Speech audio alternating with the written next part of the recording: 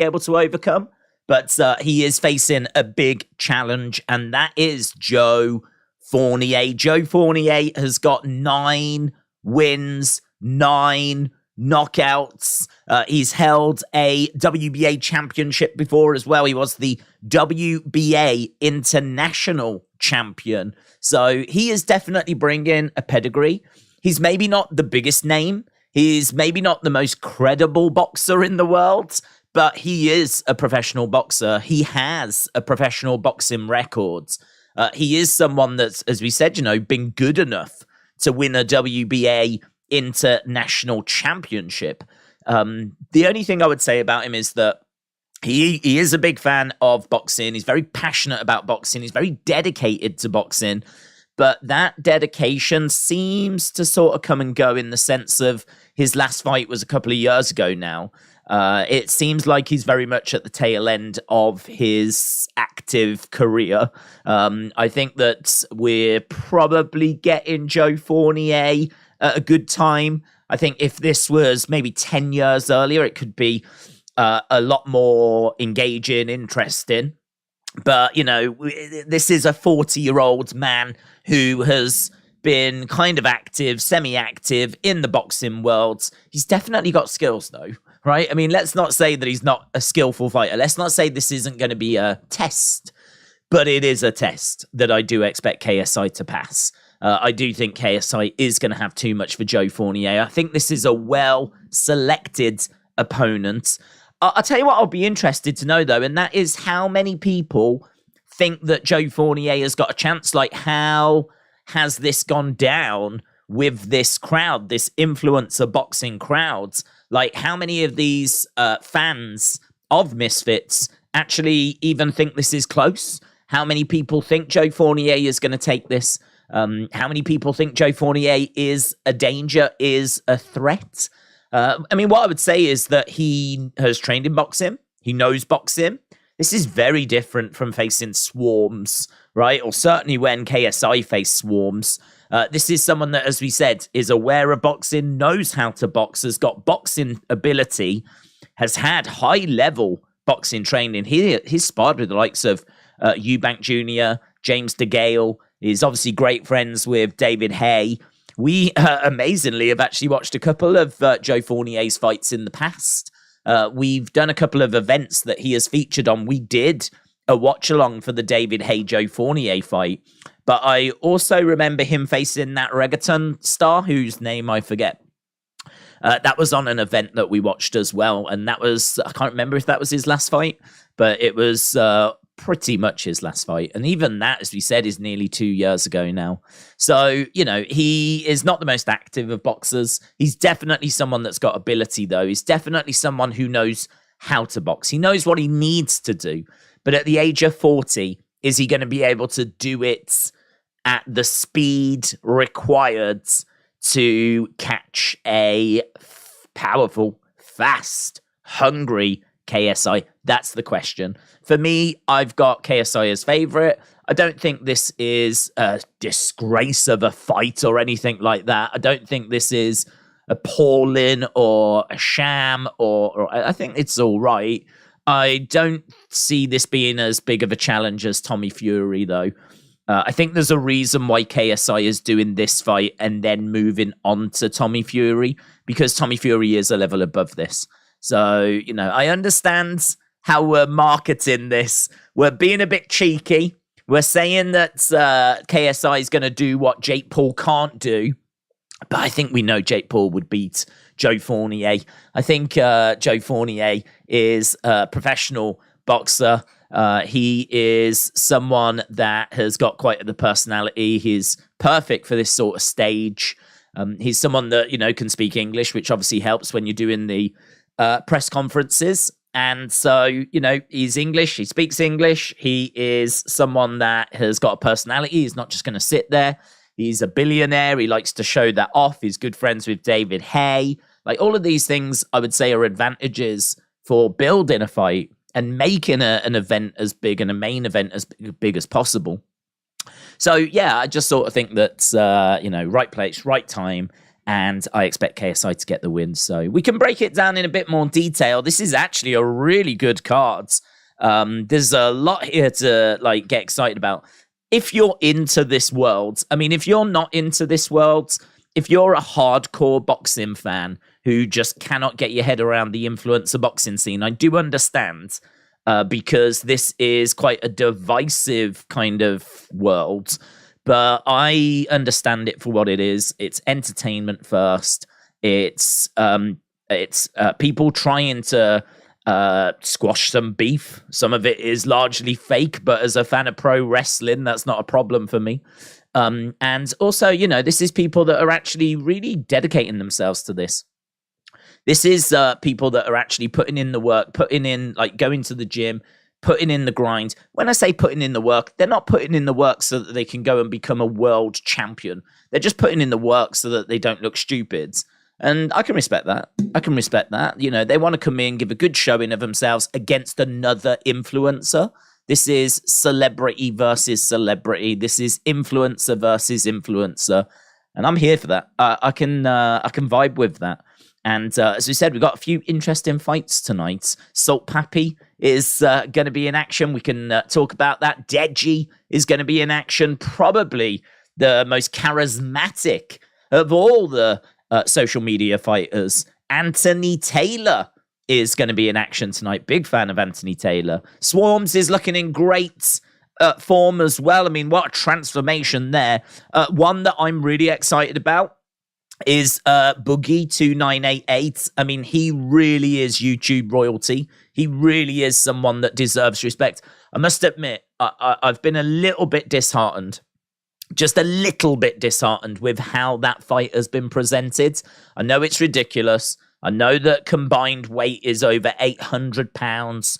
But, like, I feel like there's been at times just a little bit of a lack of respect for those two. Certainly Boogie 2988, who really is someone that was, as we said, you know, if you're going to do like a YouTube Hall of Fame, clearly you're going to put Mr. Beast in there. Clearly you're going to put PewDiePie in there. I reckon there's a real argument you put in Boogie in there as well. This guy is an OG. I believe Keemstar said that Boogie actually started in 2006. YouTube started, you know, that video that went up of the guy going to the zoo.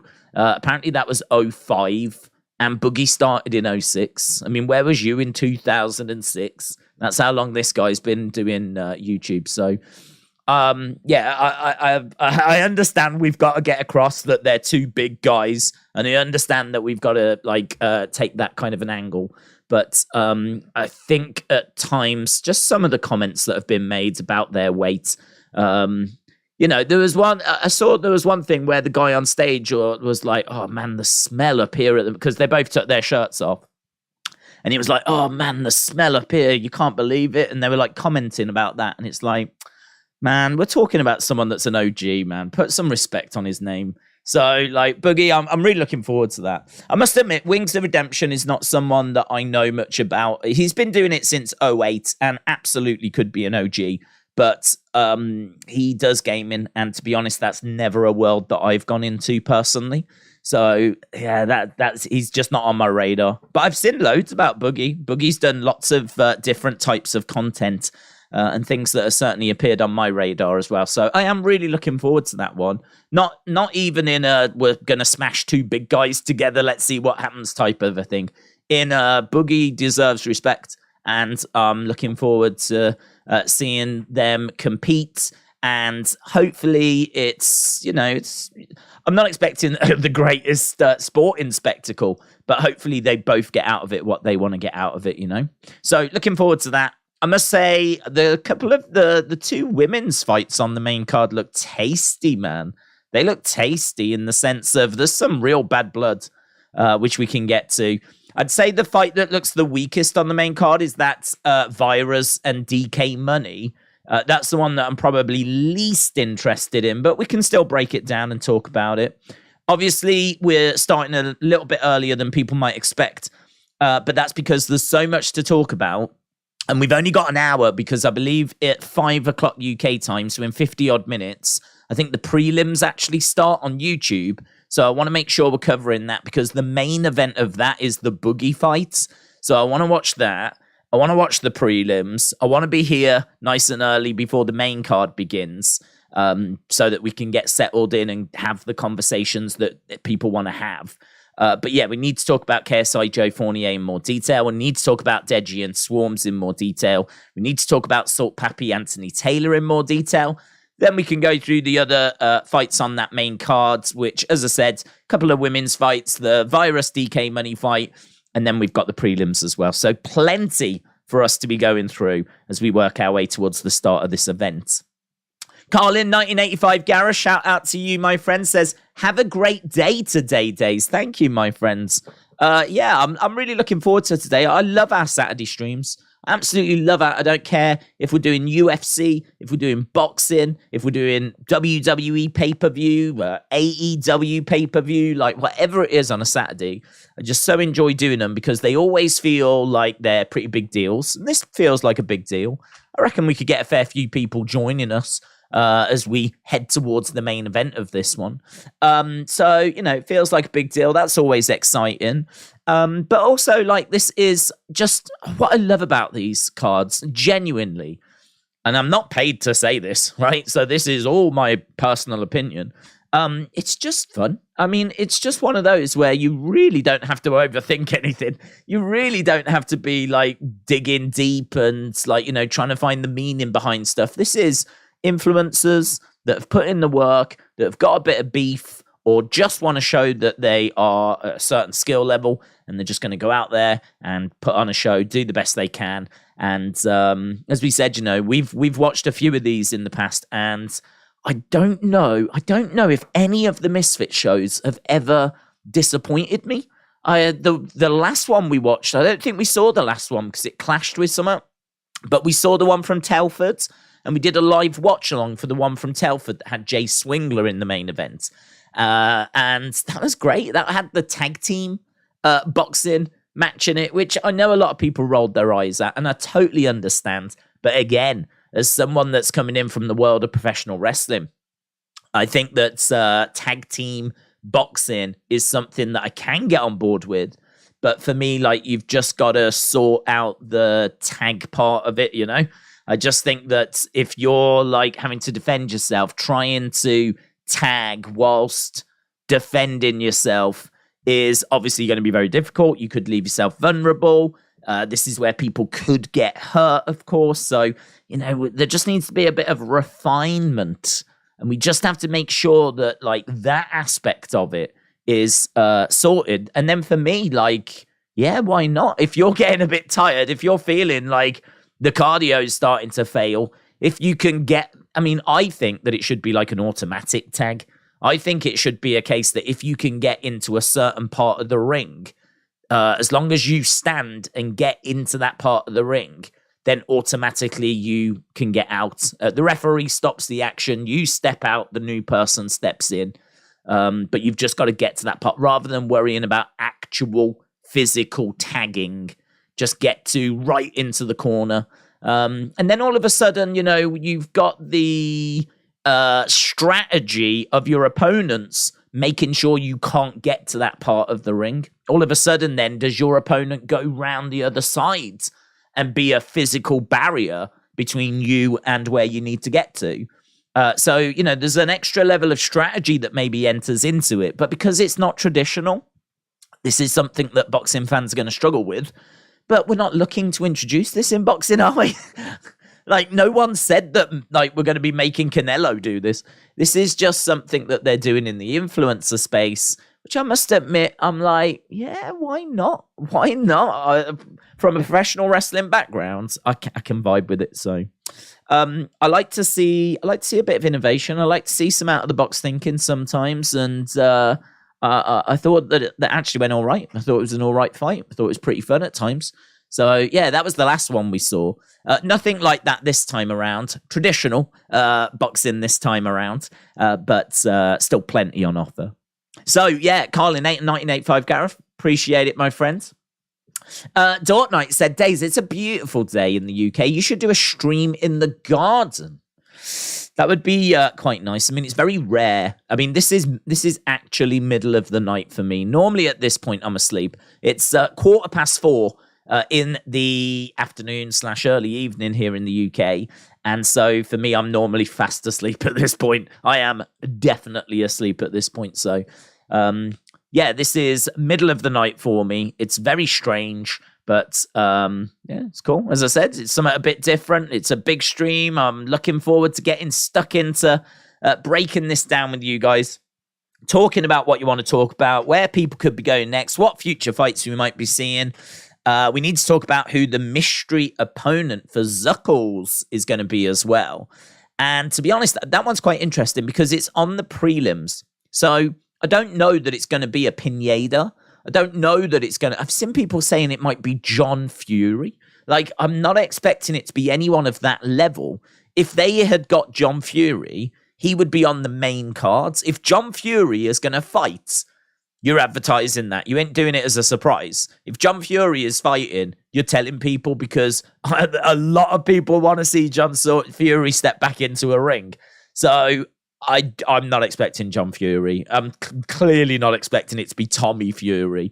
Pineda, I think, has got a chance because he was the surprise last time, but it's on the early prelims. It's on the early prelims. Are we really going to put Pineda on the early prelims? This guy is main event, box office. People love doing the vamos. People love doing that. They love him. Are we really going to shove him in a match against Zuckles on the early prelims? So I don't know if it's been announced as to who that is. I am a little bit worried that when it's revealed, I ain't going to know who it is. But Keemstar did say it is someone that Misfits know, but will look different. How cryptic is that? It's someone that Misfits fans know, but they will look different. I'll tell you who I thought. I thought, could it be Wade? Now, I don't know what the situation is with Wade. I know that he is obviously a commentator and announcer for them, and there was a lot of drama there.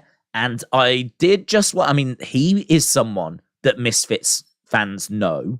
He is someone that is athletic, knows his stuff. Obviously, he's got a very successful channel and knows about fighting. And so it did just make me wonder, he's someone that Misfits fans know.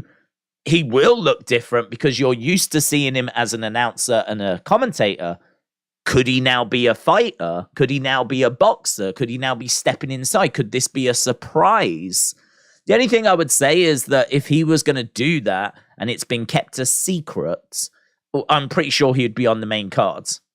Again, I don't think he would be on the prelims, so I don't think it's going to be him. But it just got me thinking about who do Misfits fans know that is going to look different. I don't know. I don't know. I'll be interested to get your thoughts on it. Wrestle with Andy, shout out to you, bud. Said, Days, do you think the US would be the ideal way? Do you think this would be the ideal way to book a Hasbulla match? Would this be the ideal way to book a Hasbulla match? I don't know that it would be the ideal way. I think UFC would be the ideal way because UFC... it's tricky, isn't it? Because UFC is the best of the best. So if they put on Hasbulla, it really goes against everything the UFC kind of stands for. But he's very popular in that world. He's very popular in that world. And obviously there was the cat incident. So I don't know what that's done to his popularity. I think Dana has... I really wouldn't be surprised if Dana has considered it, right? I really would not be surprised if Dana had considered it. Just as a little kind of side attraction on like a pay-per-view card. Which, to be honest, I mean, I really don't mind. I think that we could do with a little bit of razzle-dazzle in there. So I wouldn't mind it. I mean, obviously you wouldn't put him in there with a real fighter. You'd put him in there. I think he has got someone that he's got a bit of beef with. So the cat, he could put him in there with the cat. Maybe the cat could get some revenge. So I don't know. I mean, UFC, it's tricky because that's the fan base that traditionally has shown him the most love. right? I genuinely don't. If you put Hasbulla, if Hasbulla was the surprise person in this fight, I don't know what reaction he gets. I genuinely don't know how popular or how known he is with this crowd. I have no idea. I'd be just completely guessing. So if it turns out this crowd know him and they're aware of him and is over with them, yeah, 100%. This is the perfect place to do it. But I don't know that they do know him, and I don't know that he's over, and I don't know that there's that connection. So you could end up just putting him out there and people just being a bit like, not bothered. I mean, also I'd say is that obviously he is, I don't know what the right terminology is, like a small person. I don't know if that is offensive. Apologies if it is. I don't know the language to use, but, you know, he stands out, doesn't he? He stands out, whatever. If you put him in a boxing ring and he has a fight, you don't really need to know much about him. He's gonna stand out. I mean, back in the day when we used to, like, small people were called midgets, and I don't believe they are now. But midget wrestling, the reason why I use that terminology is because midget wrestling was an attraction in professional wrestling, and that was something that, again, you didn't need to know anything about them because, you know, here's the midgets, and, like, you know, we would see them at Survivor Series. We saw Dink with Doink. We saw, weren't they at like WrestleMania 3 with King Kong Bundy as well? Like, so we've seen them at WrestleMania. We've seen them at major events, but also they were used a lot at house shows, and they were used a lot like just in the territories because it was just an attraction. So yeah, I mean, it would fit well in Misfits. How it would be received, I really don't know. How the cat situation has changed things, I really don't know. The only thing I do know is that the UFC crowd are probably the crowd that know him the best. And he was sat at ringside, obviously, for the UFC. And there was rumors they were looking and talking and that Summit could come together. But again, you know, with the cat situation, has that gone now? I don't know.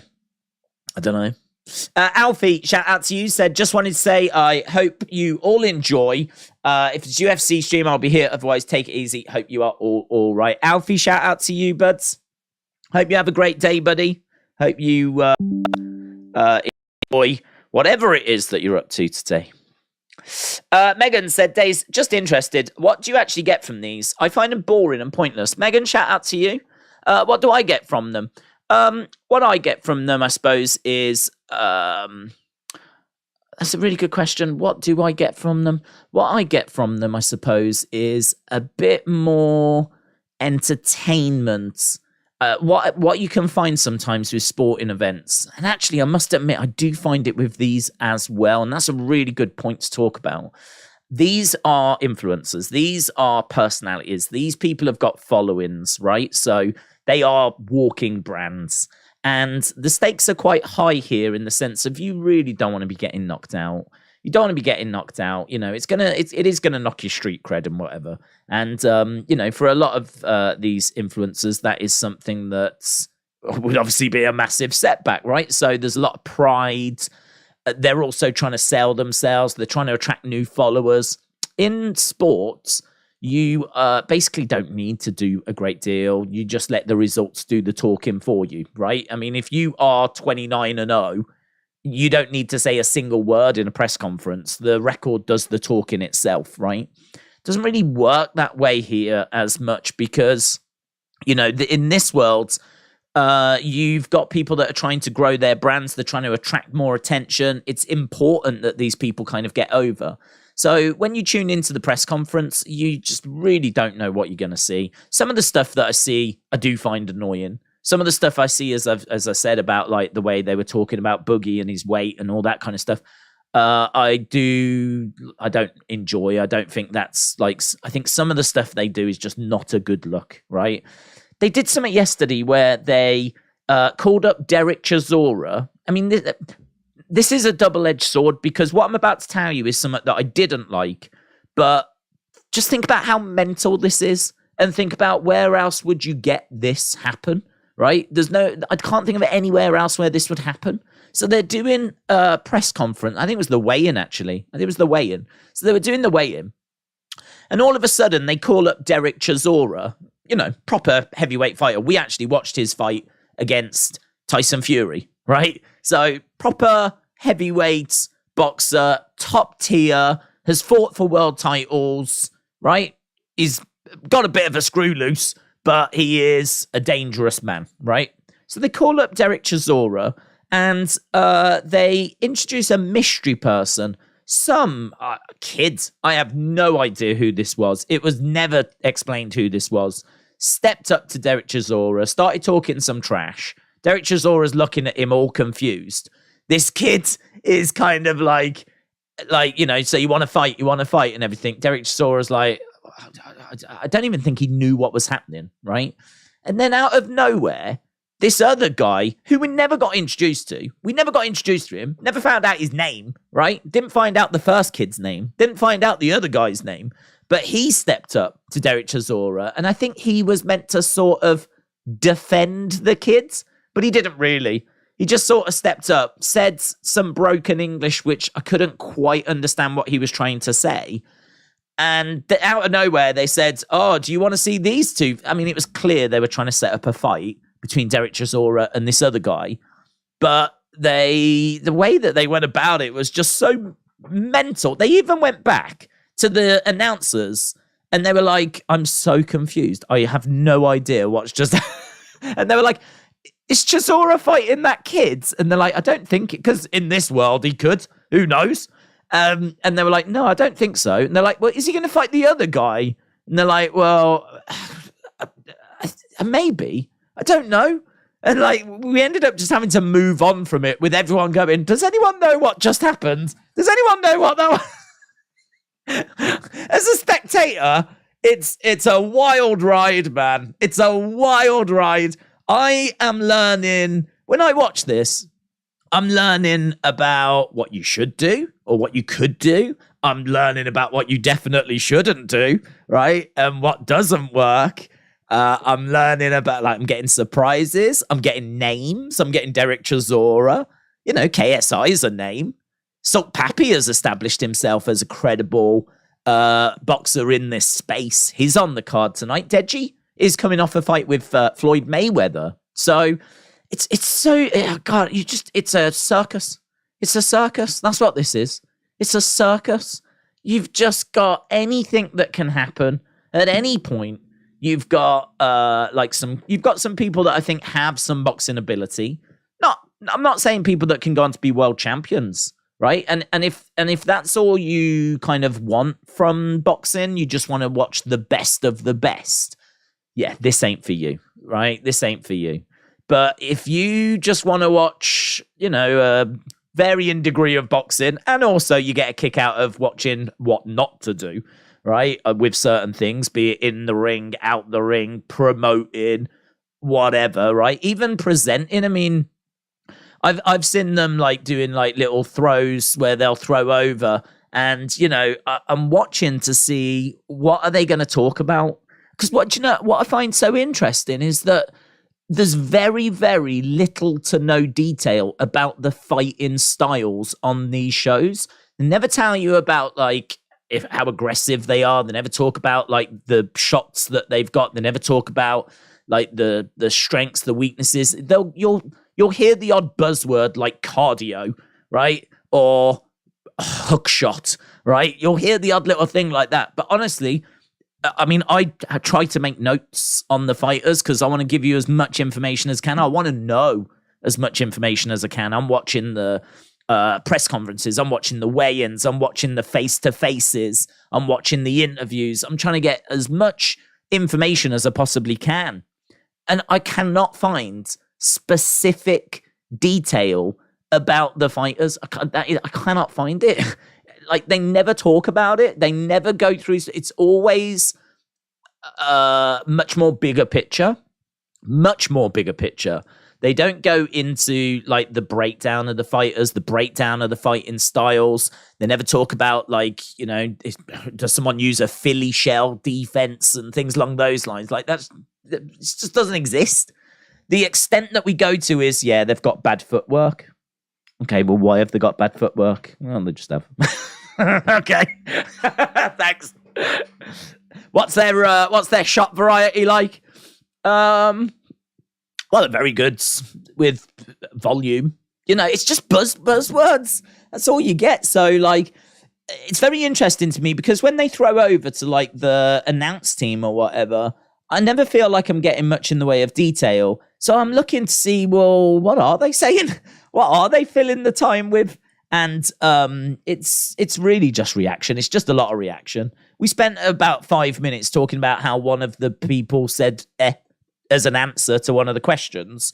And the announcers just spoke about 5 minutes for what a great answer that was. Could you imagine if you answered questions with and all this kind of stuff? Like they focused on that. So I can totally understand why people that are like really into boxing, why they would watch this and go, what am I watching, man? I mean, what was that with Derek Chisora? Why are these people going on about as something that's worth focusing on or talking about? Like, where's any sort of like substance? Where's the detail? Where's the information? Like, what should I be looking out for with the fighters? Yeah, I mean, there's people on this card which they said that Archie, right, who's meant to fight on the prelims, he can't fight because he got a scan back, and so he's had to be replaced. Okay, and they said he's going to be replaced by Archie's brother, and they never mentioned Archie's brother's name. They never said his name. So I'm sat here going, okay, so they've changed this. So what's his brother called then? Because I can't just call him Archie's brother, right? And they didn't mention it. He even turned up.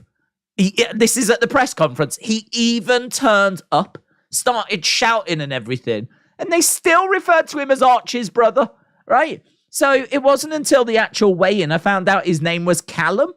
I mean, this is how men... They don't even tell you their names. You don't even get people's names. But I'm not saying this as a diss. I know it sounds like I'm dissing. I'm really not. I'm saying this as just, it's fascinating to me. This is genuinely fascinating because this is a startup company, Misfits. This is a lot of people that have never been in this space, right? And so things that you just take for granted, like, I don't know, knowing the names of the fighters, right? Or knowing a bit about their fighting style, yeah, and all this kind of stuff. It's just not there at times. And so, like, I watch it and I'm like, well, if I was in their shoes, I would be doing this, right? I would be presenting this. Do you know, I could not find information as to when the prelims start. Cannot find it. Couldn't find it anywhere. I looked everywhere. I looked on the Happy Punch Twitter account. I looked on the Misfits Twitter account. I looked on the Misfits web page. I went through Twitter feeds. I went through like various news outlets that told me when the main show started. But if I want to watch the prelims, where do I go and what time does it start? I couldn't find that information anywhere. I had to guess. I had to guess as to what time to start this stream. I had to guess.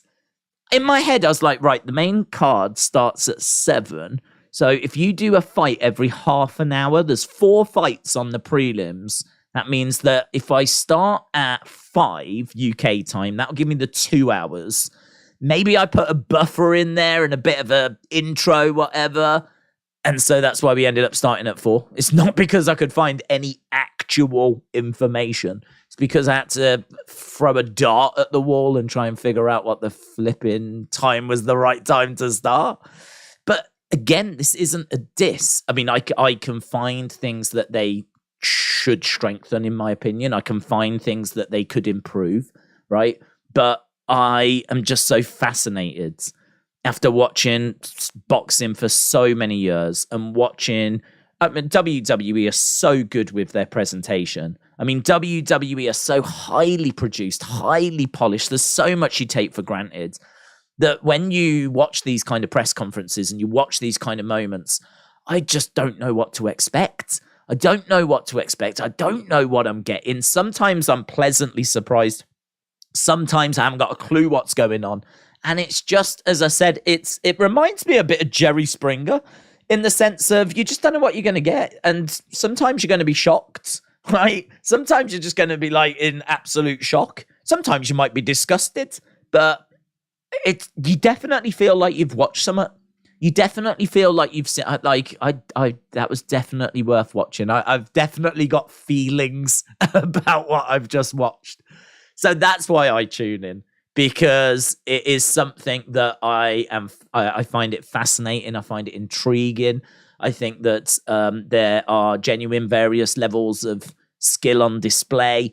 I think you can really get stuck into the journeys of people as well. I mean, look at the journey of Salt Papi, who has gone from an unknown to now being like one of the most respected in this space. Then you've got people like Deji, who couldn't get a win in this world. He got a win against Fuzi. Then he went up against Floyd Mayweather. I mean, that's how mental this world is. Deji could not get a win in the influencer boxing space. Beat Fuzi, and his next fight was Floyd Mayweather. I mean, it's just, I don't even know how you make this up. It's so mental. You just don't know what to expect. Never, ever know what to expect. I mean, honestly, Zuckles against Mystery Person. There are people saying it might be John Fury. It might be John Fury. I don't know. It might be. I don't think it is, because it's on the prelims. But, yeah, wow. There's so much to just sit back and observe and make your own minds up on, you know? But it's just fun, innit? I mean, that's what it is at the end of the day. It's just fun. They're going to do stuff. Some of it's not going to work. Some of it's, you know, could be explained better. You know, they could tell you some of the names of the fighters. They could, you know, give you some background on them.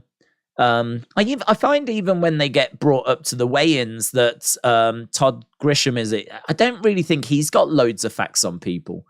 I don't even think he really knows who these people are. Like, I can't find ages of some of these people. I can't find like how old they are. I can't find this sort of information on them. There's no like Unbaer. No one seems to know who Unbaer is, but it's the first fight. So it's just wacky and wild, man. It's a flipping circus, which is just so much fun. But as we said, you know, there's serious money at play here as well, because KSI, if he wins tonight, his next fight might be against Tommy Fury. And if he wins that, it might be then against Jake Paul. We're talking serious money being involved. Like, we're talking potentially Wembley Stadium for KSI, Jake Paul. We're talking like, you know, Tyson Fury levels of show. We're talking like absolutely massive. So yeah, this is a space which is like the Wild West, like the circus, wacky, wild, entertaining, confusing at times. But there's some serious money at play here as well. There's some serious money at play. Right. When does KSI fight start? KSI won't be fighting for quite a while. His main event tonight. Main card starts at 7 UK time. So main card doesn't start for another, 2.5 hours. So 2.5 hours. Then we get to the main cards. Then we've got to get through, how many fights on the main card? 1, 2, 3, 4, 5. I think there's 6 fights on the main card. So I reckon you're looking around about 5.5, 6 hours till we get to KSI. So it is going to be a bit of a journey. It is going to be a trek. But I think that's something else that I really like about these events. It reminds me a bit of UFC, actually. I don't really feel this way so much about boxing. I think boxing's too big. The problem with boxing is you have got thousands of fighters that fight in boxing, and it's a very, obviously, spread out all over the globe. There's fighters that come from every country. And so on undercards, you really can sometimes struggle to know who these people are, what their backstories are. You can do like research on them, of course, but again, very similar. Little to no detail on a lot of fighters on undercards. If it's the co-main, then, you know, it's probably a name. But I'm talking like, you know, if there's 8 fights on the undercards, I reckon about 4 of them, you're going to real struggle to find any information on those fighters. And then obviously as you get closer to the main event, then there tends to be more information. So I do find with boxing is very weighted towards the main event and a little bit of the co-main event. That's about it. With UFC, I think because it's all under the same umbrella, just like Misfits, you can easily find information on the fighters. UFC do a very good job of telling you about the fighters. And in fact, that's something that I would really, really, really, really, really recommend that Misfits do. And I'm amazed they don't do it. I have no idea why on their website there's not an area that tells you about all the fighters. How old are they? What's their previous fights? What's their fighting style? Little video linked to an interview with them or whatever it might be. Because these people are signed to Misfits. Might only be for a one-off fight, but I just think if you've got an event that's coming up, that takes, it takes a bit of work, but the amount of money that's involved, easy enough to do. And I just think that would be really interesting and good. And you could tweet it out and, just really bring people up to speed. Because I think that because this is all in-house and these are all signed to Misfits, this is something that I think you should be able to get information on. And so it's not just about the main event. As we said, same with UFC, not just about the main event. UFC fans care about at least the fights that are on the main cards, right? But I watch the early prelims and the prelims, and I get a lot from those as well, as do many of you. And I think the case is true here as well. I think the case can be true with Misfits, but I do think as we move forward, it would be good to see some areas opening up that's got that information. I'd say if you're a budding YouTuber, if you're someone that's hoping to start a YouTube channel and hoping to start getting some content out there, I think a real quick win would be to make videos explaining who these people are, their backstories, and then any kind of fighting footage that you can find and just talk about what their styles are. I don't think that's being made. I'm not aware of that being done. I'm aware of channels that talk about the big fights, KSI, Joe Fournier, Deji, Swarmz, right? I'm not aware of anyone that's talking about Lil Bellsy against Lil Kymchii or who might be Zuckles' opponent or Korn against Unbaer, right? I don't know that information is available anywhere. And I can't be the only one that would like to get access to that sort of information. So I think that this is a space that's growing. And I think there's definitely opportunity within this space for people to jump in and, find their own little niche. And I think that could be a little niche that's available for people. Dort Knights, shout out to you, buds, said it's not real boxing, but it can be fun. John Fury against Michael Jordan on the prelims. One last dance for Big John. I would flipping love Big John, man. I would love Big John. Alex said Joe's record is 9-0, not 9-1. I think it's 9-1 because of the loss to David Hay. So he lost that by unanimous decision, which for these stats is included because if you don't include that, then I think KSI's records is not 5-0 either because he hasn't fought 5 professionals. So I think this is just total fight information. Zero said, has the event started? Not for 18 minutes and then we go to the prelims.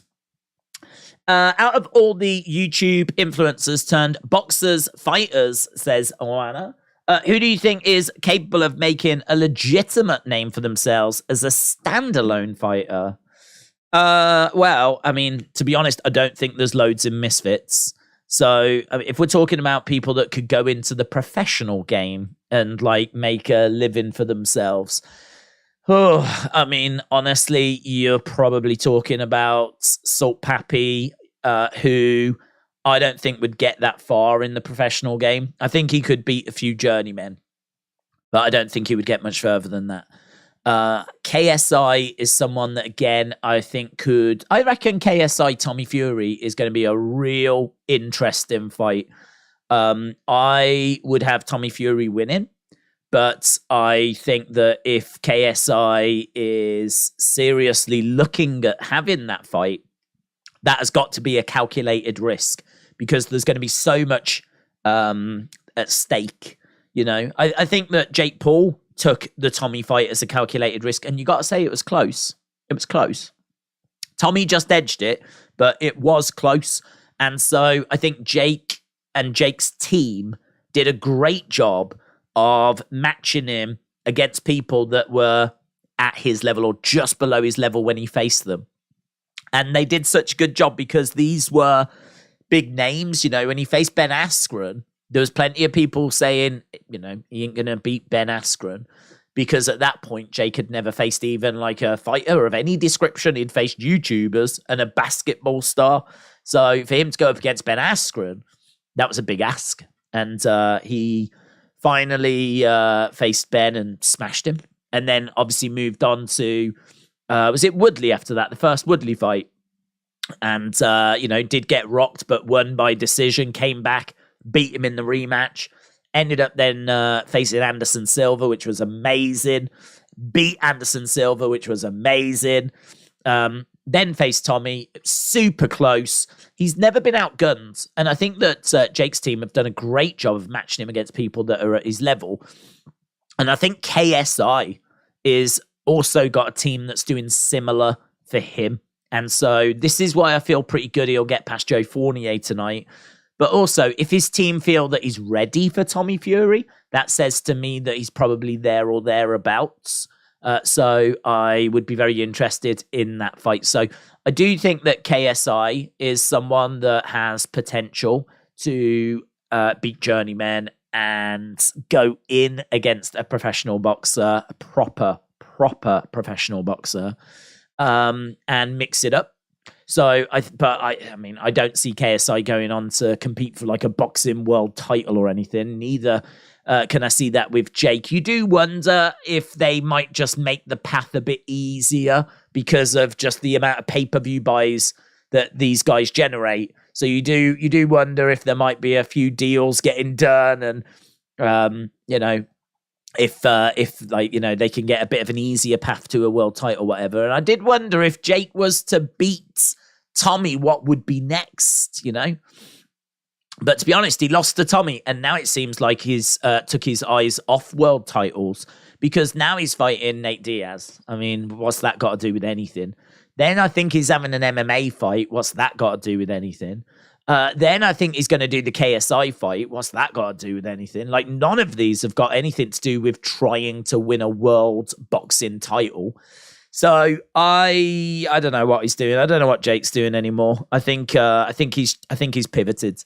I think he was serious about trying to become a world champ. And had he have beaten Tommy, I think he would have done that. And I think now it's about getting the big fights and making the money, and KSI would be a big fight. Nate Diaz is going to be a big fight. Going into MMA is weird, but I think he's getting paid a lot to do it. It's, you know, it's about making as much money as you can. So I think he's sort of pivoted away from being a world champ. But I think it was something that has driven him, and mentally it is something that he has focused on.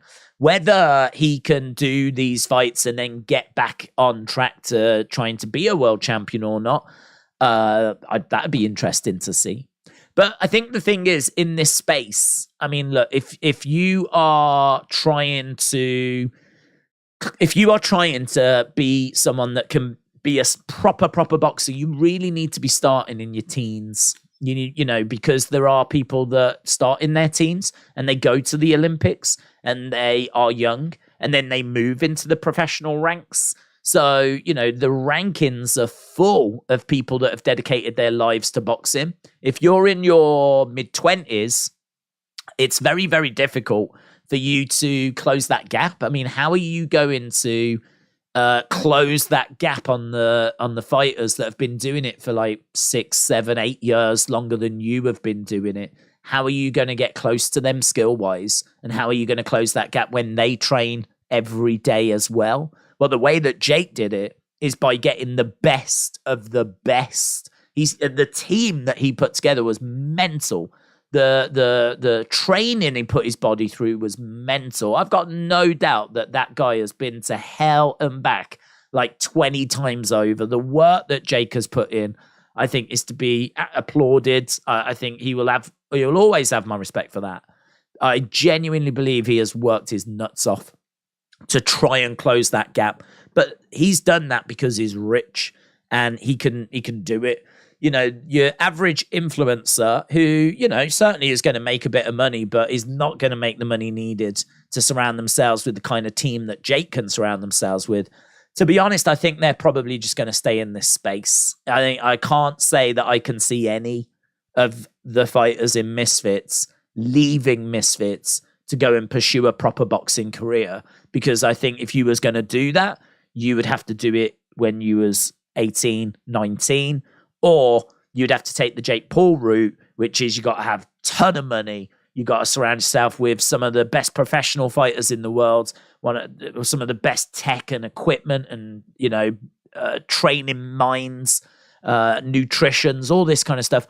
You've got to surround yourself with that. And to be honest, I just don't think any of these people have got the money to do that or the means to do that. So I think this is what it is. And I think that this is why we've got like Misfits titles, because people like Slim, who's good, is fine. You know, King Kenny is good, is fine.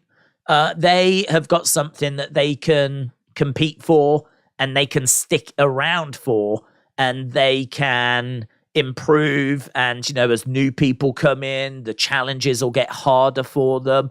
And so it's quite interesting. You know, I think that, you know, if you're young and you are inspired and you've got into boxing, you could go into real boxing, right?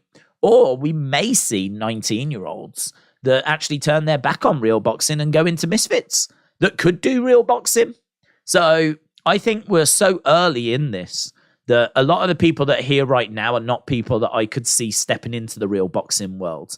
But I think what's interesting is that the kids that these are inspiring, and they are inspiring kids, I think they are going to have an interesting choice to make. I mean, look, put it this way. If you're 14 right now, Misfits has got a 5-year deal with DAZN. That means that when you're 19, they'll just be coming towards the end of this deal, and they may even have another deal lined up after this. So you could be 14 now. You could be inspired by Misfits. You could take up boxing, and then you have got a decision to make, haven't you? Do you go into Misfits, and do you try and become a king of this world and the exposure that this brings you? Or do you go into the real boxing world? And I think we're going to be seeing kids at that age of 14, 13, maybe even 12 that are going to go into boxing and, you know, just a bit of pad work, whatever at that age. They ain't going to be sparring. But once they can spar, then they'll start sparring whatever. And then, I don't know, then they're going to have some interesting options. And I think then what you'll see is the quality rising. But not only that, like, I think the ages of some of these participants will come down as well. So, to answer your question, I can't say I can see many here at the moment, but that doesn't mean that we're not going to get there eventually. I actually think the women's division in particular is pretty awful. Like, if you are a female and you are interested in boxing, or you've been inspired by this, and I would say that you're, I don't know, in your early 20s, right? Even if you're in your mid-20s, not a problem. If you can just put in a couple of years of work, I think you could clean up. I can't see anyone in this women's division that is a concern. I can't see anyone. No disrespect to Elle Brooke or Astrid or anything like that, but they are there for the taking. If you're a female that is willing to really put the work in, you know, I'm talking about someone that's going to go twice a day, put the graft in, really like, you know, this is what I want to do type situation. I'm not talking about someone that just wants it as a hobby. I'm talking about someone that really wants it. Like, this is there, man. This is there for the taking. If I was a young female, right? And I think we can all picture it. And yes, I am fit, right? If I was a young female, if I was like around about 19, 20, 21, that'd be real tempting, man. That'd be real tempting. because I think it's right there for the taking, the women's division and getting the women's title. And just, you know, you could be the queen of flipping Misfits and reign for quite a while. But again, you know, we don't know who else is going to come into the space. We don't, you know, we are seeing, I don't think any of these women have been here before. Paigey, Cakey, Tennessee Thresh, Lil Bellsy, Lil Kymchii. You know, I mean, for example, Tennessee Thresh, who's actually fighting on this card, has had 8 weeks training, right? 8 weeks training. You're telling me that if you're a girl, you've had 2 years training, you couldn't beat someone that's had 8 weeks training? Of course you could, right? So there's a girl on this card that's had 8 weeks training, and I don't think Paigey Cakey has had even that, to be honest. Then you've got Lil Bellsy, who's had 1 fight before this. Lil Kymchii has never had a fight before this, and apparently has only been training 6 weeks, right? So, you know, this is the level we're talking about. We're talking about people that have no boxing experience, not really anything much in the way of training. They've got like, you know, month and a half, couple of months. I mean, a reminder, a month and a half ago would have been what, mid-March? So, you know, not going back to like mid-March, that's how long these have been training for. And that's their only exposure to boxing. It's right there. It's right there for the taking. It really is. I suppose the harder part is that you've got to get yourself a following. You've got to make a name. But maybe if you was to film that journey and record yourself on that journey, if you was to start from just being nothing and you was to film yourself really just trying to hit a bag and failing, and then you get better and you get better and you get better and you get better and you get better and you get better and you keep on improving. And then, you know, at the end, you're like doing combos, just smashing a bag around, doing some sparring, like doing like, you know, different sets. And there's lots of things that you can film and put on TikTok, put on Instagram, whatever. Like, you know, you may have built a following. Certainly you could go and get some fights, get some wins, make some noise, call some people out. I mean, in all fairness, Tennessee Thresh and Paigey Cakey, they were involved in like a TikTok beef or something. I don't know what it was over. I think it was, one of them was over like a girlfriend or something like this. And I think it was Mams that actually said, let's sort this out in Misfits. So if you can, you know, do some boxing training and then pick a fight, right? That might just be what it takes to get in. That might be it. I think we're going to see a lot more people picking fights and hoping that it's going to be a case that Mams notices. I'd imagine that Mams will get tagged in a lot of online beef going forward. But yeah, that's how I think it was the Lil Bellsy, Lil Kymchii fight. That's how that got added to the cards.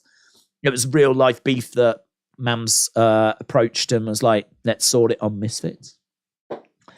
Edward said, who wins out of KSI and Joe Fournier? For me, it's KSI. I think that Joe Fournier is someone that is... I don't think he's got great speed. I think he's got a bit of power. I think he's got a bit of technique. I think that if he's pressured, he can be undone. I'm sorry if this is going to upset KSI fans, but I don't think he's that great, right? I don't think he's that great. I think that he's got power. I think that he definitely has got some interesting shots.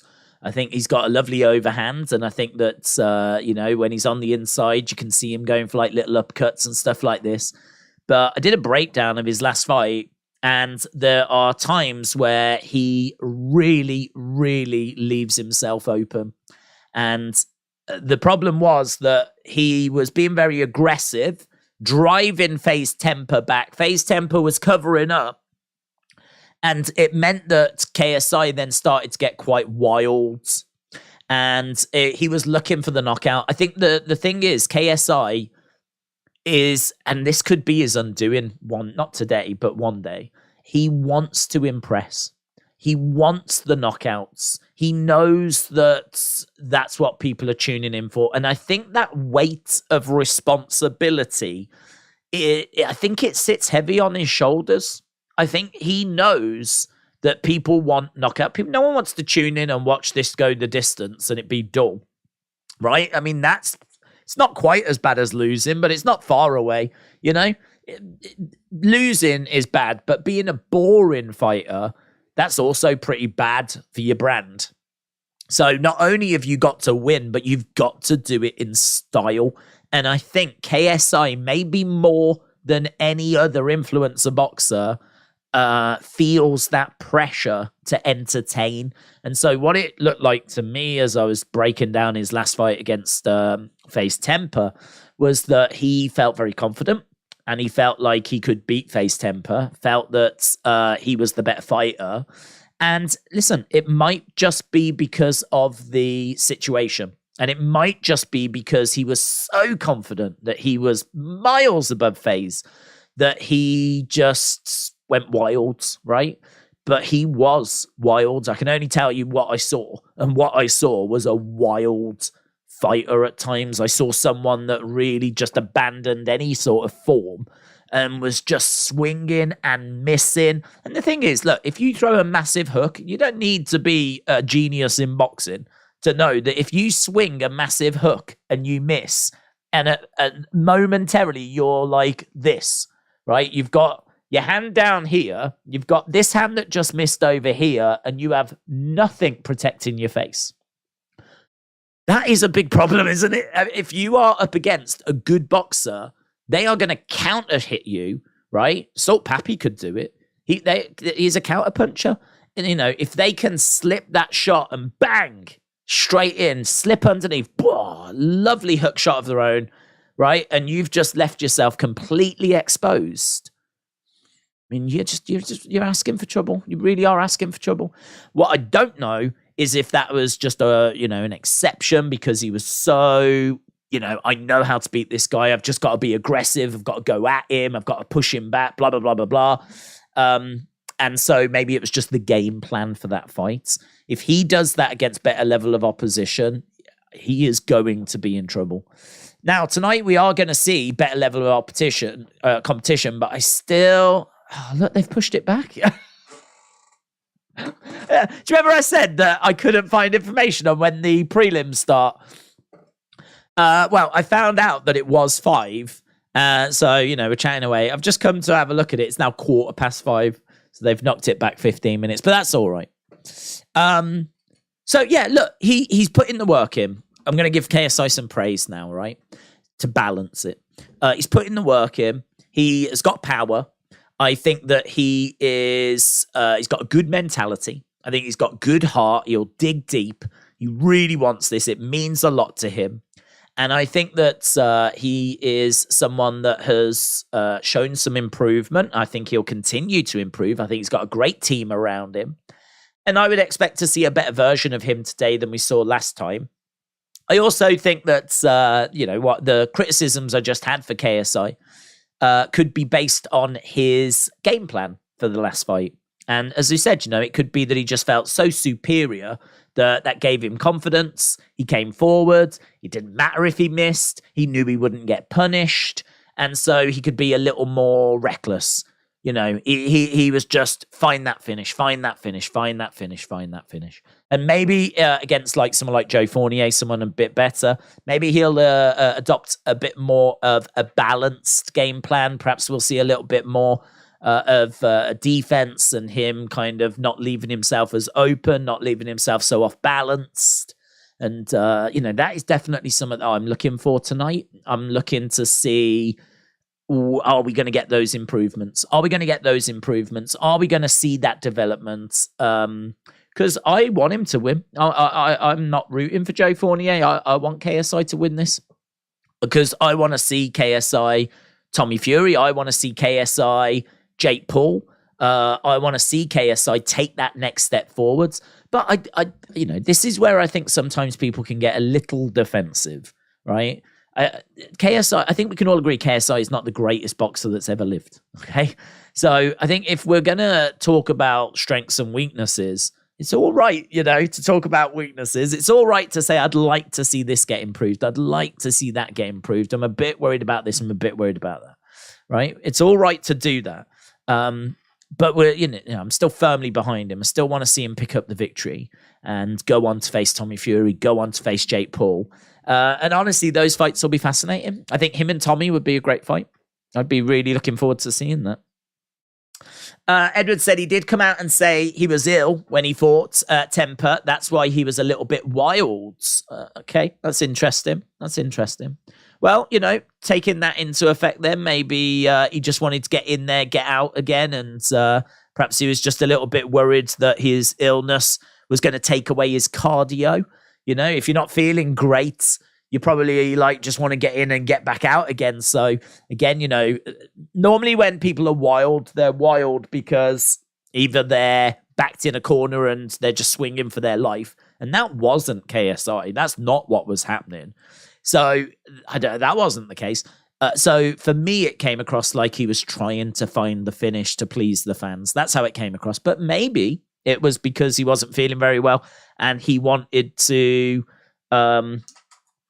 get out of there. Basically wanted to get the finish and get out of there. So yeah, we'll see. I mean, as far as I know, he's fit and healthy this time. So we'll see. Michael said, do you think Roman will become a triple champion? I think they will win. They're high on Solo. Thoughts? Will he win the tag titles? I think there's a good chance. Yeah, I think there's a good chance. I think that Roman definitely. It's hard to see them not winning unless like the Usos are gonna get involved. I suppose Solo could take the pin. I can't see Roman taking the pin. I suppose Solo could take the pin, but we're trying to build him, aren't we? So unless the Usos getting involved, I think there's a really good chance that Roman and Solo will win. Then they can parade the titles around. All of a sudden, I mean, the Usos are meant to be the tag team in that group. So, you know, all of a sudden, what's their role? What's their purpose? Why are they in the bloodline? What are they there to do? Just be mercenaries or something now? Like, have they now been relegated? Because before they were like one of the best teams in WWE, but now they haven't even got them the belts. Roman's got them, Solo's got them. All of a sudden, they're just there.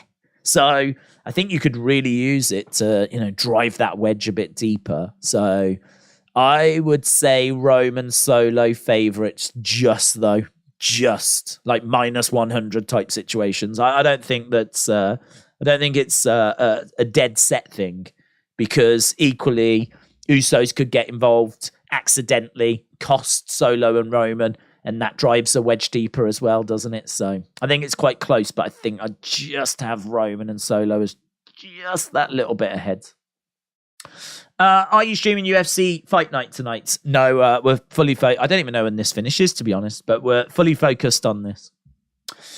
Streaming live sports on Discord is illegal and it violates copyrights, says LA Dort Knights. Agent says, Agent Dunnock said, Deji finishes Swarmz liver shot, 3rd round. That's interesting. Agent D-U-N-K, Agent Dunk. Liver shot. I'd like to see a liver shot, actually. We got one in the Tank Garcia fight, didn't we? With Garcia taking the knee. I think that was quite a surprise to people. I don't know that some people had seen a liver shot before, and there was people saying, because it is strange. It is strange. I will admit, it does look weird. You know, you hit someone, and then like a good minute goes by, and then all of a sudden they go, oh. It is weird.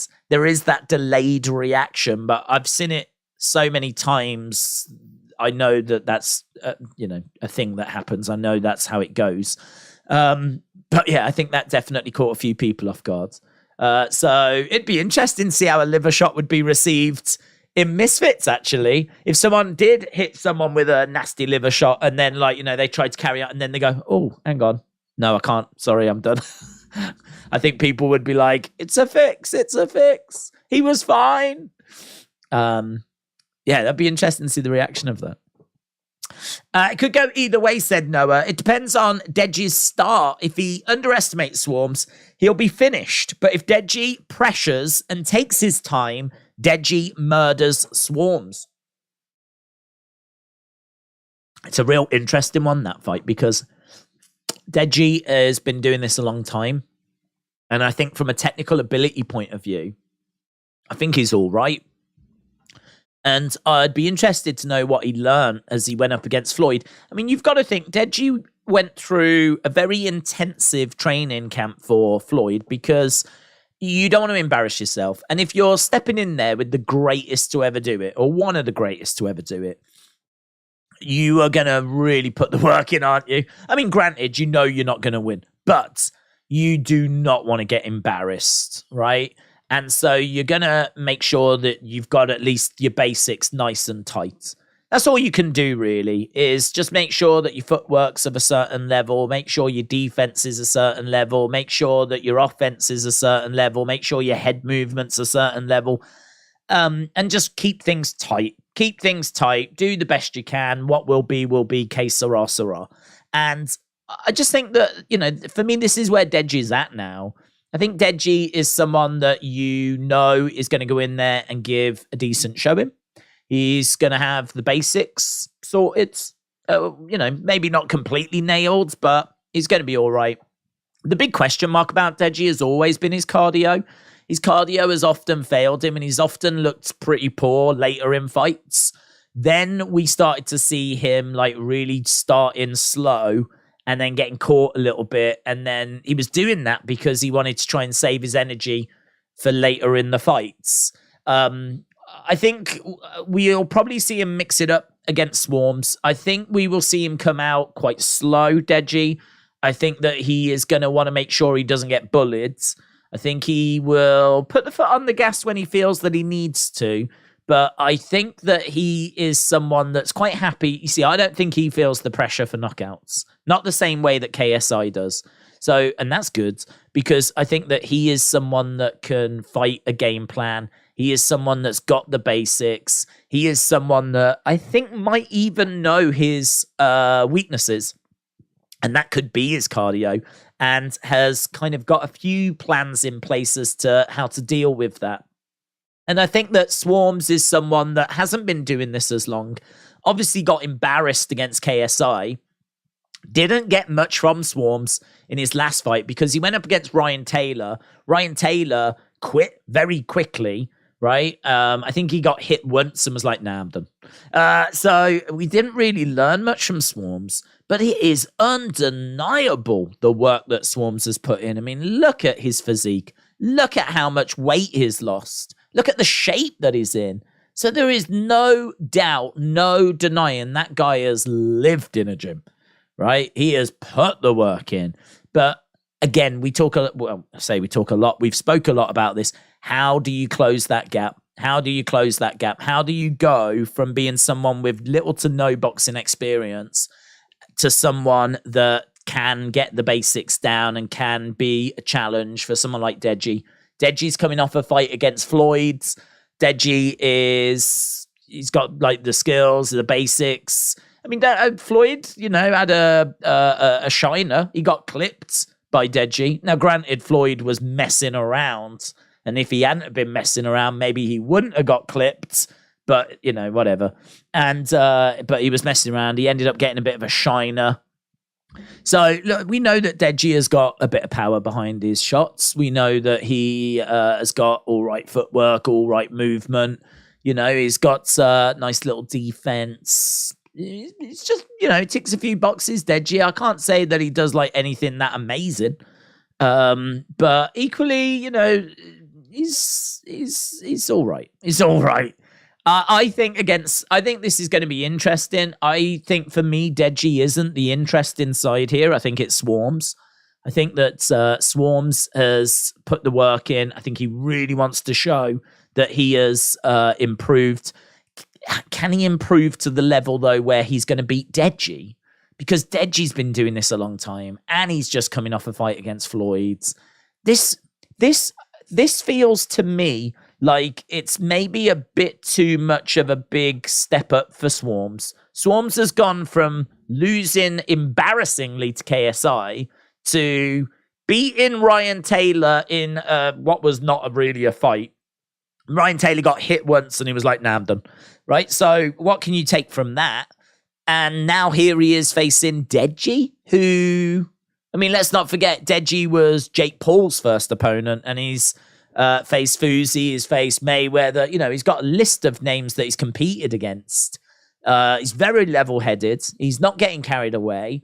That might work against him because when that bell goes, you've got to have a little bit of fire going, haven't you? And he hasn't shown any fire in the build to this Deji.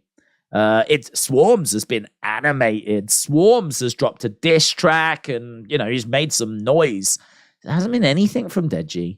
And I don't know if that's maturity. I don't know if that's experience. Or I don't know if he's just not taking this as seriously, because I think it's a great point that was just made. You know, Deji faced Mayweather, and so, yeah, he went up against Floyd's, and now he's going up against Swarmz. That is a big step down. That is a big step down. How are you going to stay motivated when if you turn up to a gym and you've got a picture of Floyd Mayweather on the wall and you're just thinking, I'm going to be facing this guy, and you put in the work in getting mentally and physically ready to face one of the greatest ever. I mean, the levels that you would probably go to would just be insane, right, in training. It's very different if you rock up and there's a picture of Swarmz. Do you know what I mean? Like, are you going to go to those levels again? Are you going to dig as deep? I mean, if you're a sports person, you should. But, I mean, look, in the real world, right? That little extra, it makes all the difference. It makes all the difference. You know, when it comes to boxing, when it comes to a lot of sports, we're talking about, you know, high-level athletes and whatever, and high-level performance. Those little advantages, those milliseconds, those, you know, that extra little reflex, whatever it might be, that extra little pop in the punch, those just little extras, they add up. They are the difference makers. And you get that by just putting in that little extra work. And has he done that?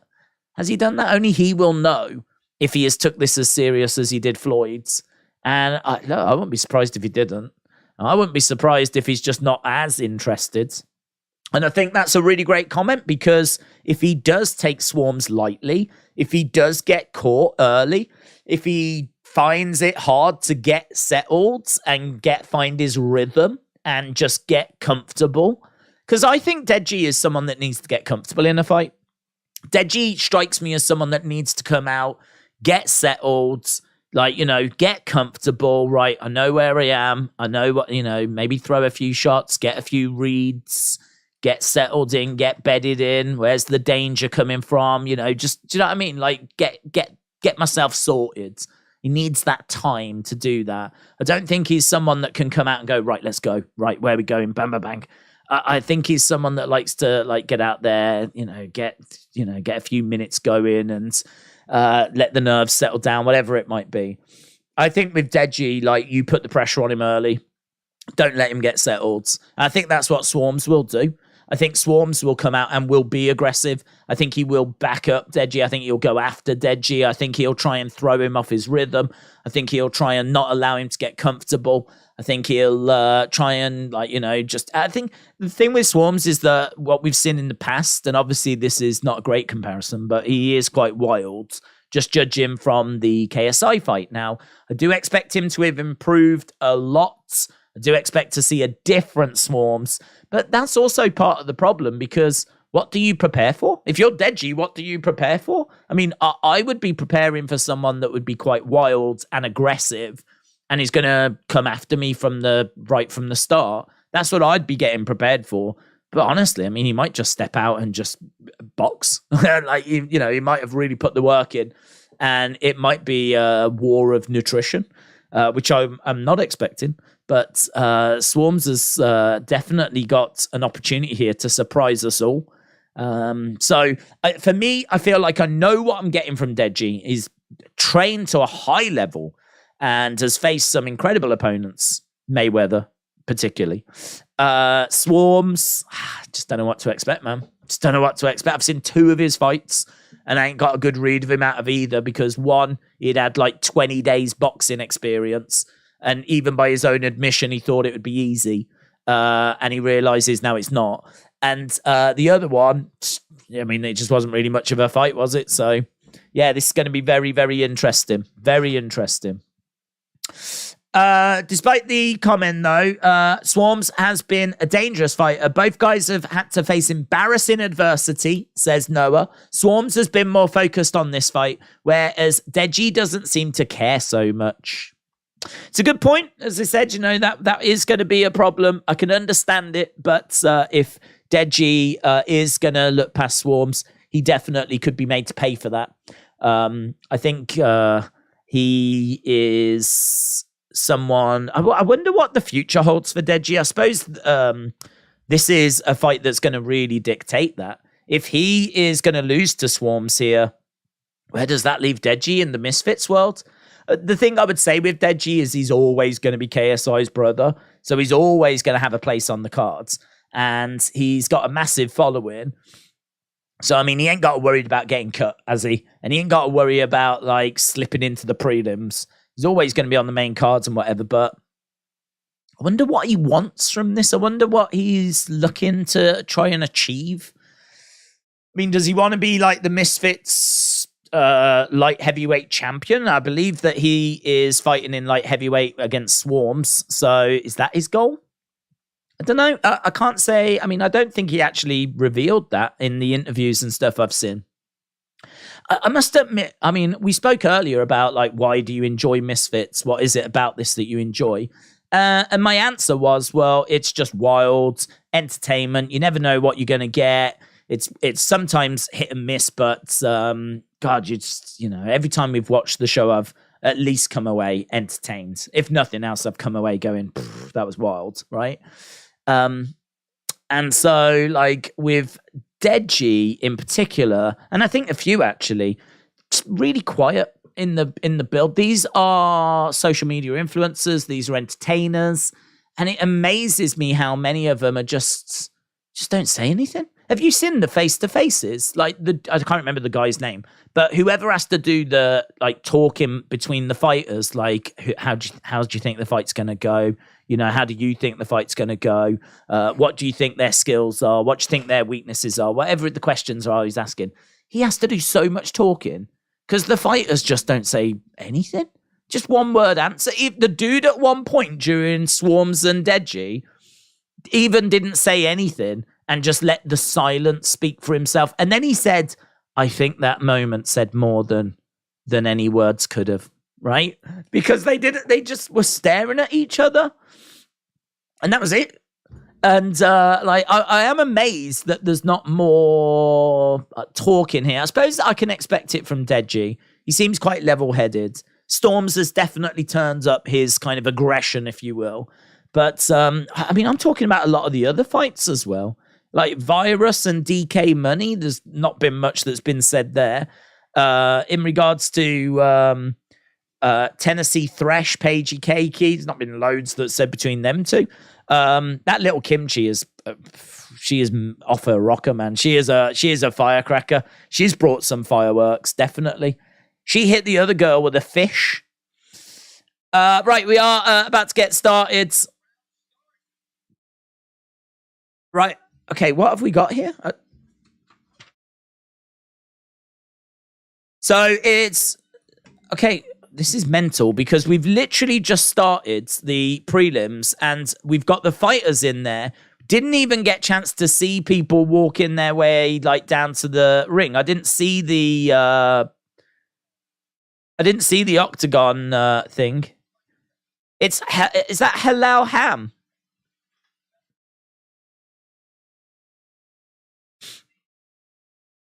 Yeah, so this is Zuckles and Halal Ham by the looks of it. And honestly, I mean, we were just chatting away. The show just started. They're both already in the ring. Zuckles versus Halal Ham. Now, we were told that they were going to look different. Like, this is someone that you used to seeing, but they're going to look different.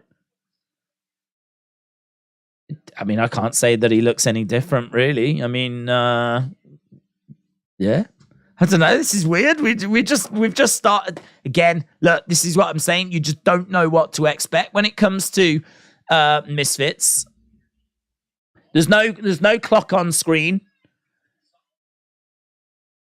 So there's no information on screen apart from it says the Zone and Misfits logo in the corner. Doesn't have the names of the fighters.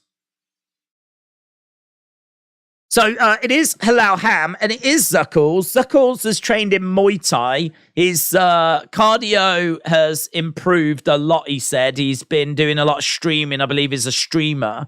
And so he said that he's been working a lot on his cardio. Oh, Halal Ham just catching Zuckles. Zuckles getting driven back to the corner. There was people thinking this was going to be Big John Fury. It's turned out to be Halal Ham. Another shot. Halal Ham was a previous victim of Salt Papi. Zuckles is a bit flat-footed here, and he's getting backed into the corner. Halal Ham driving forwards, clinching up at the moment. That is the first clinch, and both fighters separating apart. Again, a couple of shots coming in. Big overhand there by Halal Ham. And again, he's catching Zuckles a lot here. Zuckles back against the ropes. Hook shot coming in there by Halal Ham. Zuckles again. Halal Ham now has just got Zuckles on the run. He's got him backed up against the ropes. We've just got big, heavy hands from Halal Ham, and he's just spamming the big overhand shots. Jab coming into the body. There's the overhand right into a clinch up against the side of the ropes. This is clearly a Halal Ham round. And that is the end of round number 1. So if you are just joining us, Zuckles against Halal Ham is our opening contest on this one. Unpopular opinion, but Anthony Taylor will beat Salt Papi, says Edwards. J14 said, this seems like one of the weaker cards. Hopefully the fights are entertaining. American Nightmare said, are you doing Haney Lomachenko next weekend? I would like to do it, yeah. To be honest, I haven't. I don't think I've got next weekend sorted yet. I can't say 100% that I'm doing it, but let me have a look. I have got it written in my diary. So, yeah, Haney Lomachenko. Next week. Week after that, WWE Night of Champions. So, yeah. Right, here we go then. Round number 2. So, round number 2, Halal Ham against Zuckles. Halal Ham taking that first round. Shot coming in there by Halal Ham. That's he's keeping his hands quite low, but is all over Zuckles.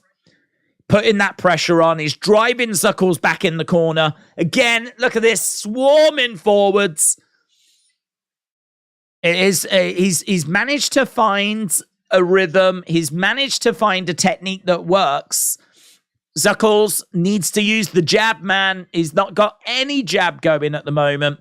He needs to use the jab to make sure that Halal Ham is not going to close in on him. Zuckles is literally just standing and waiting. And that's just allowing Halal Ham to get in as close as he wants, do the work that he wants. What Zuckles needs to be doing is at least throwing so that Halal Ham has got something to think about. But he hasn't got anything to think about, and so he can just take that step forwards, throw in his shots, throw in his big overhands. There's another big overhand that comes in by Halal Ham. Halal Ham again has got Zuckles backed up against the ropes. Halal Ham moving forwards. Zuckles again, the output here by Zuckles very, very low. I think we're seeing his cardio fail, to be honest. I think that he spoke a little bit about his cardio, and I think it's already failing on him. He's up against the ropes at the moment here, Zuckles, and I think he's definitely feeling the effects of this. I mean, what I would say about Zuckles is that he has stepped into this fight not knowing who he was going to be fighting. Now he's trying to find a way forward. Zuckles exploding forwards. That was interesting by Zuckles. Shot coming back by Halal Ham. Halal Ham taking a bit of a breather here. So, nice. Coming forward with the left hand. There's Zuckles. Halal Ham is taking a few deep breaths of his own now, Halal Ham. Zuckles trying to come forward. That's a right hand by Zuckles. He does put everything behind his shot, Zuckles, when he is throwing those right hands, to the point where he actually throws himself a little bit off balance. So, I mean, look, I wasn't expecting much from Zuckles, and we're not seeing a great deal, but he's trying here. At least he's still in there against someone that's had fights before, in all fairness, and he didn't know he was facing Halal Ham. Shots coming into the side of the head, referee separating them. It's another scrappy little round, but Zuckles at least had a few moments in this. Oh, Halal Ham catching Zuckles, driving him back in the corner. Another overhand right. And the bell sounds and some deep breaths. Deep breaths from Zuckles there. Zuckles definitely feeling the effects of this. Round number 3 coming up. The prelims are free, but the pay-per-view is on DAZN. Yeah, the preview, these prelims are just over on Misfits YouTube channel at the moment. And they will be for the next hour and a half. The actual main card, the main show itself, that begins in an hour and a half. And as we said, early fights on that look all right. I think, in all fairness, they've stacked the top of the card. I think the 3 fights at the top look great. You know, KSI Joe Fournier, super interested. Deji against Swarmz, super interested. Salt Papi against Anthony Taylor, super interested. So there's plenty to like at the top of the cards. But yeah, a little bit of filler before we get there on the main cards. This is the early prelims. I believe there's 4 fights in this one. This is our first one. This is Zuckles against Halal Ham. Jab coming in there by Halal Ham. We've got Nector taking on Callum King coming up as well. We've also got Unbaer taking on Korn. And of course, our main event of these prelims, which is going to be Wings of Redemption against Boogie. Zuckles is getting backed up again a little bit here as Halal Ham is standing his ground in the center. Just, oh, that's lovely. Lovely straight right. Throws in a left hook. Lands with both. Looks really good. Nice little jab there by Halal Ham as well. Oh, man. Beautiful. Lovely right hand by Halal Ham. This is just an absolute showcase for him. Zuckles is in full retreat mode. He is just making sure that he doesn't get knocked out. He's on the back foot. He's getting tagged a lot. He is using, look at that. Oh, and again, he catches him. The only thing I would say is that Zuckles is taking it. He is definitely reacting quite big when he's getting clipped with these shots. But he's not gone down, and he's not looked like close to going down. So these are some big shots that he's eating. Moves out the way. That was good footwork by Zuckles to try and get out the way there, but he has been caught a lot, man. If this was going to go 12 rounds, he'd definitely be getting put away. A couple of shots coming in, and Zuckles just trying to hold on here. Halal Ham is winning. Look at Zuckles. Look at him. He's so tired. Those arms are so heavy. His demeanor, I mean, honestly, if you was Halal Ham and you looked at Zuckles, it would just give you such a lift. You'd get such a great jab coming in there by Halal Ham. Oh, lovely right hand by Halal Ham. So some big shots coming in. Spinning back fist. Spinning back fist hits Halal Ham in the back of the head, and obviously you can't do that. Referee's coming in and having a word about an elbow. That's so a point deduction for Zuckles.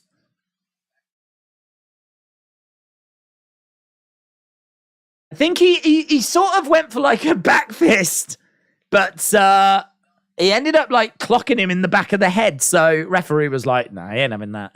So point deduction there for Zuckles. In all fairness, he ain't going to be winning this fight. And so, backing up some big shots coming in there by Halal Ham. Halal Ham straight out of the gates. Really going after Zuckles. Oh, big Ben.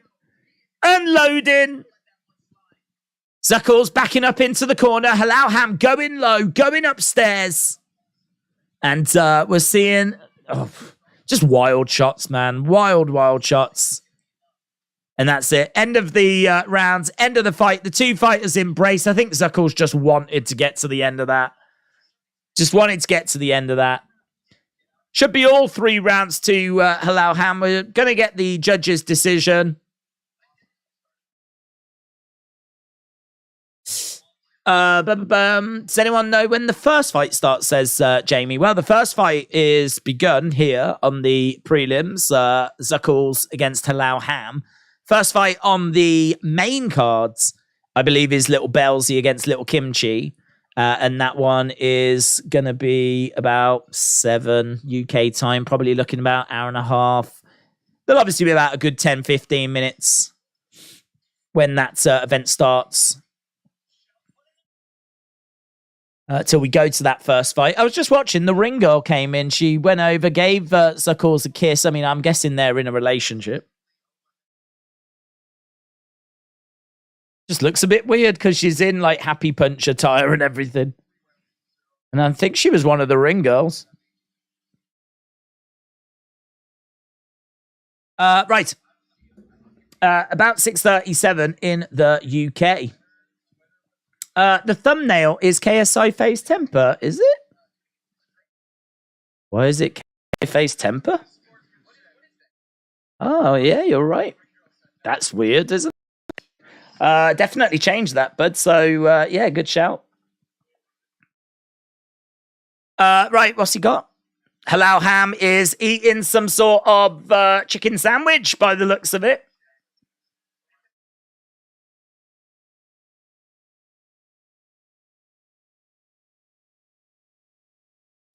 Yeah, he's walking around with some sort of chicken sandwich. Right, okay, we're just getting the result of this one. As you said, it should be all 3 rounds to Halal Ham. Right. Edward said, Days, don't forget. Days, don't forget Katie Taylor fight next week. Yeah.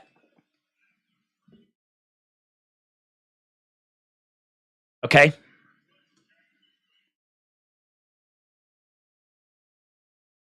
All 3.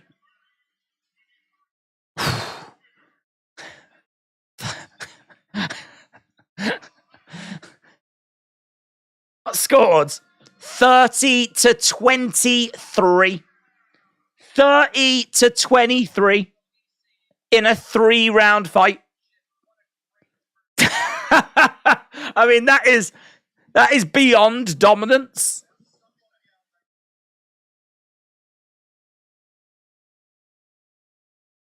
Yeah, they're saying they're just joking. There's someone out there on Twitter that'll be claiming this is a robbery. 30-23, all 3 judges. There we go. Boom. So, right, we got Halal and Zuckles just posing. Getting some pictures. We should be going over to our next fight. How long we got? We got an hour and a half. We got 3 fights to go. I don't think we can spend too long in between fights here. So, Halal stepping through the ropes and exiting. Yeah, it was really weird when we went to this because there was no welcome to the pre-show. There was no ring walks. There was nothing like that. Literally, both fighters were already in the ring and like the bell just rang and it was like, what? And we just started with the first fight. Now I think we're just going to the second fight. I mean, we've got the guy in the ring. He's about to do the announcing. I think we're just going to go straight to the next action, next fight. Coming up now, is this going to be the... What's this one? This has got to be Nector and Callum King, is it?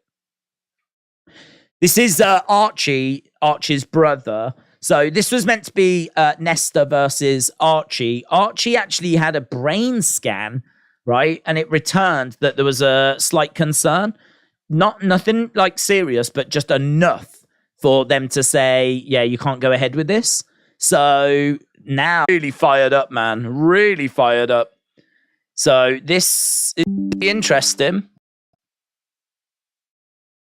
Okay.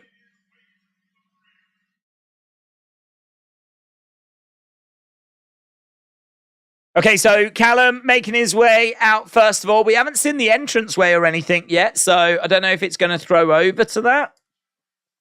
But Callum is making his way out first of all. So Nector, don't know quite how you spell Nector. I'll go with that.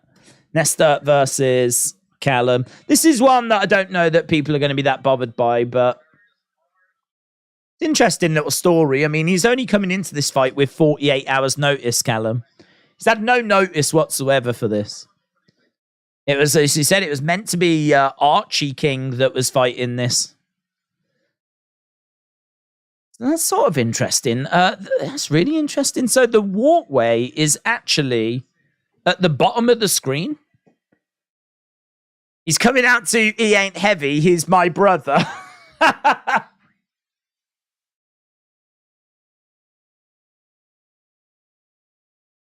Yeah, 2 weeks notice, Archie got told he was going to be fighting. 48 hours notice that Callum is stepping in there. He is, man. He's fired up for this one. So Callum is inside the ring. What time is the KSI fight, says Brony? Not until like about probably 10 o'clock tonight. We're a good few hours away from that. Good few hours away from that one.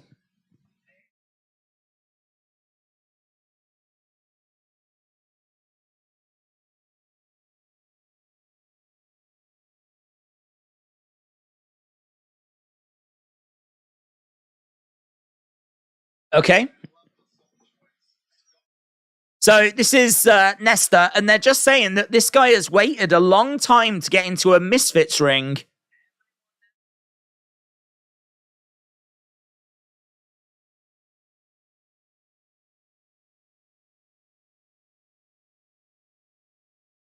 So they just said that this has been building for years. Everyone that's backed out of fights with him. So apparently he's struggled to find opponents. He's wanted to fight for a while. They've struggled to find an opponent for him. They've struggled here as well. I mean, in all fairness, fair play to Archie's brother for stepping in. Otherwise, this one could have fallen through as well. But this is our second fight. This is one that I don't think really has got people's attention, but... John Kong, shout out to you. First time I've ever heard he's walking around with a chicken sandwich. Listen, this is part of the appeal, man. This is part of the appeal. You just don't know what you're going to be seeing. I mean, the fight had ended, in all fairness. But he was walking around with the chicken sandwich in the ring. Right, we're just getting the intros. How many hours left for the fight? How many hours left for the fight? Well, I mean, there's many hours until we get to the KSI fight. That was a long way off. We've got a lot of fights to get through till we get to that one. Bradley, shout out to you. Right, okay, both fighters stepping into the center.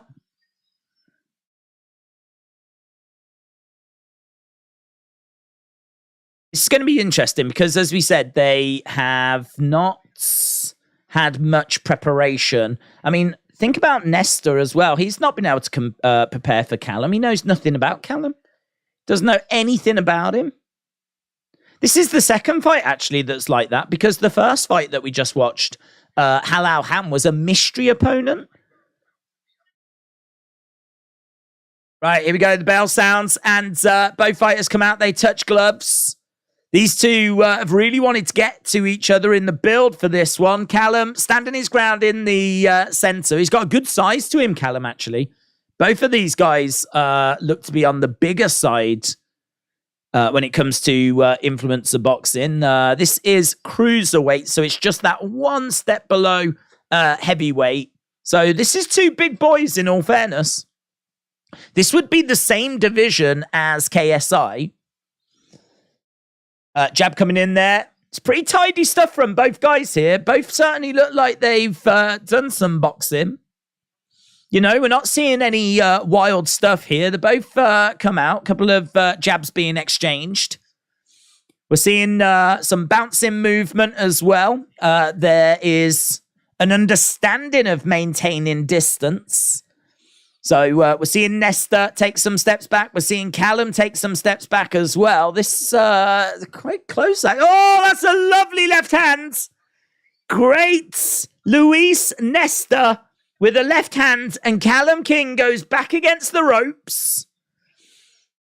I think he kind of like bounced off them in an extravagant manner, which might have counted against him actually, because it made it look like a much bigger deal than I think it actually was. But both fighters keeping it really tight, really close at the moment. So a couple of jabs coming in there by Callum. And again, trying to engage. It's very difficult, isn't it? Because as we said, these two didn't know that they were going to be in this fight like 48 hours ago. They've not been able to prepare for each other. Neither person wants to be embarrassed. They both have got a degree of boxing understanding and skill by the looks of it. Close first round. I mean, other than that moment for Nector, there's nothing in that. So I would give it to Nector.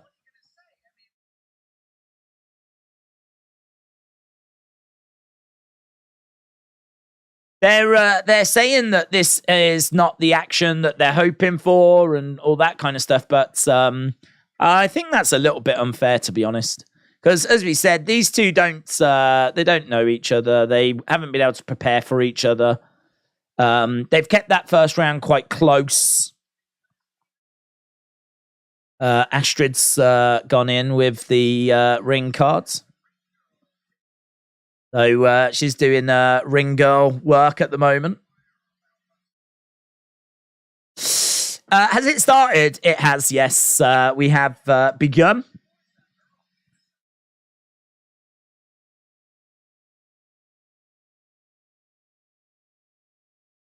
Right, here we go then. Round number 2 about to get underway, although the ref's not happy with something. Something's down on the ring mat?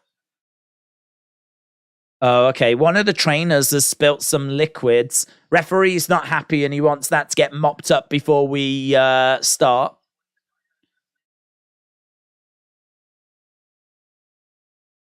Okay, right. We're about to get underway. Although we're still waiting for them to mop up the ring.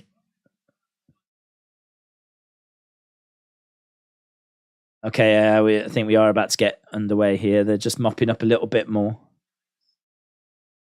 Let's see what this second round has got for us then. Both fighters in the center right now. A couple of jabs coming in here by Callum, but not landing with them. Callum bouncing around again, throwing in a couple of jabs.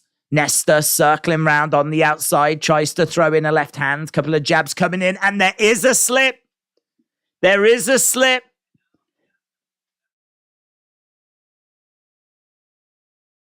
So there was a slip, and it was right on that area where they had dropped water. This is what I'm saying, man. You just don't know what to expect. That's a nice shot there by Callum. He clips Nector. Nector is rocked. Nector slips in the liquids that was on the ring. They've gone over to the other side for now, though, so hopefully not going to be a problem. But Nector definitely having a bit of a problem here with Callum. Trying to get out the way. Callum trying to find a way forward, trying to get into a bit of a rhythm. We're not seeing loads of output. Shots coming in there by Callum. He did have Nector backed in the corner. Couple of shots coming in again there by Callum. Nector responds. Couple of left hands. Nice hook shot coming in as well there by Nector. Callum trying to cover up. Jab coming in. Left hand. Lovely counter shot there by Nector. He was backed up against the ropes. And into a clinch. They separate. Now we've got Callum going to the body, driving Nector back into the corner. Referee coming in, having a word with Callum there. I think he's just saying that he's leaning in a bit too much with his head as they were getting quite close. Now we've got Callum. He seems to be like G'ing himself up. Like the mannerisms, he's obviously fainting a lot, but there's a few times where he seems to be like trying to rile himself up as well. And yeah, end of the round. Close little round that. Absolutely nothing in that one. Absolutely nothing in that one. But are you going to watch Eurovision? No. But we won't have time for that, unfortunately. JJ versus Fournier, last fight. Yes, it will be. JJ Fournier will be the final fight later on. So, yeah, we are up and running. We are underway. A big shout out to everyone that's joining us. I hope you are excited for the show that's coming up. We've got plenty on the way, including the big main events for these early prelims. The fight that I am personally very excited about, that is Wings of Redemption taking on Boogie 2988. Combined around about 800 pounds of humanity is going to be in the ring for that super heavyweight fight. And as we said, he is an absolute legend, Boogie. And I'm not expecting anything from it skill-wise. I just hope that they both get out of it what they want to get out of it. But we are going to have to get through this fight to get to that fight. I mean, what I would say is there's only a couple of fights tonight that I really am just not that interested in. A couple of fights that I'm really just, whatever. This is one of them. I'd say the other one is the Viruzz DK Money one. But really everything else, I think, has got a really good story to it. Or has got something about it that I'm interested in watching. Nice little hook shots coming in there by Nector. So we are underway with round number 3. I think this should be the final rounds. Main card will start in an hour and 10 minutes. We've got Nector circling rounds. We've got Callum putting the pressure on. Nector backing up a little bit there. Nector taking the first round. Second round was really close. There really wasn't much in that second round. There's not, in all fairness, there's not loads going on in this either. A couple of shots coming in there by Nector again. These slight little flurries might just be giving him the edge. Callum, though, considering he's had no time to prepare for this, didn't even know he was fighting 48 hours ago, has done great. Nector connecting, referee just having a word there. Nector goes back to the corner. Referee tells them to get back on it. Jab coming in there by Callum. Nector with a big swinging hook shot. Jab coming in there by Callum as well. We've got Nector backed up against the ropes. End of the fight, and it's going to be interesting to score that one. They're saying that Nector had the cleaner and the better shots. I think that Callum did himself proud. I think they could go either way here, but I do think that definitely Nector had the bigger moments, and I think it was quite close though. They both go over, they embrace. There's a real show of respect between the two.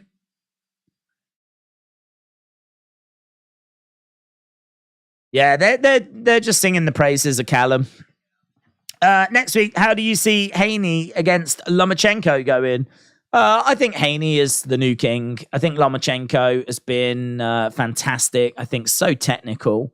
He is someone that I have enjoyed watching, and he's someone that I think, he lost the titles to Teofimo Lopez. We actually streamed that fight, and I think that he just looked a little off his game, and we did wonder if it was a bit of a blip. He's been quite inactive since that point. He has had a fight since then. It wasn't like the most jaw-dropping performance, though, and I just am starting to look like we're seeing a decline in Lomachenko to me. Devin Haney is just one of the best right now. I mean, for me, this is the real passing of the torch.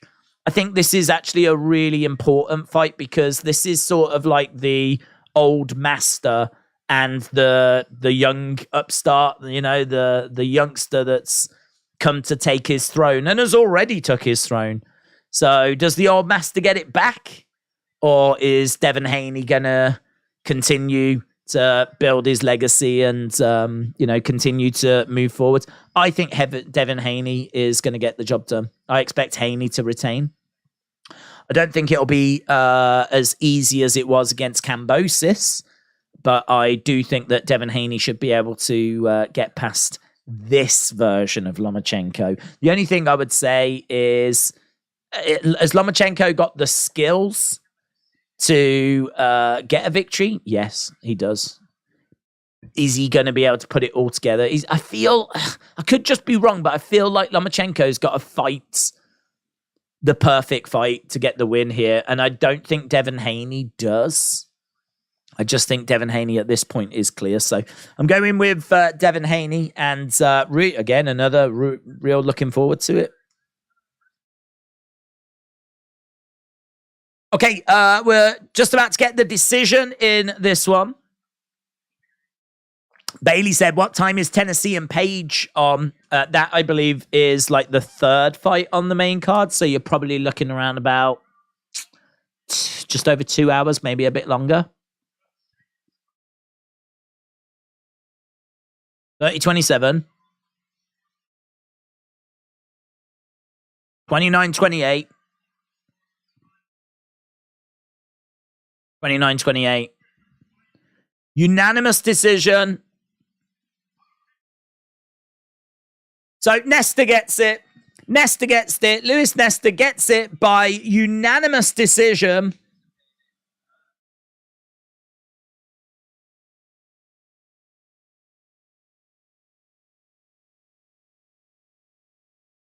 So Nector gets the win. So if you are just joining us, that was our second fight. And Halal Ham was the surprise opponent against Zuckles. And Halal Ham picked up the victory very convincingly. Then in this one, Nector just stepped in there against Callum King. Callum King on about 48 hours notice. And Nector picked up the win. Unanimous decision. So 2 fights, 2 decisions, no finishes at this stage. 2 fights left to go on these prelims as we head towards the main cards. Right, days next week. Oh, we answered that one. Trish said, I'm jumping, listening to music whilst watching you. Nice, Trish. Shout out to you. However, you are enjoying Misfits 007. Whether you're listening to music, watching us, listening to us, just watching the show, I hope you have a great time as we are going over, I don't know where we're going now. Ade? We just got Ade's social media on screen for a while. Fair play. Right. Boogie is going to sneak a gun in the ring, said the real one. That'll make sense if you know of Boogie's history. In fact, talking of that fight, who wins? We've had over 600 votes. And Wings of Redemption, 56%. Boogie, 44%. So quite close, actually. 56-44. I think people want Boogie, but I think they probably think Wings. But saying that, I mean, Wings is bigger than Boogie. And so he's going to have to carry a lot more weight around. Boogie weighed in at 391, and I think Wings was about 10 pounds heavier. Now, how much of a difference that makes when you're already around 400 pounds is probably not that great, is it? But it is still an extra 10 pounds. In fact, more. I think it's about 13 pounds. that he's going to have to carry around. But then, of course, you do have the age difference. Boogie, I believe, is about 48.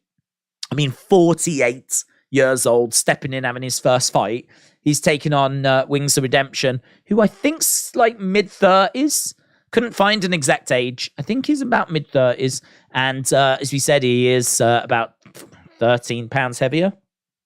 Two big guys going at it, combined around 800 pounds, which is insane. That is insane. That's our main event on these early prelims. Deji, you probably don't care, but how do you feel about BT Sport changing their name to TNT Sport, says Megan. I would say you're right with the you probably don't care bit. You was definitely on the money with that. I definitely don't care. I don't care. I mean, what I would say is I think the logo looks all right. I think it's like electric pink or something and kind of pops and stands out a little bit. Yeah, not bothered. I'll tell you what I am bothered about, though. It's a new company, and so are they going to start charging for UFC pay-per-views and things like along those lines? Like, what's their pricing structure and all this? Like, I'm definitely bothered about that. But no, in regards to the name and the branding, I'm really not bothered. Right now, we have just literally got nothing. I mean, we've just got Ade, his like at being displayed, which is such a random screensaver type thing. Such a random image. Like, they could show us like Happy Punch information, like follow us on Twitter, go to our website, all this kind of. Instead, it's Ade. I don't know his surname, but it's like his handle for Twitter or something. It's really weird. It's really weird. I would imagine that will probably be changed next time. And that's the end of the prelim. What? Has the prelim just ended? No? What? Thanks for tuning in. The stream ended 7 seconds ago. Hey? Why? Why? Do we have to go somewhere else now? Where do I go now? Oh, God, honestly. They could make this a lot better in regards to giving you information that you can follow and actually understand. Yep. Okay. So, first hour of the prelims done. There is a countdown show that's going to be starting on DAZN. So, are the other two matches on there? Who knows? Who knows? Who knows? Could be, might not be. Is there another stream that's been set up? We've got another stream that's been set up. So do we have to go to a different stream for that one? What a time to be alive. Right. I think we're going to the countdown show. I think we go to the countdown show now, and I think the other two fights are on the countdown show, but I'm really not 100%. We'll find out together. The countdown show just beginning. Right, there is Ade.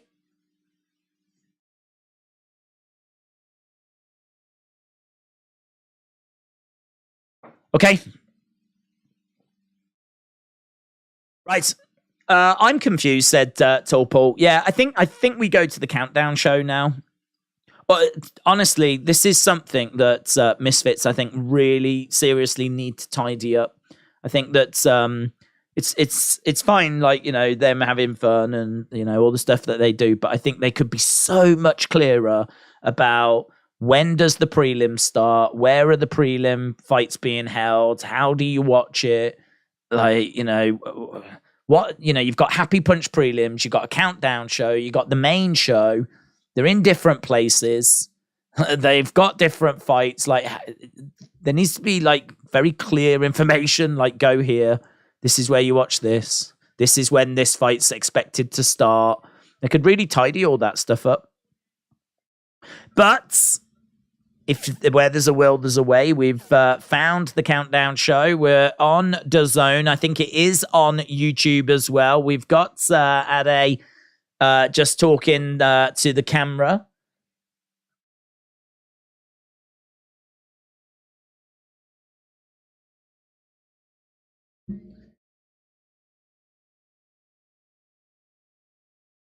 Okay, so Dean the Greats and Slim are coming out. So Dean the Great and Slim are coming out to do some work here with Ade. Right, the stream crashed. I don't think the two fights are on a different stream, said Switchblades. Okay, are they? So are we saying that? Are we saying that there's? I don't understand. There isn't going to be another prelim stream on at the same time as the countdown show, is there? Surely. Why would you do that? Why would you put on two programs on at the same time regarding the same event? I don't think we're going to do that. I don't know. I don't know. I mean, I think there's a chance that the two fights will be on this. I really don't want to miss the Boogie fight. We'll find it. Don't worry.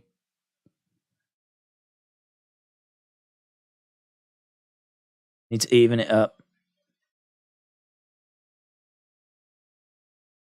Big Zoo making his way out.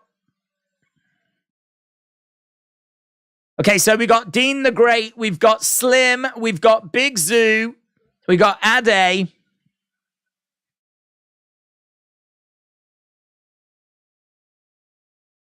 They said we had to go big.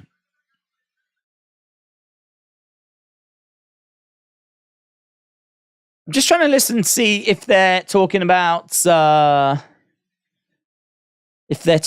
fights. I really want to know where to watch Boogie. I don't want to miss Boogie. We're here for KSI.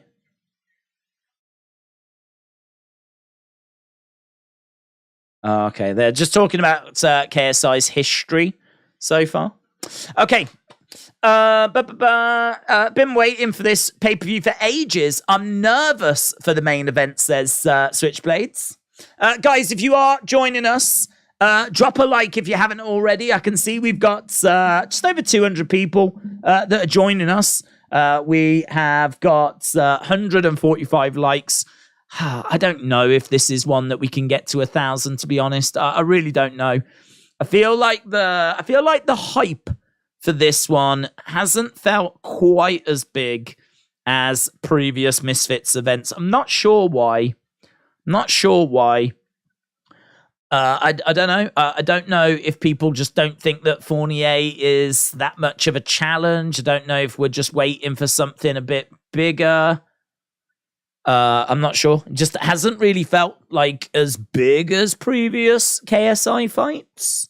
But we'll see. There's definitely interest. Of course there is. So I've no doubt once this show gets on the road, we're going to be popping. But yeah, we're here to talk about the main cards, the remaining prelims, the state of influencer boxing, whatever people want to talk about. On the main card, we've got KSI against Joe Fournier. KSI is a -600 favorite. We got Deji against Swarmz. We got Salt Papi against Anthony Taylor. We got Tennessee Thresh taking on Paigey Cakey. We got Viruzz against DK Money. We got Lil Bellsy against Lil Kymchii. That's our main card. Still to come here, we have got Korn against Unbaer. And we've also got Wings of Redemption against Boogie 2988. So, yeah, we've got some interesting fights coming up. Both of the women's fights are spicy. These women do not like each other at all, right? So that's going to be a lot of fun. Boogie, as we said, is YouTube royalty, deserves respect. So Boogie against Wings of Redemption. Don't know much about Korn or Unbaer, but Unbaer has been making plenty of noise during the build to this. So he seems like quite the character, which obviously is going to make things interesting.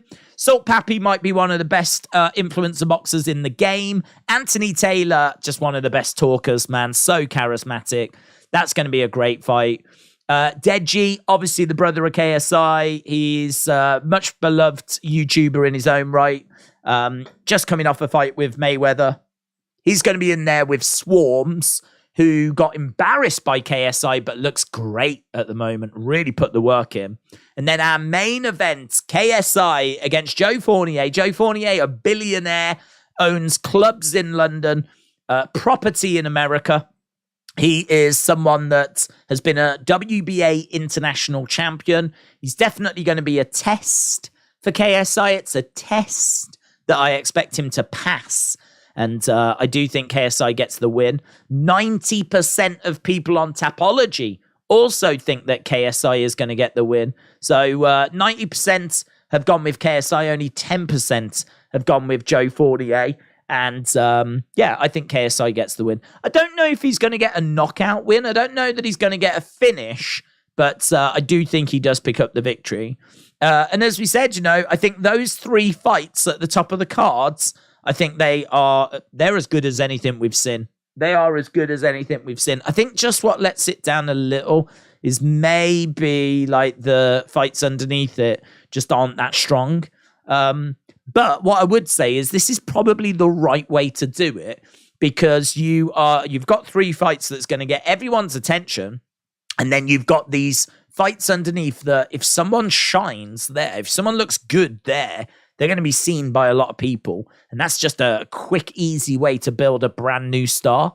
So, you know, that this is a huge opportunity for these Tennessee Thresh, Paigey Cakey, Viruzz, DK Money, Lil Bellsy, Lil Kymchii. They have got such an opportunity. They are not only competing on a Misfits cards, they just happen to find themselves on a KSI Misfits card, on a Salt Papi Misfits card, on a Deji Misfits cards, all at the same time. So there's going to be a lot of eyes. You probably don't need to stack this card any more than it already is stacked. Yeah, it'd be nice if it was, but you don't need to. And actually, there's a big opportunity here for one of these people to really break out and really grab the headlines and really, you know, get people talking. And that's what happened with Salt Papi. To be honest, Salt Papi was not the most well-known of personalities, but he just started to pick up wins and pick up wins convincingly, caught attention, and that was it, man. All of a sudden, you're the talk of the town. So, yeah, big opportunity here for these fighters.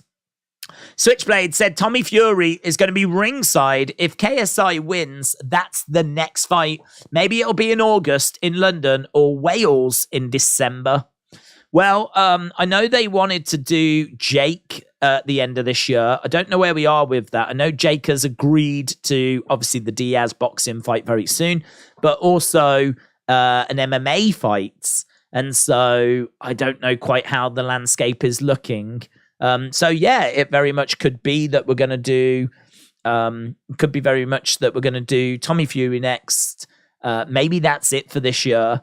And maybe then it's full steam ahead to Jake Paul. I know that KSI wants Tommy next, then Jake Paul. And then I think he's been very honest in saying that's it for him. I don't think he's looking to stick around. I don't think he's looking to have like loads of fights. End goal for him is Jake Paul. Here's Unbaer.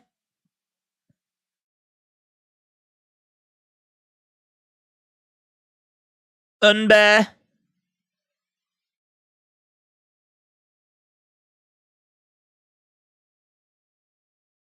Okay, so Unbaer has come out. Now we've got people dressed in like Arabian attire, is this? And now they're like dancing on stage behind him. As we said, Unbaer definitely is someone that's is grabbing attention here. This is quite the entrance. So Unbaer has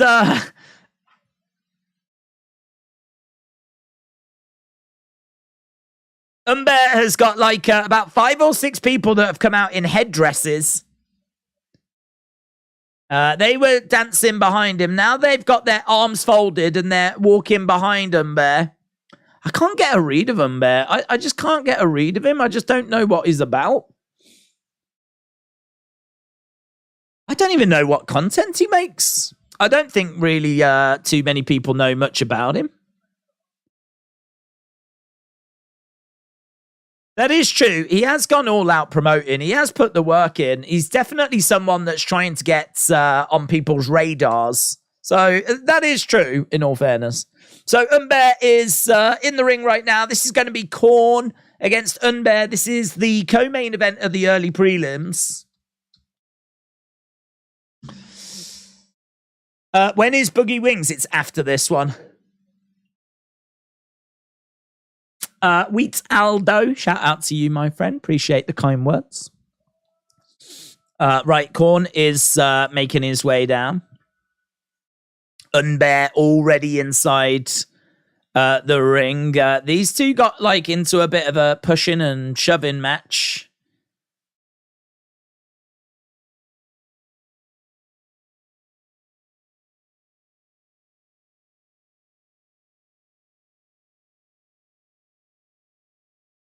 Korn still waiting for him to make his way down. The fight of the Twitter profiles, says Ghost Pod Gaming. Jason, shout out to you, buds. Hope you are well. Okay, we're still waiting for Korn. Korn still hasn't made his way out. And there he is. Right, Korn is here. Korn is making his way down to the ring. There was a slight delay there. Who was it? Ryan Taylor? Do you remember? We waited for ages for someone to come out. I'm sure it was Ryan Taylor. We were just waiting and waiting and waiting, and they came out eventually. I'm sure it was Ryan Taylor, and I think it was that fight against Swarmz, and just didn't come out. And we were waiting and waiting. And he came out, and you could just tell he didn't want it. Right. There's a lot of people asking if you're covering Eurovision. Yeah, I answered it earlier. No. We've never covered Eurovision. Okay, both fighters are inside the ring right now. Days, are you looking forward to the pay-per-view Night of Champions? Says Andy. Yeah, I am, but yeah, I think the card's looking quite interesting actually. So we've got a new champ that's going to be crowned between Seth and AJ. You've got the tag match, which I don't know which way that's going. I think there's a real good opportunity for Solo and Roman to win. So yeah, I think it's a very intriguing looking card. Okay, we've got Unbaer in one corner, Korn in the other. This is our third fight, and on the prelims, and we're going to be underway with it very, very soon.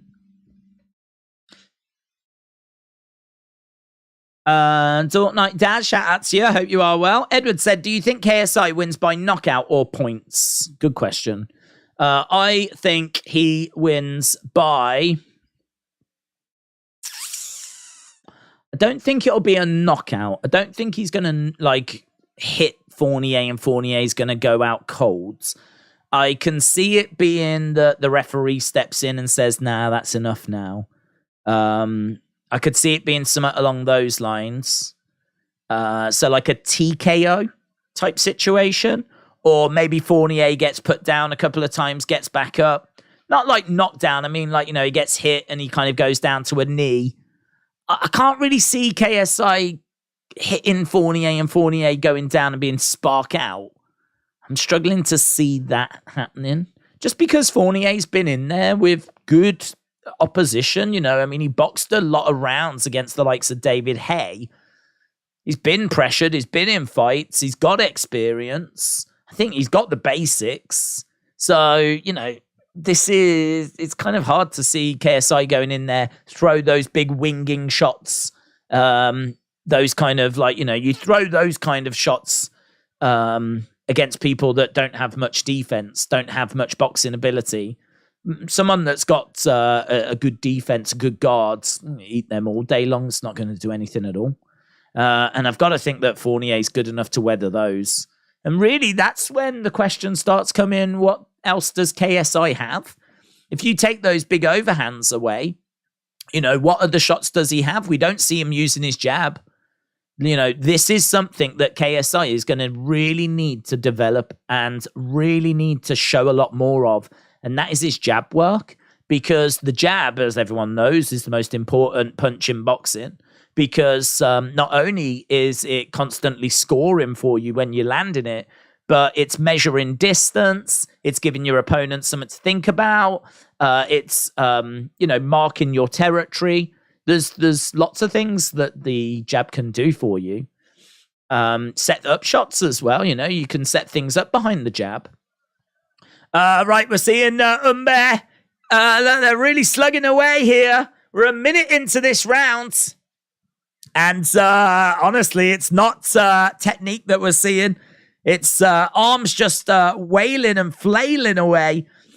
We got a jab coming forward there. Oh, man. Big swing and a miss by Korn.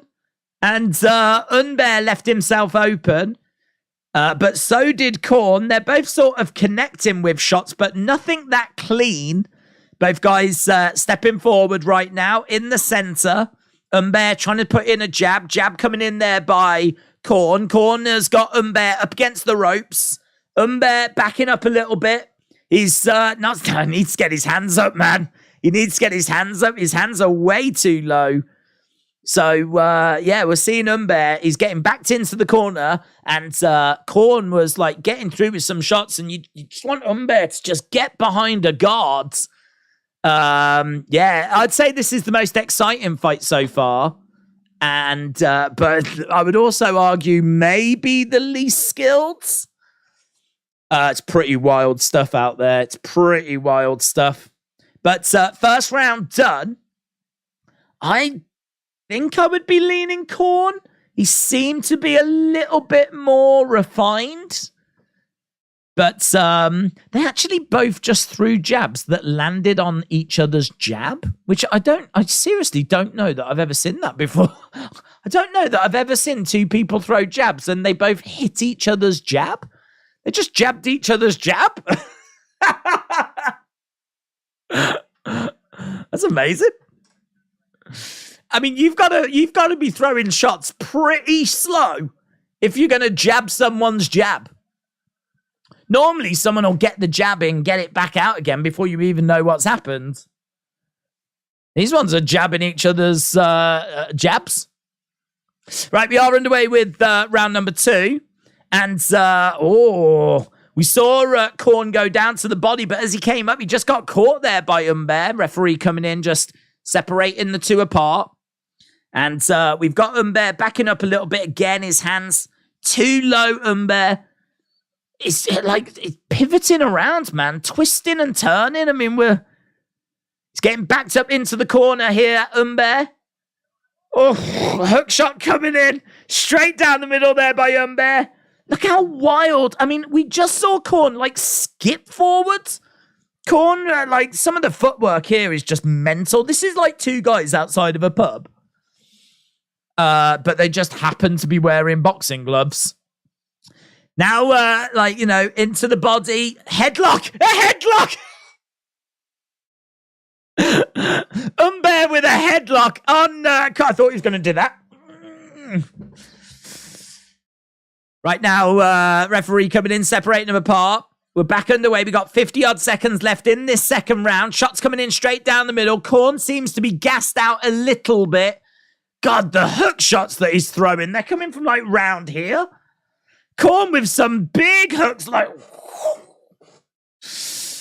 we've got Unbaer backing up a little bit. Nice head movement there by Korn, though. I mean, the shot was pretty slow from Unbaer, but he got underneath it. Both guys in the center. Jab coming in there by Korn. Jab coming back there by Unbaer. I don't even know he's targeting anything. It's just this kind of emotion. Straight down the middle. I mean, look, these aren't fighters, and they've put in some training, and they're both going for it, and they've given us the best fight we've seen so far, so God bless them. God bless both of them. But, in regards to who's winning, I mean, I have no idea. I have no idea. I don't know if there's a way of telling who's winning. Of lag at the moment by the looks of it. There we go, should be fixed. So pretty wild stuff at the moment. This is what YouTube fights always used to be. Love these kind of fights, said Switchblades. Tall Paul said, someone is going down soon. J14 said it's crazy how Korn is fighting on this card. I'm used to just seeing his tweets in my feed every day. Ghost Pod Gaming said slow motion is the best motion. There ain't no motion like slow motion. Yeah, let's go, man. Let's go. Hookshot coming in there by Korn, and he's driving Unbaer back into clinch at the moment. Referee coming in, separating them apart. And look at that. Unbaer getting his, only momentarily, only for a moment, but the arms were up for a moment. Now they've gone right back down to the waist. Shots coming in by Unbaer. There's a bit of head movement there by Unbaer, but and by Korn, and they're just kind of swinging away. In the middle, I mean, this is what people want to see, innit? They just want to see two people swinging. They want to see someone go down. Jab coming in there by Unbaer. Shot coming into the body. We could be seeing a double knockout. Jab coming in there by Unbaer. That was good. That was good by Unbaer. Unbaer landed a nice right hand, in all fairness to him. That was all right, you know. That right hand was all right. Straight down the middle. The next fight we've got coming up is going to be Wings against Boogie. That's going to be our next fight coming up. Shot coming in straight down the middle again. We've got Unbaer up against the ropes. Referee coming in, looking to separate these two apart. And just sending Korn over to the one side. Unbaer stepping forwards. Trying to throw in... oh my God, did you see the speed of that hook shot then? I still don't think it's landed. They're tired. They're tired. In all fairness, we're deep into the third round. They're both kind of staying away from each other now.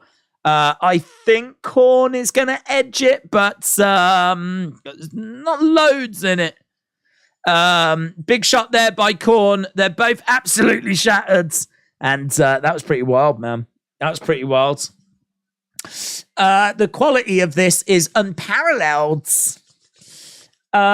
Days I want to Liverpool. You went to Liverpool. I hope you had a good time, buds. I hope you had a good time. So, right, we are done with our third fight of the evening. And it was, you know what? It was all right. It was all right. It was not bad at all. So we're just going to wait for the result for it. It's going to go to Korn, but honestly, both guys were pretty wild. Both guys had their moments.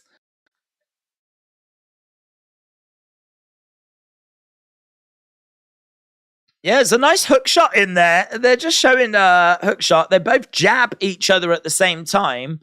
I think Unbaer said he'd been training for 6 days. 7 days boxing experience I've got. 7 days boxing experience. He said he'd be looking for the knockout. Lifelong member of the NDL. So 16% of people thought Unbaer was going to win on Tapology. 84% thought Korn. And as we said, actually, maybe closer than people thought it was going to be. Coming up next, we've got Wings of Redemption and Boogie 2988.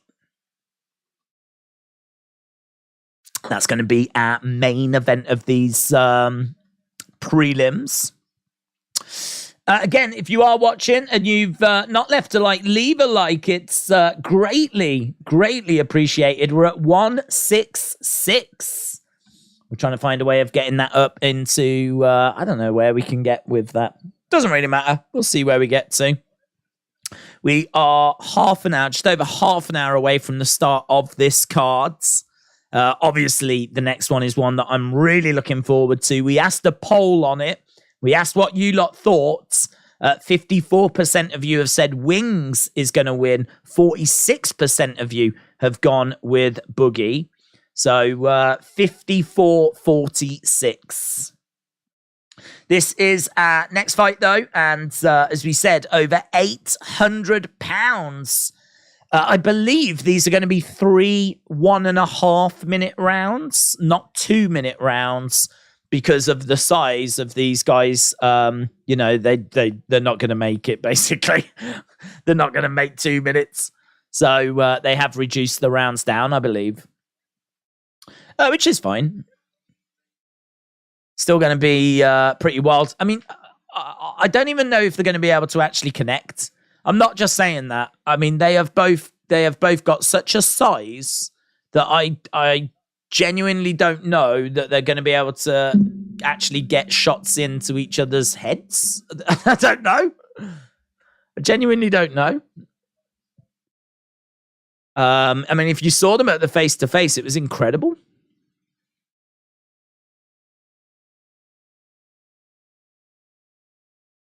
They said there was an issue with the stream, but it should be back up now. We're going over to the scorecards. Here we go. So, judges' scorecards. 30-27 for Korn.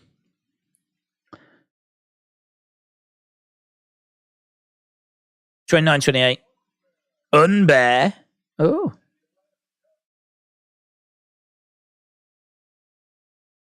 29-28.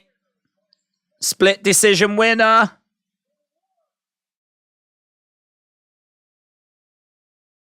Unbaer gets it.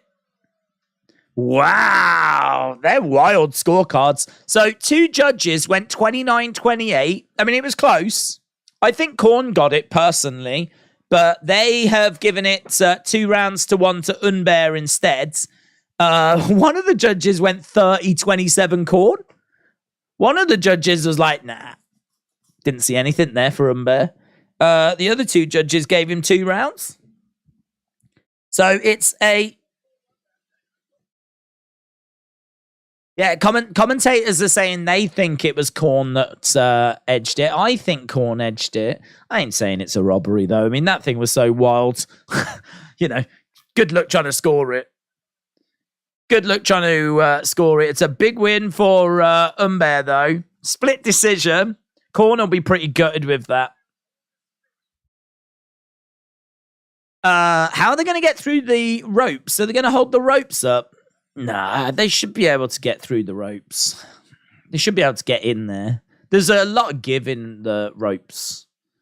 So, yeah, they should be... I mean, I'm not going to say it's going to be comfortable. I'm not going to say it's going to be the easiest thing in the world, but I don't think it's impossible.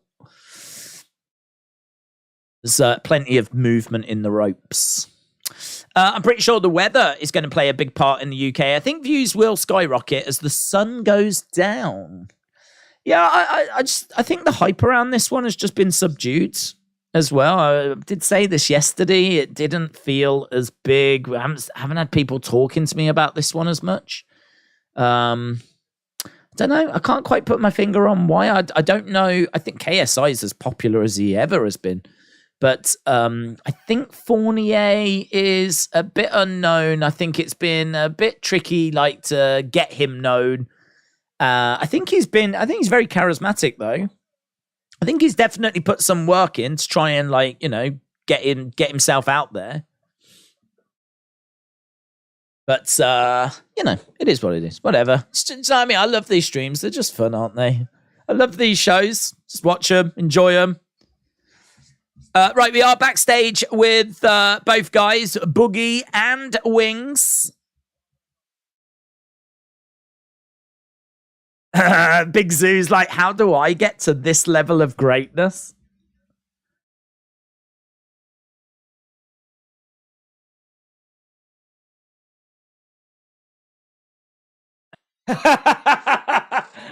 Boogie said, if you want to get to my level of greatness, you open a World of Warcraft account and you never log off.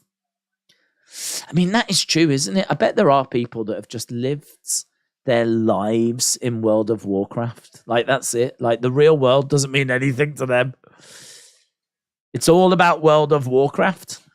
Is that still going? Is there even that? I don't even know if that's still a thing, to be honest.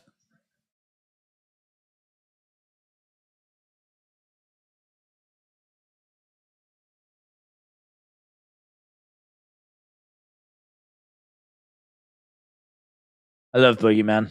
Alfie said, I don't know what's going on, but I can say this. One day, I want Johnny Knoxville to return to WWE and be the man to defeat Roman's streak. Alfie, always putting in comments that make you think. They make me think that everything's not quite all right, Alfie. I think we got everything out of Johnny Knoxville that we needed to get out of Johnny Knoxville.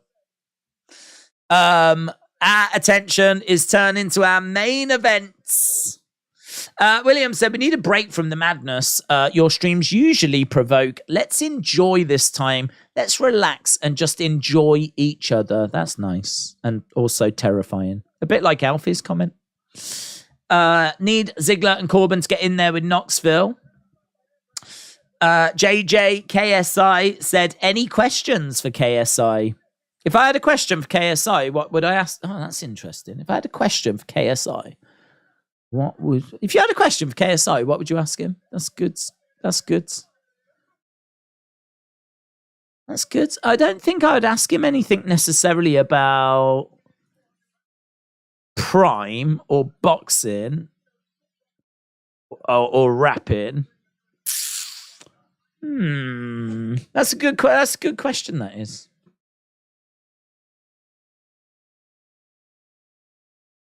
I think I would ask him, what do you think you have done or can do to give back to the people that have put you in the position that you are in? So KSI is very, very skilled, very funny, very charismatic, very entertaining. But he is nothing without the people and the fans that support him, right? No influencer is, right? Not just KSI, no one. Nothing without the people that watch, with the people that join him, the people that support him. So I think I wouldn't ask him about his boxing, because I feel like I know he wants to face Jake Paul, and that's about it. I wouldn't ask him about Prime. That's killing it, right? Whatever future flavors are coming, I don't care. I think I'd be more interested in, like, what can you do with your platform to give back? What are you doing to give back? He might say, look, I'm giving people opportunity in Misfits. I'm employing people to work with Prime.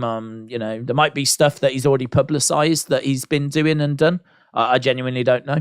But I think the position that he's in, with the money he's got and the platform he's got, he could do some really, really exciting stuff for young people in this country.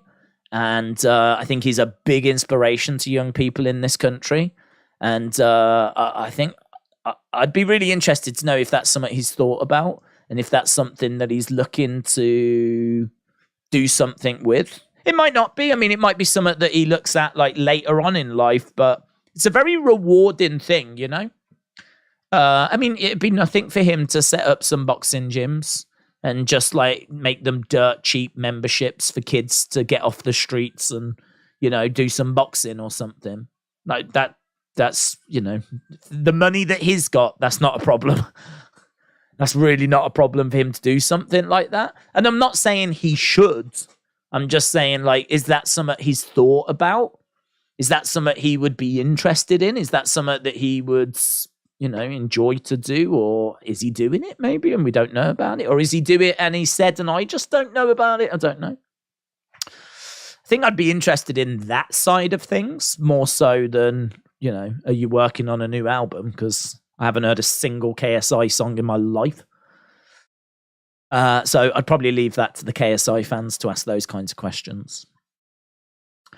You could ask him if he would fight Edward Brown in a winner takes 50% of Wrestling Days fights. Let's go.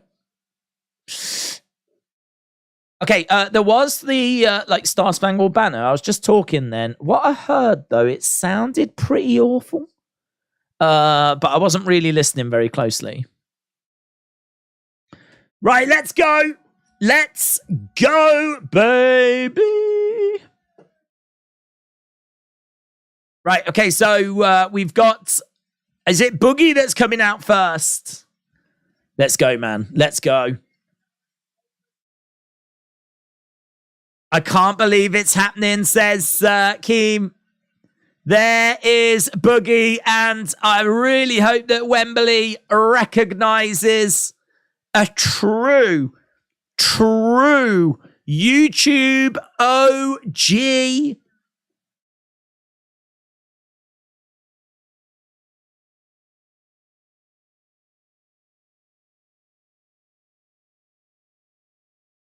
Boogie making his way down.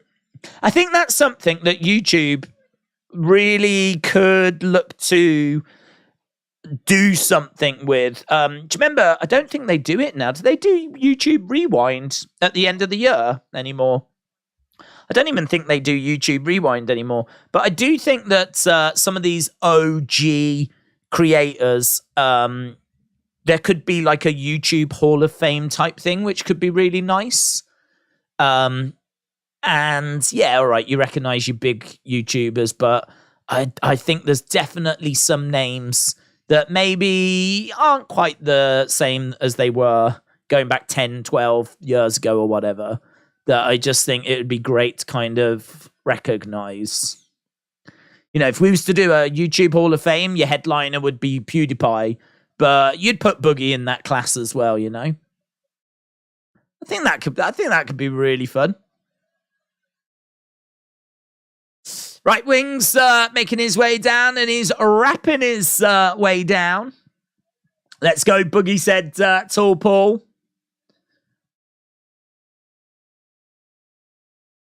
Okay, so Wings stepping inside the ring. Boogie is inside the ring as well.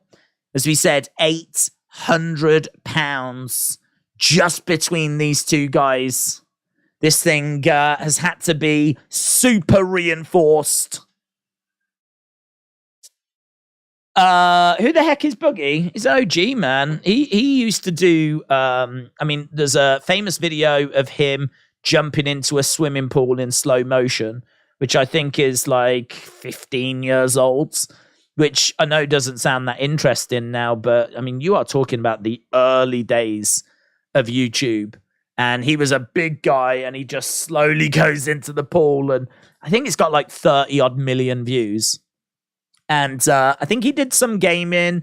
I know that was it Francis, his character that he had, which was like a sort of spoiled brat kind of a character, snappy sort of character. To be honest, I didn't really see those. I saw more of his kind of honest to camera pieces where he would talk about like challenges he was going through, how his life was going, how things was going. I mean, like he's been on a journey, Boogie has.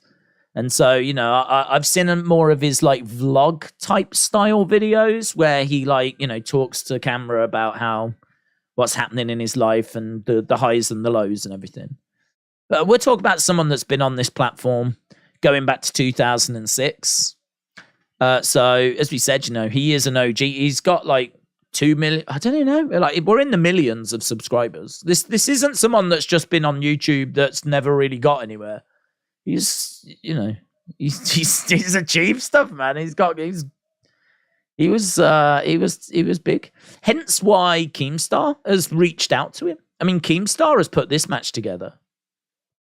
This is one that people have been interested in. This is one that I think people are definitely interested in seeing. I hope people aren't only watching it because they're two big guys, you know. There's that. There's definitely that. You can't escape that aspect of it, but I want to see a little bit of that respect. Okay, here we go then. We're about to get underway. This is 1.5 minute rounds. I don't have a countdown clock for 1.5 minute rounds. Bella sounded 1 minute round, actually. It's 1 minute rounds. 3 1 minute rounds. And here we go. So Wings is throwing some shots at Boogie. Boogie getting clipped. Boogie backing up against the ropes, and the shots are coming in from Wings, in all fairness. Oh, he has got heavy hands here, Wings. Those shorts do look like they're slipping down for Boogie, to be honest.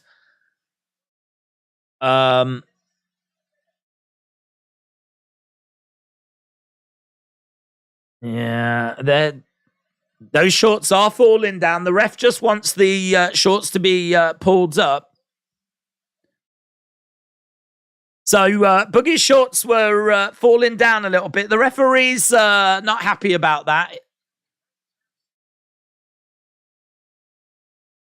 They're trying to really tighten these shorts. They were too loose. I mean, that's crazy. And his shorts are too loose. They're taping the shorts here. I don't know where they're going to tape the shorts to.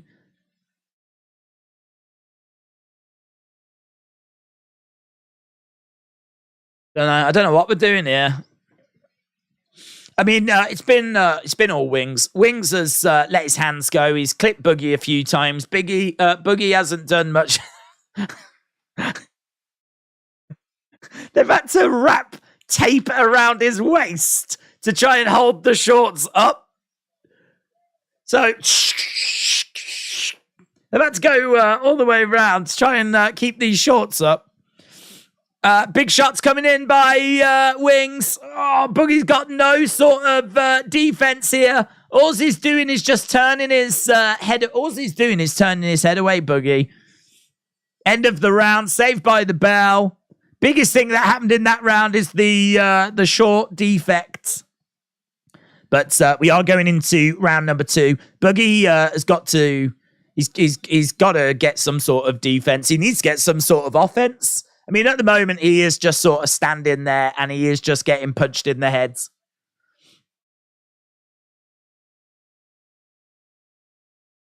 So, Wings is coming forward, connecting with shots. And Boogie not really offering anything in response. How was he not already sparred in these shorts to see how it goes? I have no idea. Alfie said, if some guy who rubs salt onto food for attention can get hyped in boxing, maybe I could main event WrestleMania, AEW debut, or maybe even Impact. Maybe. He can box Salt Papi, in all fairness. He can box. Shots coming in there by Wings. Boogie coming forwards. Couple of shots coming in by Wings. Boogie just moving forward. Referee stepping in. And telling them to box. Boogie again not offering any sort of defense. Wings just coming forwards. So referee giving Boogie a standing 8 count. He's taking a couple of deep breaths. So far, it's been called. It's been called. Boogie is... that's disappointing. That's disappointing.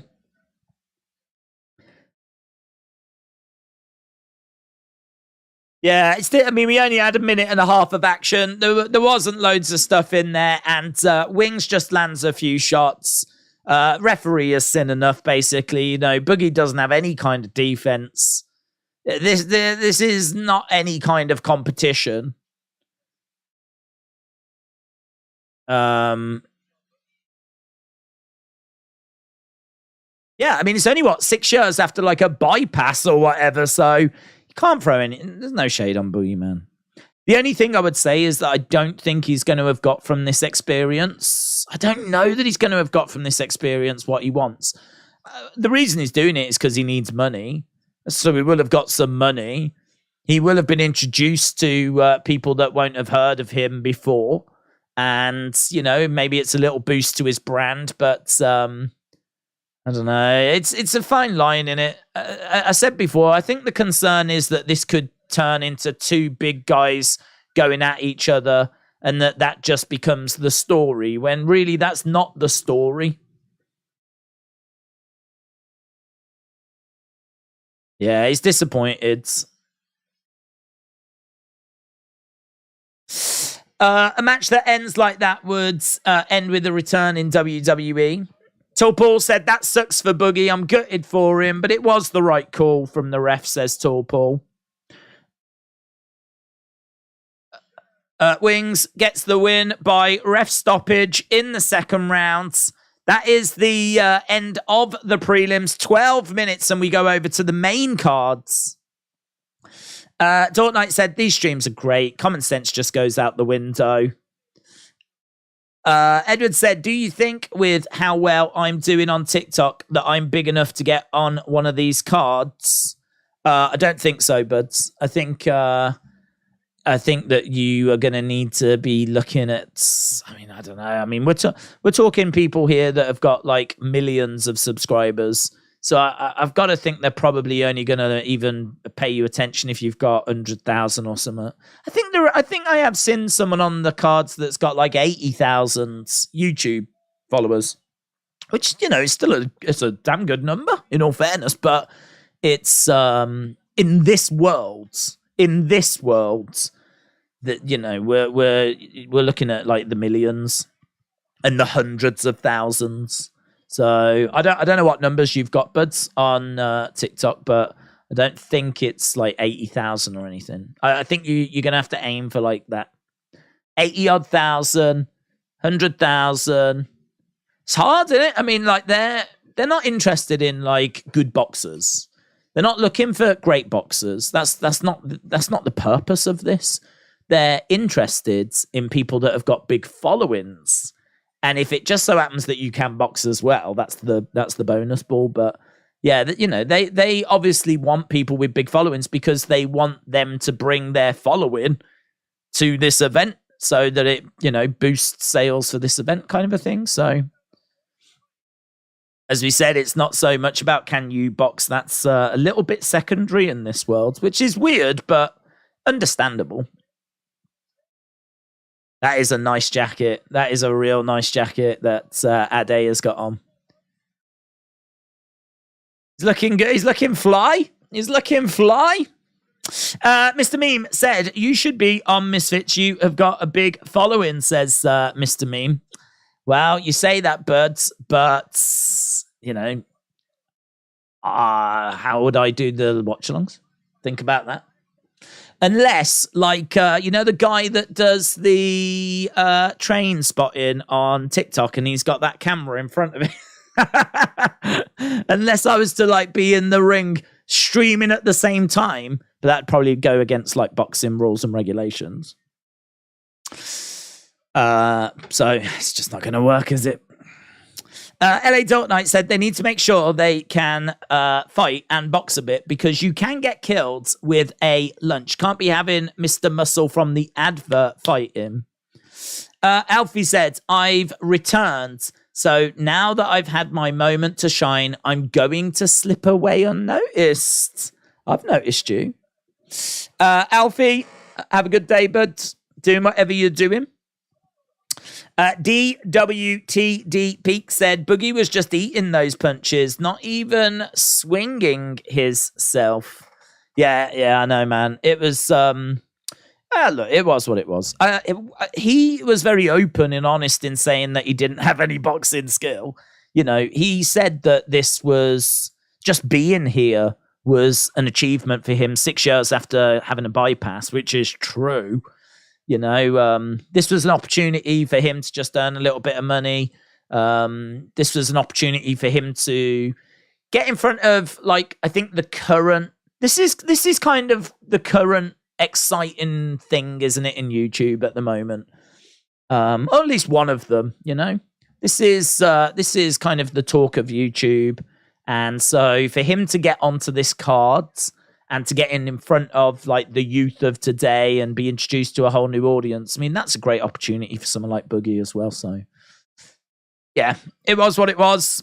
It's done. And so we move on to the main card, which will be starting in about 10 minutes time. AB Jobson said his shorts were going down. They were, yeah.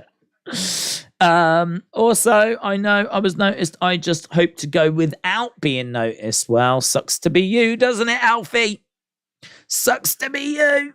You got noticed. Edward said, yes, do you check the web when you followed me? Did I check the web when I followed? I mean, I didn't. No, I just followed you. I didn't look to see how many followers you had.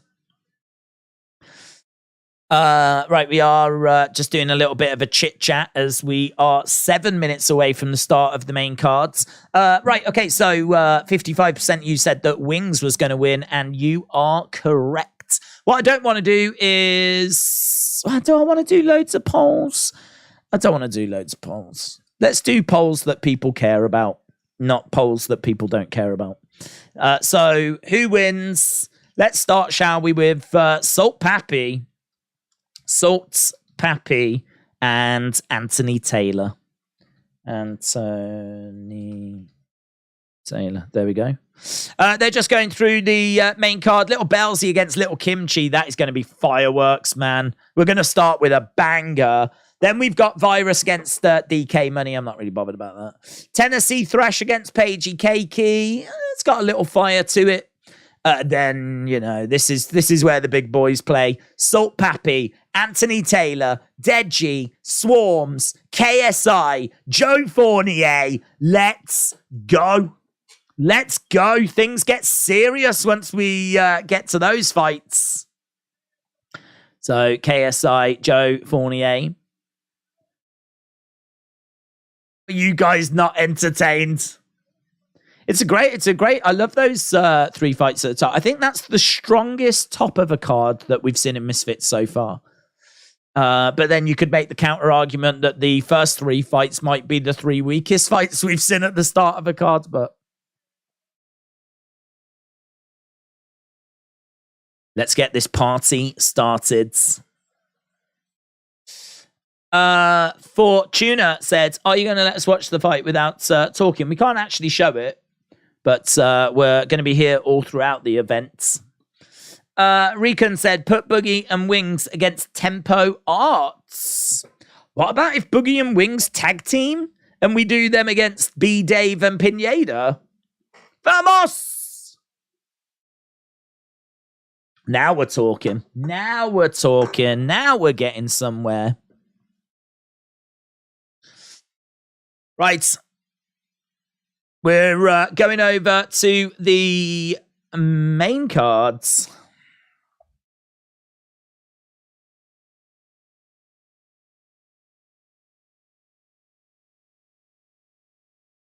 Lil Kymchii. Boom. Right. Oh, I need to go to the other. I need to go to the other stream, don't I? So this one has ended.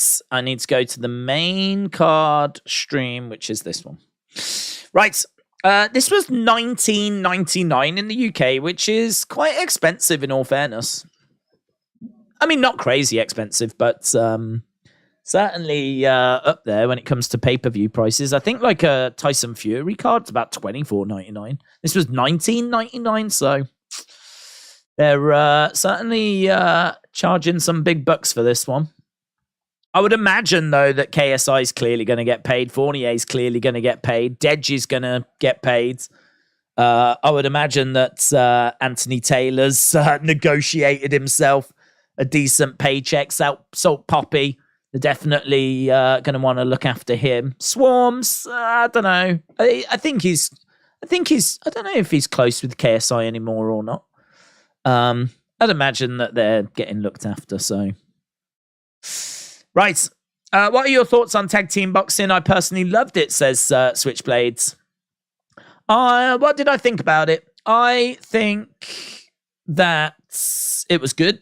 I think that the concern I had after was the same concern I had before, and that was the tag part of it. I've no problem with the idea of someone getting tired and then being replaced. I don't have a problem with that. I don't have a problem with them having to get over to a certain part of the ring for that to happen. I don't have a problem with that. It's just that moment where the tag is made because, you know, if you're up against the ropes getting smashed, like, how does it work, you know?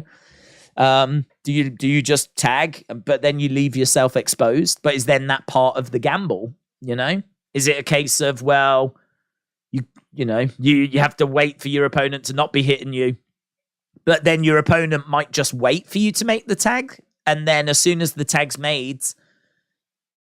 The thing is, when you make the tag, you then expose yourself. If you get caught in that moment, who's the legal person? Because you've just tagged out. So if you then get hit, does that not even count?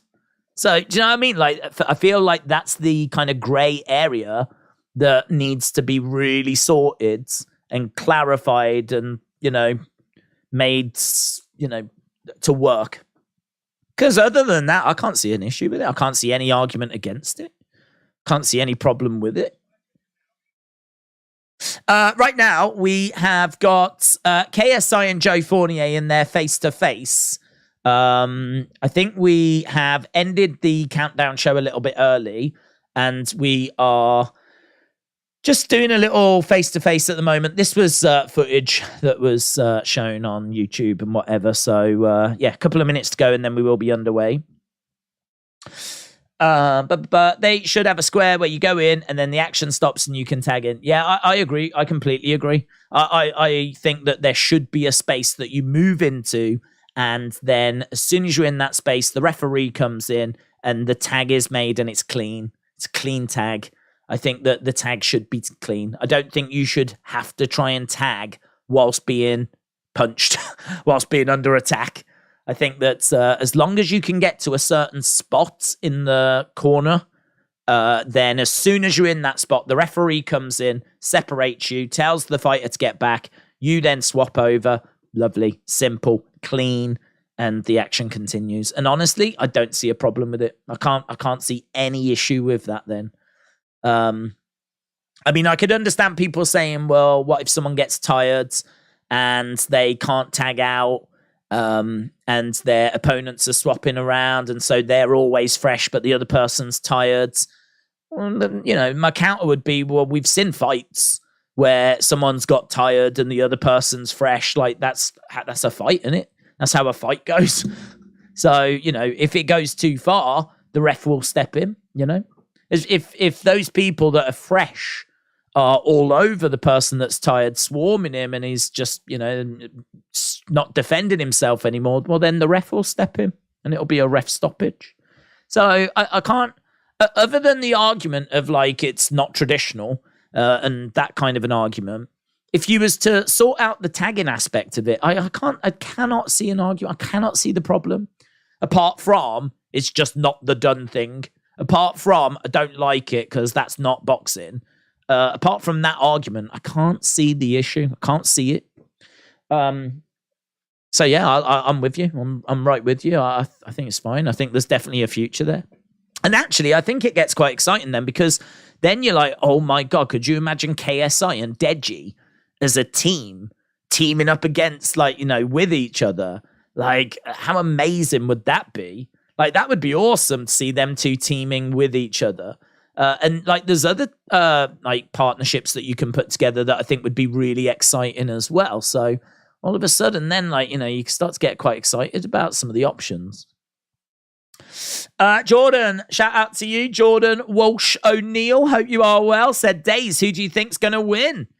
Great question, but I have got, I'll give you my predictions for the top three fights. So I've got KSI, I've got Deji, and then I think the one that is close is Salt Papi and Anthony Taylor.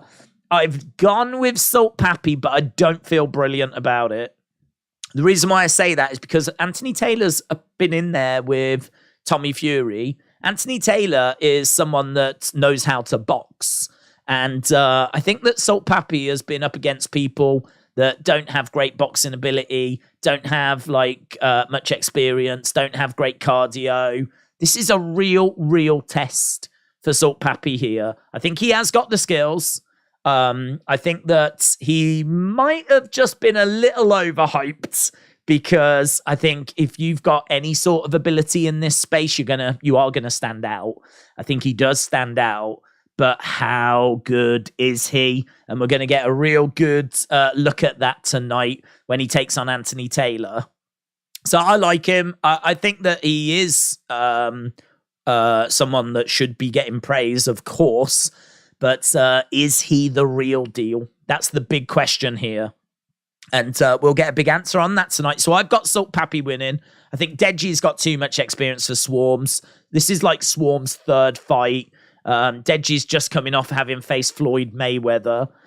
Then we've got KSI Joe Fournier. I think KSI is going to have too much for Joe Fournier. Fournier is 40. KSI is 29. There's 11 years difference. You know, that 11 years is going to show itself in power, in speed, and also the training that KSI has been doing and how active KSI has been as well. KSI has obviously had a lot of fights recently. In regards to Joe, he's last fought about 2 years ago. So it's been a long time since he competed. So I think that level of inactivity is going to be a little bit of a problem. So yeah, I've got KSI. I think he's the more active fighter. I think he's going to be the faster fighter. I think that he's got great training. I think he's going to keep improving. I think there are definitely areas of concern.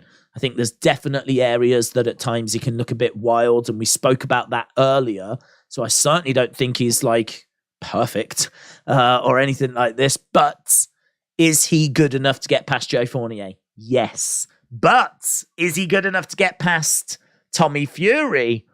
Well, on his last showing, I would say no. So it's going to be very interesting to see what or how he looks tonight. So yeah, big fight. Big fight. Who do you think wins? Dean the Great versus Walid Sharks 2. I really like Dean the Great. I really like Dean the Great. I think that Dean the Great is not underrated, but I think that when we talk about good fighters in this space, I don't think that Dean the Great is necessarily getting mentioned maybe as much as he should. So I would be leaning towards Dean the Great. I just think he's quite composed. I think his shots are quite crisp. He seems to have a real natural ability when it comes to boxing.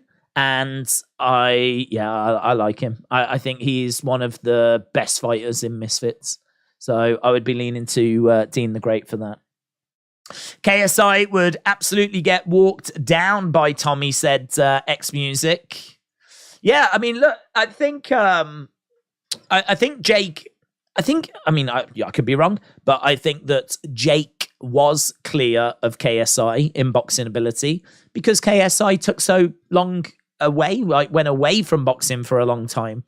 Jake continued and, reached a great level. I think that KSI saw that and wanted to make sure that he could get back in there and not allow Jake to get too far ahead. And I think that he has done a good job of trying to close that gap down. But I think that Tommy is someone that has given Jake a real test. And I really don't think that KSI has been able to completely close that gap on Jake. I think if we'd have done, say, Jake KSI at the end of last year, I think a lot of people would have said that Jake would have won it. I think if you'd have done Jake KSI, maybe even early this year, January of this year, I would have said Jake would have won it.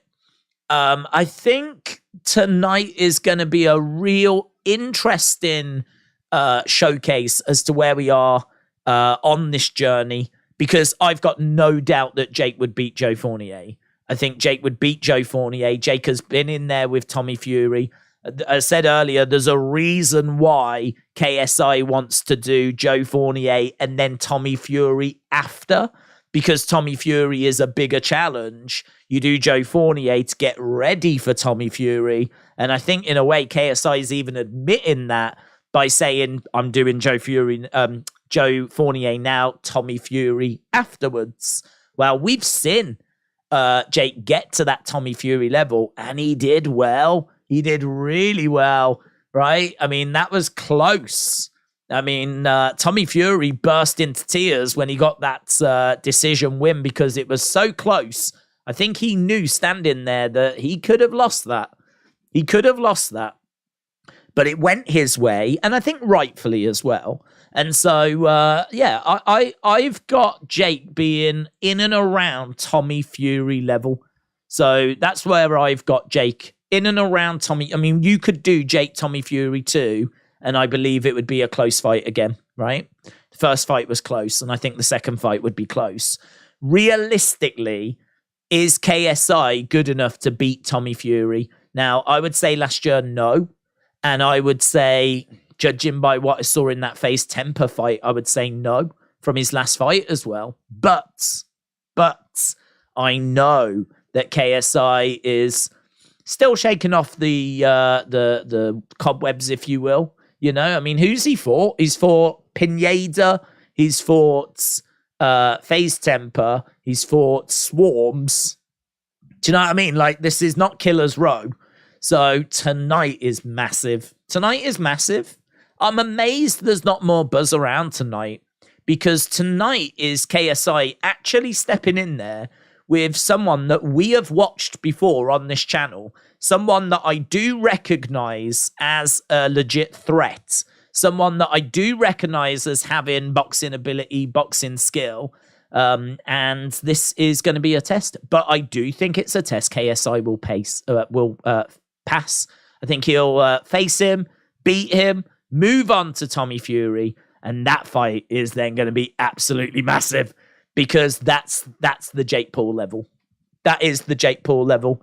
KSI will then be at the Jake Paul level, and how he does in these next two fights are going to really tell us how he compares to Jake Paul. If he loses tonight, I mean, where do we go from there? If he loses tonight, I don't know what we do.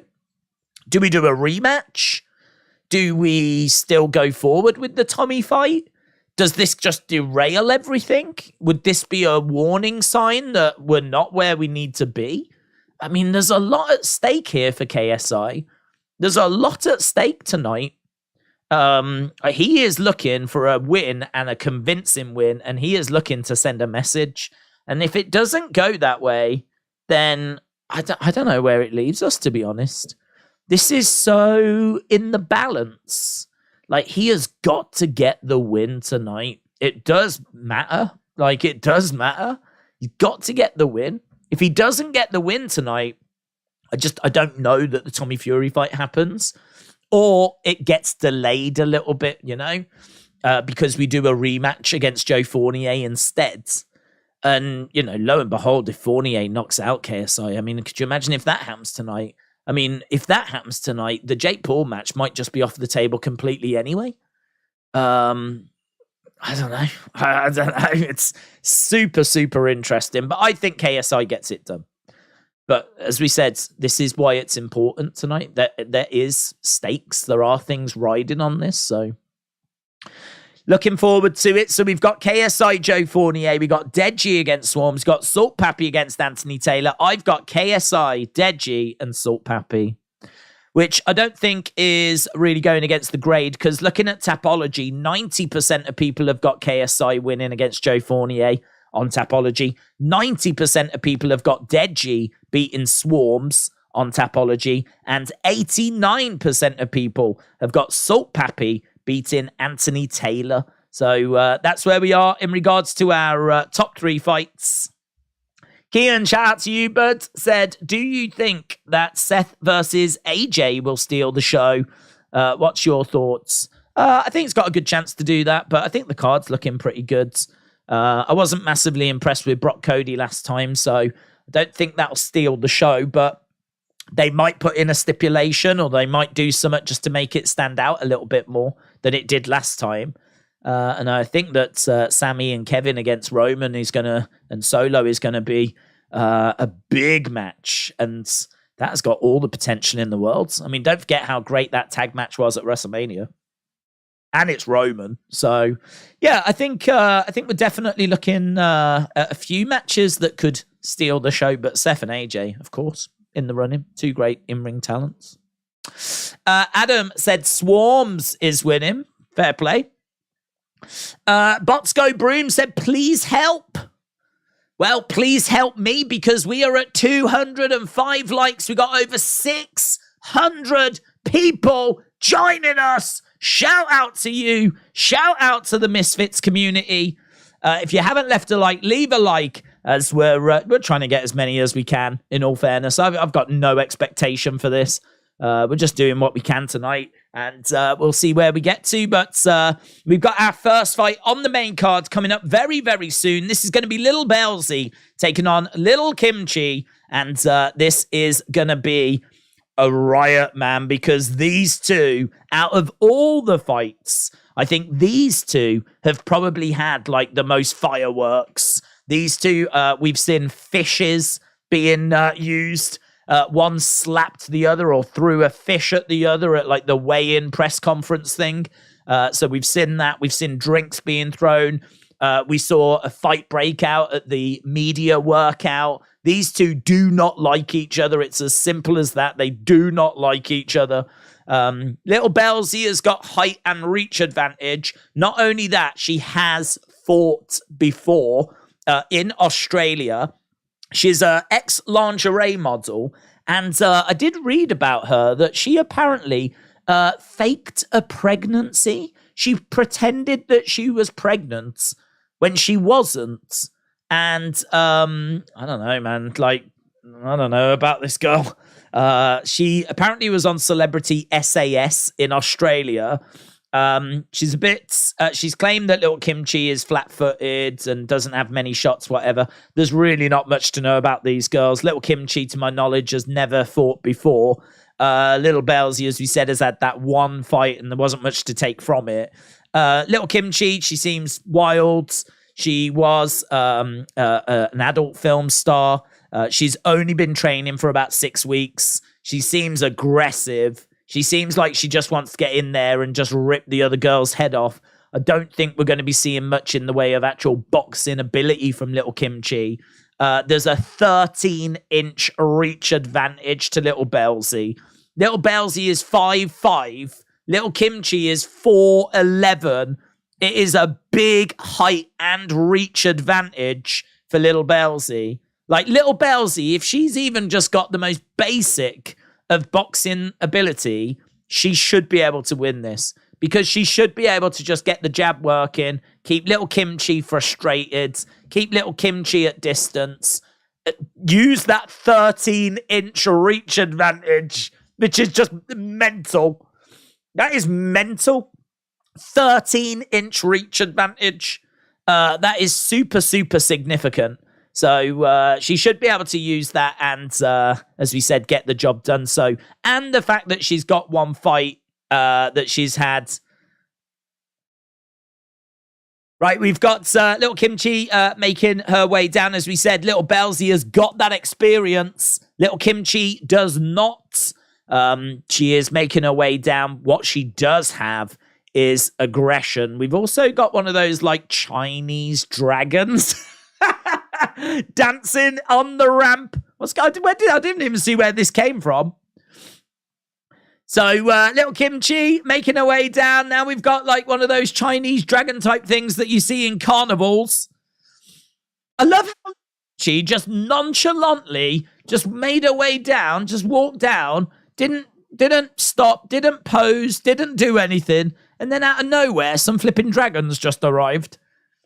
I don't even know if that's like part of her entrance or if it's just come walking out, because she doesn't seem to be acknowledging it at all. If I had a dragon as part of my entrance, I'd like pretend run away from it, or I would like present it, or I would engage with it. She hasn't. She's literally just walked down and just like, what will be, will be.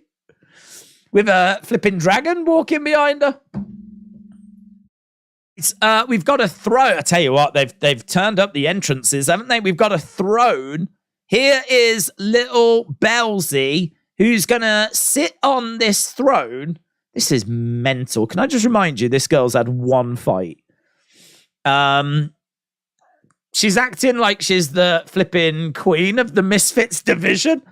This is her first fight in Misfits. She is on a throne and being carried down to the ring. I mean, fair play to the girl. This is, it's quite a strong look. This is the kind of thing that you would imagine a champion would have done. It's good. It's a good, strong look for her, but I don't know that I can say she's earned this kind of an entrance. But it's down to her to show that she does absolutely deserve this entrance. And actually, if we're going to see her on a regular basis, that could be like a signature entrance for her. That could be how she comes to the ring every time we see her. So, yeah, making quite the statement. She's got a crown on her head as well. She steps in the ropes. She walks right past Lil Kymchii. As we said, big height and reach advantage here for Lil Bellsy. This first fight on the main card going to get underway very, very soon. When does the KSI fight start? KSI fight will begin. That fight will be coming up in a good couple of hours. We've got a good few hours to go till we get to that one. We've got quite a few fights to get through. This is Lil Bellsy, Lil Kymchii. We got Viruzz against DK Money.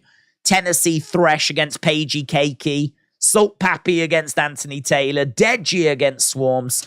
KSI against Joe Fournier. So plenty on the way.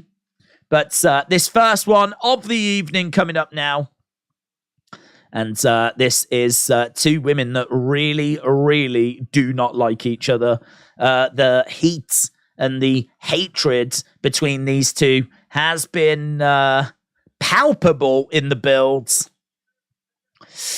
Virus starts, said, text me. Is Fuzi there? I haven't seen Fuzi, to be honest.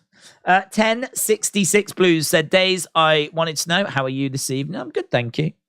Hope you're well, buds. Is this the first fight, says Bossman? It is. First fight on the main cards. We've had the undercard fights. We've had those. They were okay. There was some all right action in there, but yeah, this is where it's at. So we are in Wembley in London as well. Not the stadium, just the arena, which is just next to it. And it's a fairly decent size arena. I believe Wembley Arena was where WWE did their first UK show, actually. So this is quite the venue, very historic venue, but it's not the stadium. But I think definitely KSI has got his sights set on the stadium for future events. Probably the Jake Paul fight in particular. I don't think the Tommy fight would sell out Wembley, but maybe it would. I mean, look, KSI is super popular. Lil Bellsy fighting out of Melbourne, Australia. Stepping into the center. Lil Bellsy, Lil Kymchii. We're about to get underway with this one. The referee just saying a few final words. Recon Blaze said, I'm from the future, and KSI just got knocked out. Right, here we go. Here we go. I expect this to be very wild, very scrappy, certainly from Kymchii. I'm hoping that Bellsy is going to show some real boxing form. It's going to be interesting to see how she deals with the aggression of Lil Kymchii. Okay, here we go. Lil Kymchii and Lil Bellsy, and we are underway. Right hand coming in there by Lil Bellsy. Lil Kymchii is edging forward. Lil Bellsy backing up a little bit. It's Lil Kymchii that's taking that center ground. Good heavy jabs coming in there by Lil Bellsy. We got some like hammer fists coming in there by Lil Kymchii. And right, the referee just stepping in, having a words. They circle around each other, and Lil Kymchii is edging forwards. There's quite a distance between the two of them, though. And Lil Bellsy just firing out a jab. She tries to throw in a right hand behind. She's getting sucked into a brawl. That's exactly what Lil Kymchii wants this to be. She doesn't want this to be a boxing match. She wants it to be a brawl. And there are times here where Lil Bellsy is just getting sucked into that brawl sort of fight. Want to see her doing a lot more work here, Lil Bellsy. She is being too hesitant. And you do see this sometimes with people that have had fights before. They can kind of overthink things, and they can be a little inactive. What you want to see is you want to see her like just standing her ground, throwing out a jab, really frustrating Lil Kymchii. But actually what she's doing is she's really struggling with the aggression of Lil Kymchii, who is the one that's moving forward more. She is the one that's putting the pressure on more. And what it means is that Lil Bellsy is just really struggling to kind of get into any sort of rhythm. She's throwing in a few counters. She's getting a few counter shots in, though. Good work there by Lil Bellsy. Couple of right hands getting through. Lil Kymchii continuing to move forward, and that's the end of the rounds. So, end of the rounds, and quite a close little round. Quite a close little round, actually, because I do think that Lil Bellsy might have just landed a few more shots, but I don't know, man. Let me know in the chat. Who do you think won that one? Who do you think took that round? Lil Bellsy or Lil Kymchii? That's tricky. That is tricky. I feel like Lil Bellsy looked more like the boxer. But who actually landed more shots? I don't know. I don't think Lil Bellsy's going to be pleased with that first round. Lil Kymchii, I think, you know, I don't know what her expectation was, to be honest, but she's got to work that jab more. She's got to go out. She's got to work more. She's got to not be bullied as much. You know, Lil Kymchii is just a tiny little thing, and she's got Lil Bellsy backing up all over the ring. Stand your ground, woman. Right, here we go. Both fighters stepping into the center. Jab coming in there by Lil Bellsy. Little bit better. And she's throwing out some jabs. And now she's got Lil Kymchii backing up a little bit. Lil Kymchii's got the decision to make now. Does she stand and exchange? Or does she try and get away from these jabs? Just overhands coming in by Lil Bellsy. And scrappy there by Lil Kymchii. Scrappy. Referee is going to have a word with both women here. He's bringing over Lil Bellsy. Nothing in the back of the head, he said. Just got a bit too wild there for a moment. And right, back underway. Get the jab going. Throws out a left-hand jab. Again, tries to throw out a left-hand jab. Big power shot coming behind. She's kind of like flicking it down like that with her shot. She just want to see some lovely crisp jabs coming out. Pop, pop, pop. That's what you want to see from her. Again, hesitant. Throw. Just throw. Like these shots, these jabs, just weird little things. And I don't know. I mean, like, she is the one with the boxing experience. She is the one that is dictating this round a little bit more now. Lil Kymchii, as I said, no expectations from her. She's standing the ground in the center. She is seemingly tiring a little bit here because she's not really pushing as she was in that first round. I think some of these shots might have got through. And I think maybe there's a little bit more respect that's starting to sneak in here. We're not seeing Lil Kymchii be as wild. I think there's maybe a bit of cardio that's starting to fail her as well. And it's getting a little scrappy at times as Bellsy came forward, threw a couple of shots in. Bellsy circling round on the outsides. Lil Kymchii throwing out a jab. Couple of shots coming in. She's wailing away.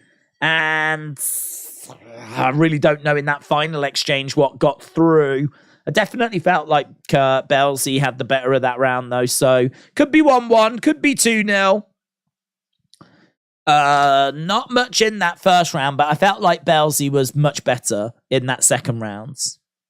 Alex said Salt Papi is going to go to points. It's only a 3-round fight, and Taylor has got more experience. Thank you for the answer. You said how many followers I had as Tommy went. Is Edward famous? Oh, I can't remember though, buds. I can't remember. I remember looking and you had more than what I thought, but I couldn't tell you what that number was. But as I said, I mean, to get into this kind of a world, I've got to think it's about 80,000 minimum. I have no idea what these two ladies have got from a social media point of view, but I wouldn't be surprised. You know, with TikTok, like some of these people have got like 500,000, haven't they? We are underway with round number 3. We are underway with round number 3, and Bellsy coming out, throwing in some shots. Got a couple of shots coming back here by Lil Kymchii. Lil Kymchii wailing away. Oh, counter hook coming back there by Bellsy. Kymchii taking a few deep breaths. Looks like Kymchii had a really good moment in the fight there. But Bellsy was able to respond. You see a couple of jabs coming in there by Bellsy. I do think Bellsy's trying to do the right things here. So right hands by Bellsy. Kymchii keeping her hands up. And, you know, it's difficult with that height and reach for Kymchii here. She's trying, she's working. But it's Bellsy that's trying to get that jab going. Just trying to get the jab going, get the jab landing, take the round, take the points. Hook shot just misses there by Bellsy. 50-odd seconds to go in the fight. Very close. A couple of shots coming in there by Kymchii. Bellsy responding. I certainly don't think either of these women should be sitting on a throne being carried to the ring.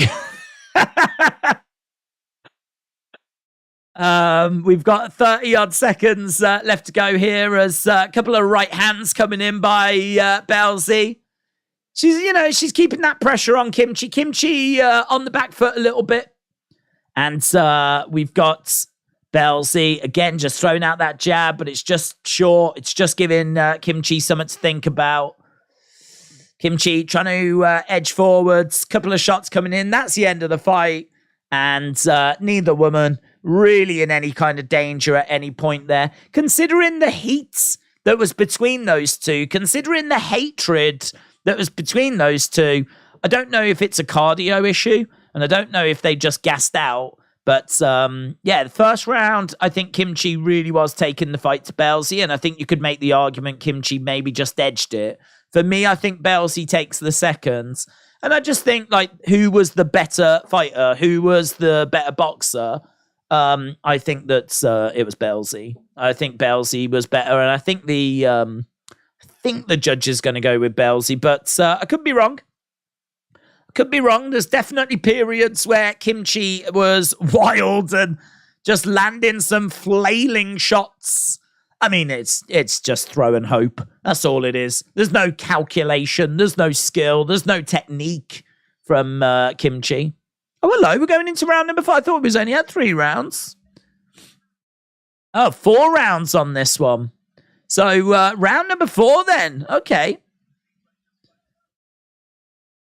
So I've got Lil Bellsy winning this, and she's just throwing out some jabs. Couple of right hands coming in there by Lil Bellsy, just connecting with Kymchii. Kymchii just backing up a little bit.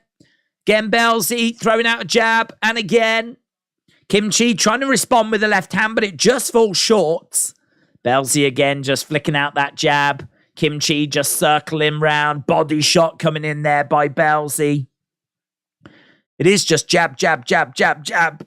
Lots of jabs coming in by Lil Bellsy, but it's good. That's the work rate that you want to see, and it's just not allowing Kymchii to do anything. A couple of shots coming in now by Bellsy, and Kymchii trying to respond with a hook shot. They're in the pocket at the moment. They're swinging for the fences, and Kymchii, I think, got through with a couple of things there, in all fairness. But as we said, Bellsy, I think that jab has worked. I mean, all right for her. I mean, I think it's enough to give her this fight at the moment. 40-odd seconds left to go. I think Bellsy said XZ426. Kymchii actually putting some pressure on Bellsy here. Bellsy getting backed up into the corner. Kymchii putting that pressure on. And we got a couple of jabs coming in by Kymchii. And Bellsy again throws a shot there, and it just falls short. This is our final rounds of this fight. 4 of 4, 12 seconds left to go. This is what I tell you what's interesting about this round, though, is that I don't think this has been as convincing for Bellsy as the last round was. I don't know, you know. I mean, I had it maybe like 2-1 for Bellsy, but you could maybe make an argument that was a Kymchii round, you know. So, I don't know. I think that Bellsy, if we've got to pick a winner, I'd be picking Bellsy. But, yeah, they embrace. There's been some bad blood in the build to this, but you know how it goes. As soon as the fight's over, they embrace. Right, decision time. Bellsy's going to win by decision. What time is the KSI fight? KSI will be fighting... Probably looking in a couple of hours' time, in all fairness, because we do have quite a few fights to get through before we get to the KSI fight. So, yeah, we are probably having to just a bit longer till we get to the KSI fight. Big shout out to everyone joining us, though. If you are watching and you've not left a like, leave a like. It's greatly appreciated. Greatly appreciated as we continue. Work our way towards the KSI fight, which is the main event tonight, of course, against Joe Fournier. Should be a lot of fun. We've got a poll that's going. We've had over 1,000, nearly 2. Oh my God. I only just noticed. We've had nearly 2,000 votes, which is amazing. Nearly 2,000 votes. And 86% of people think that Salt Papi is going to get the win against Anthony Taylor. 14% of people think that it's going to be Anthony Taylor. 64% of people thought that Lil Bellsy was going to win this one. And we are just waiting to see how this has gone. We're waiting for the judge's decision. So 64% of people thought that Lil Bellsy would win. And I think she has got the win here, but maybe a bit closer than it should have been. Neither woman was really in any kind of trouble throughout that fight, though. Are you doing UFC tonight? Sadly not. No, our focus is... I don't even know when UFC starts.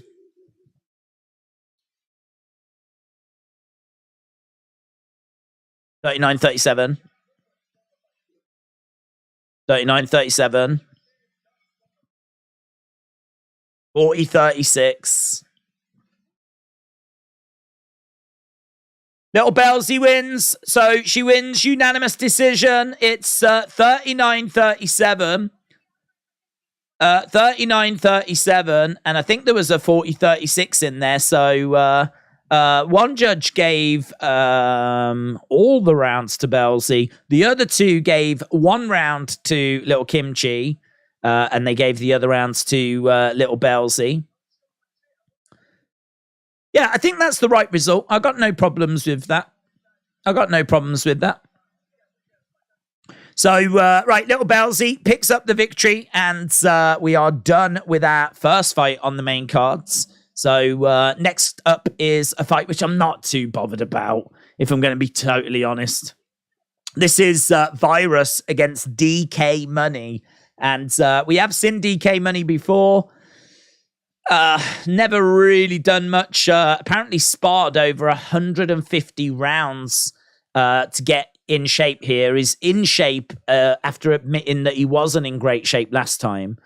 During the build for this has seemed a little disinterested, I thought, though. I don't know. I can't get a read of DK Money. Viruzz is Spanish. He has fought on a Spanish influencer event. Apparently got 3.4 million Twitch viewers for this Spanish event for the last fight that he had.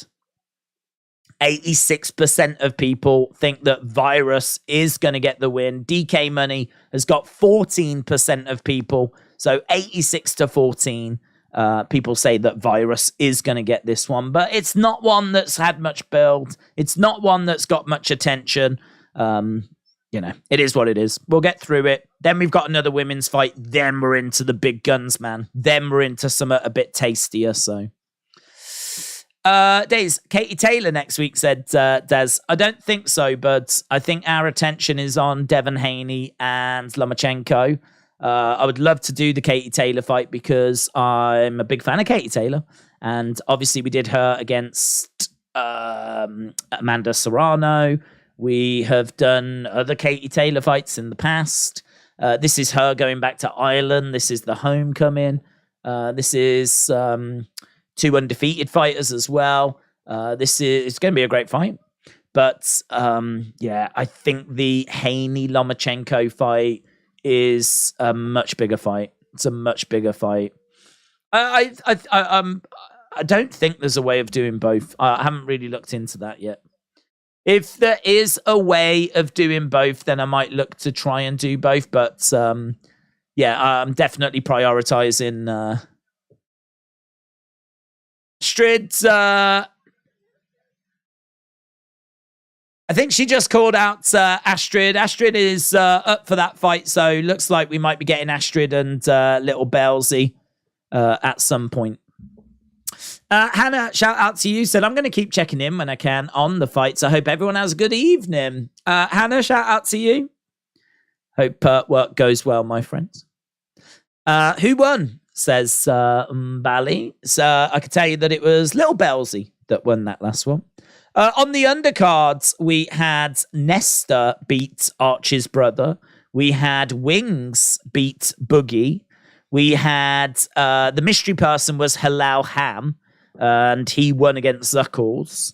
And Unbaer got the win over Korn.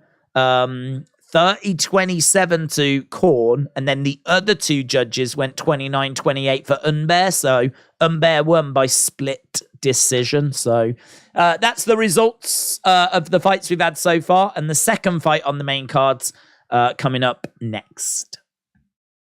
Right, let's go over here to Viruzz versus DK Money. Right, they're just talking about future events that are coming up on DAZN. So Chantal Cameron and Katie Taylor, Lara and Wood coming up the week after as well. So DAZN have got some interesting things on the horizon.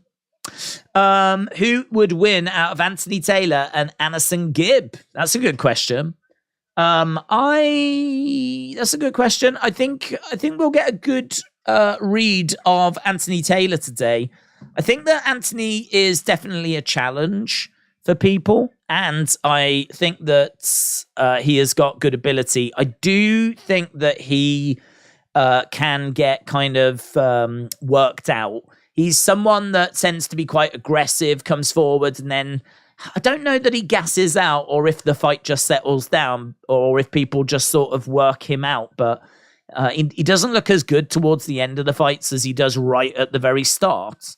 I think Anderson might just edge it, but let's have a look, see how Anthony Taylor does against Salt Papi. If Anthony Taylor comes out and smashes Salt Papi, I'd probably give you a different answer then, to be honest. What's your take on Deji and Swarm? Says Free Fire Comics. Yeah, well, a lot to talk about with that fight, to be honest, because I think Swarm looks so good with how he's just transformed his body and his look. I mean, he really has been putting the work in. I think the guy genuinely got embarrassed by that loss to KSI. I think he genuinely wanted to show that he is better than that. And so he came back, he fought, was it Ryan Taylor, I believe? And, you know, I mean, that was a nothing fight because Ryan Taylor just didn't want it. And basically, you know, there was an eye poke or there was a shot in the head and that was it. Ryan Taylor complained and that was it. Fight was over. So we couldn't really learn much from that. So I've got to say, we have not seen much. We haven't seen much from Swarmz. So it's very hard to get a gauge as to where Swarmz is at. But what I would say is that I expect him to be a hell of a lot better than the Swarmz we saw against KSI.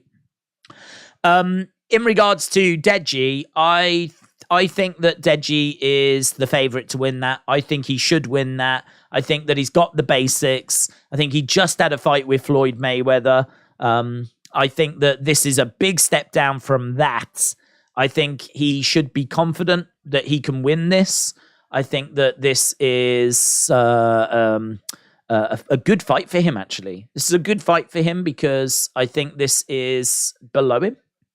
I do. I think that Swarmz is someone that when he faced KSI, I think was it August last year, he had only had 20 days training. So even if he has trained non-stop, he still hasn't had a year of training. In fact, he's had about 10 months of training.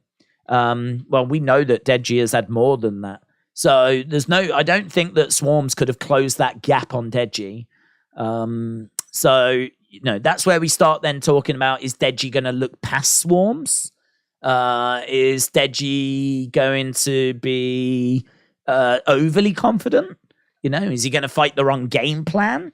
Is Swarmz going to be so aggressive he just overwhelms Deji? Like, these are the kind of conversations. Because I don't think Swarmz is going to have better skills. I don't think he's going to be more skilled than Deji. Because Deji, think about it. Wasn't Deji like Jake Paul's first opponent years ago? Deji's been doing this for a long time. And he's had plenty of fights. He's not been inactive. He's been putting the work in. He's got a great team around him. He knows the basics. I can't see Swarmz closing that gap. Even though Swarmz has absolutely transformed himself, transformed his body. In all fairness, a lot of work that Swarmz has been putting in must have been on cardio and just losing weight, and just putting that kind of work in. Like, I don't know, like, where he is with his technique or anything, but I think that he has got to be behind Deji. It's got to be behind Deji. What it will come down to is game plan, and it will come down to can Swarmz get the most out of his abilities, and is Deji going to have a bit of an off day? And if that's the case, then Swarmz could get the win. But there's no odds on this fight, but I feel very, very confident that if there were odds on this fight, I think it would be minus 260 for Deji, maybe minus 300 for Deji. I think that Deji would be a pretty firm favorite to get the win in this. In fact, I can tell you on Tapology, of all the people that have voted on there as to who they think's going to win, 90% have gone with Deji. 90% think that Deji picks up the win against Swarmz. I think what has definitely caught people's attention is Swarmz's body transformation. And I think that has really showed that he's put the work in. It's just a very easy visual way to see that he has put work in, he has put effort in, and he has got the reward for it. And that is, he's looking great. So I think that you can see that he's put the work in. You can see that he's put the effort in. And I think people are very impressed. And so now they're thinking he's got a chance to beat Deji. But we know that Deji has got a lot of good skills. We know that he's been in there with Floyd. I know he didn't look great in there against Floyd, but it was Floyd's. He's still going to have learnt loads in that camp. So, yeah, I've got Deji winning it. I think it should be relatively comfortable as well, if I'm being honest. Should be comfortable. For the amount of work Deji's done, it should be comfortable against someone that's got 10 months experience. Should be comfortable. But who knows? He's boxing in it. Could get caught with a lucky punch. Might have the wrong game plan. Swarmz could be a natural. He might have found his calling in life. Who knows? So I'm definitely looking forward to it. It's definitely a big fight. I wouldn't say it's a bigger fight than Salt Papi Anthony Taylor, though. I think that's bigger. Just answer. Who won, said Watson. Well, we've only had one fight so far, and Lil Bellsy won that. We're waiting for our second fights to start. Edward said, Days, there will be a way of doing both, as there isn't a fight until 4 a.m. in the UK. Katie Taylor's fight is about 10 p.m. UK time. Well, I'll have a look at it, but at the moment, we're definitely doing Haney Lomachenko, and I can't guarantee Katie Taylor, but I will have a look at it because I do like Katie.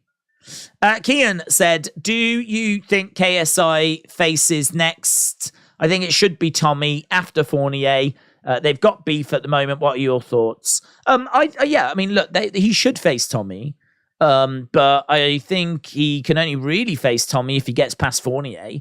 I mean, if KSI can't beat Joe Fournier, then he's, why is he going to step in with Tommy Fury? Tommy Fury is definitely the next level up. And if KSI can't beat Joe Fournier, how do you do that match with Tommy? I mean, look, money talks, and I would imagine that Tommy would probably still want it, but KSI might want the rematch first with Fournier. So it might just postpone things. So it really depends how tonight goes. I mean, honestly, if he loses to Fournier, that might result in a rematch against Fournier. What happens if he loses the rematch to Fournier? I mean, honestly, what then? Is that it? I don't know. I don't know what we do. Do we just do the Tommy Fury match? I don't know. Would people still tune into it? I mean, of course people would, but I mean, would they? It's got to affect things, hasn't it? If he loses to Fournier twice, I've got to think that people are just going to think, nah, he's got no chance against Tommy, and just, I don't know, would they even? I don't know. This could really derail things if he loses tonight. So if he loses, I think his next fight will be Fournier rematch. If he wins, I think his next fight will be Tommy Fury. I heard that Tommy Fury's at ringside, but they haven't shown him. But I've heard he's at ringside. We are getting our next fighters coming down, and as I said, I'm not crazy about this, but we are going to obviously call it, of course. This is Viruzz and DK Money, baby. Just to do the main event, Katie match, then do the whole card, says Bonkers. Breadmaster said, Salt Papi hits a lot of clean punches, but nonetheless, I still think Anthony Taylor is going to win, said Breadmaster. Who wins out of Zhang or Fury? Oh, it's got to be Fury, innit? It's got to be Fury. I mean, in all fairness, Joe Joyce should have beaten Zhang. He should have beaten Zhang. Problem with Joe Joyce is that he has got a horrible defense. His defense is getting punched in the face. And Joe Joyce is someone that we had hope for, because even though his defense is getting punched in the face, he seems to be able to get punched in the face and not go down. I mean, he has got just such an incredible chin.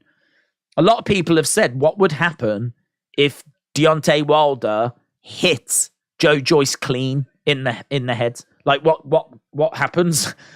Does he go down because of the power of Wilder?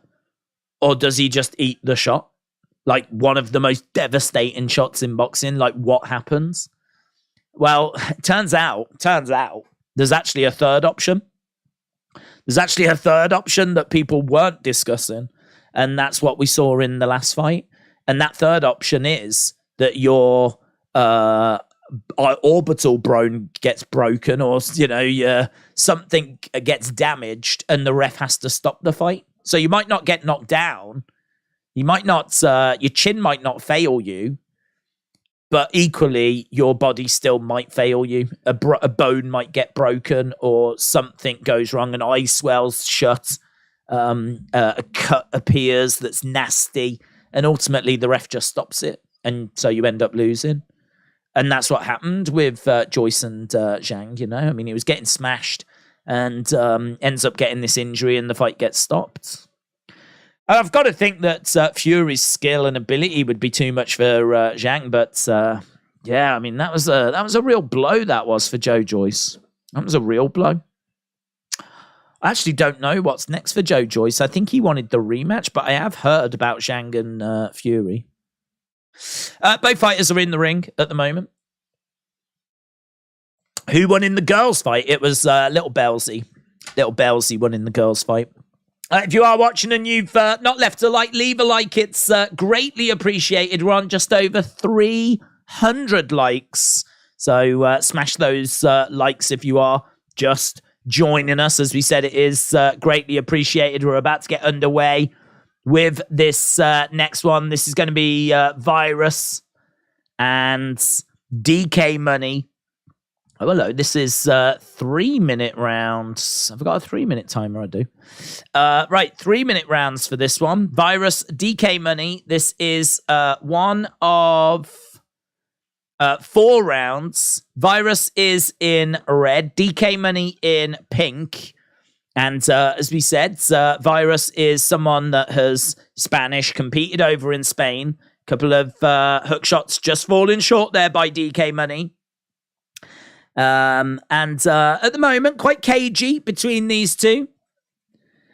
DK Money backed up against the ropes a little bit, ducks underneath a shot there as Viruzz ties up the arms, which is good over hooks as they go into a clean. DK Money backed up against the ropes. There's maybe a knockout here, you know. There's maybe a knockout. Right hand just misses there by Viruzz. I'm wondering Viruzz by knockout here. Just looking at how they're standing, DK Money is over by the ropes, and Viruzz has fought before.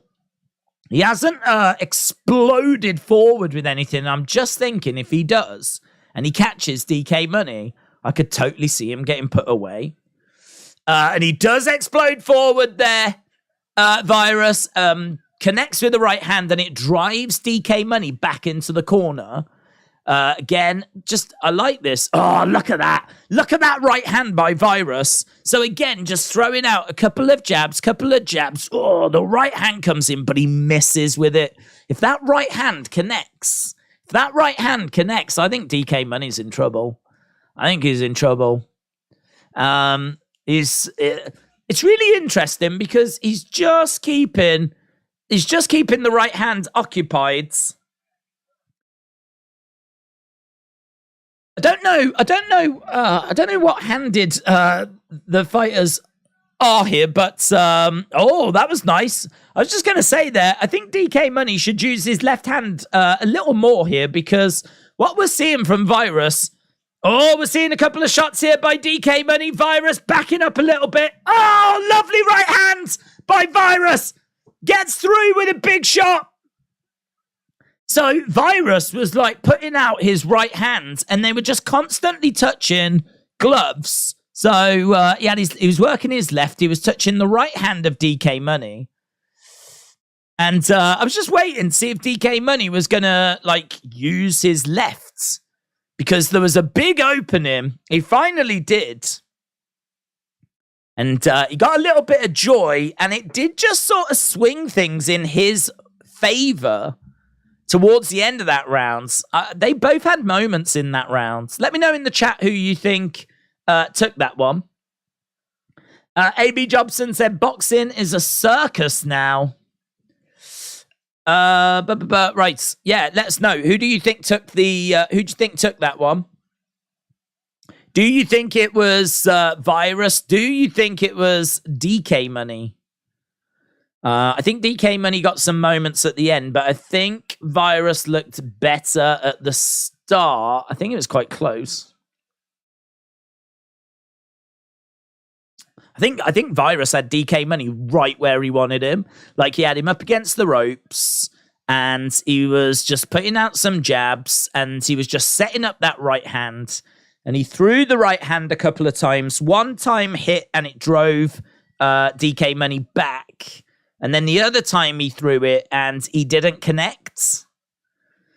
And then DK Money exploded forward himself, and another right hand just misses. Now we've got a clinch. Referee coming in, separating the two apart. Now they're touching gloves again. So it's interesting. It's really interesting. A couple of shots coming in. This definitely feels more technical than I think maybe any fight we've seen so far.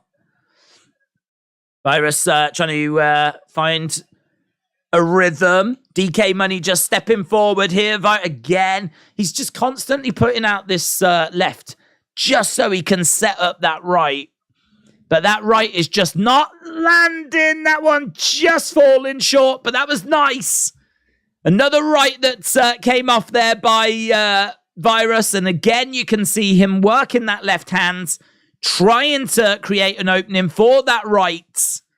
DK Money has got to find a way of changing the script here.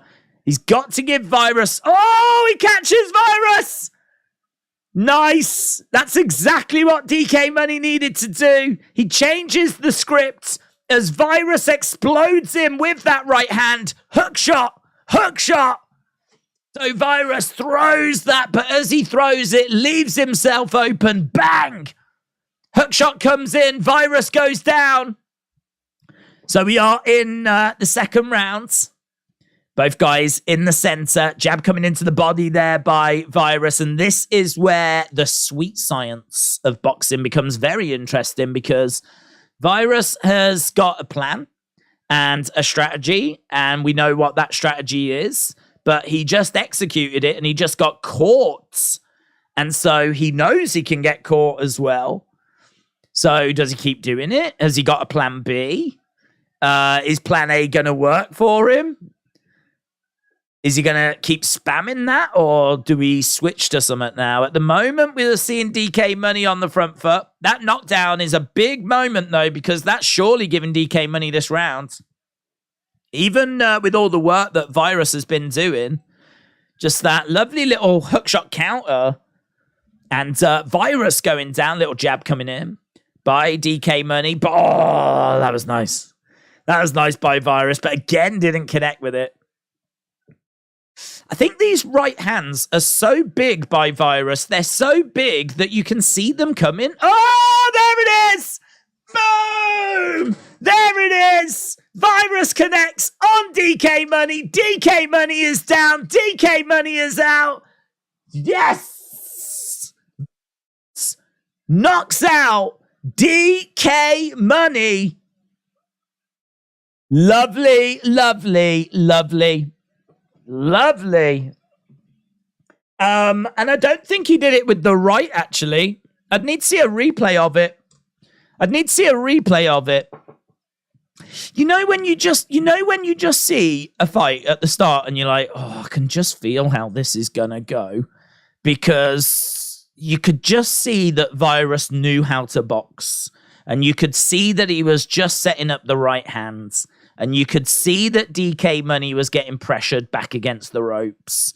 And you could see that he was just jabbing away. And as soon as that shot's going to come in, you knew that that was going to be devastating.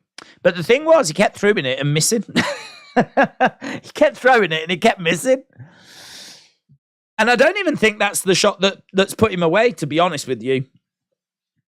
But that fight definitely had the feel of a finish, and it came in the second round. Carlin, 1985, Gareth, shout out to you, my friends. Says, have a great night, Days, and take care. And you, buds. Hope you have a good night. Appreciate the kind words. Appreciate the support, as always. And, yeah, I hope you have fun doing whatever you're doing.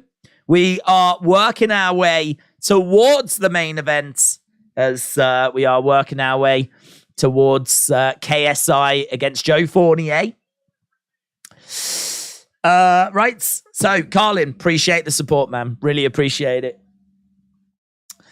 I watched old WWE pay-per-view with Stone Cold and Kane, and Undertaker says, Matthew, shout out to you.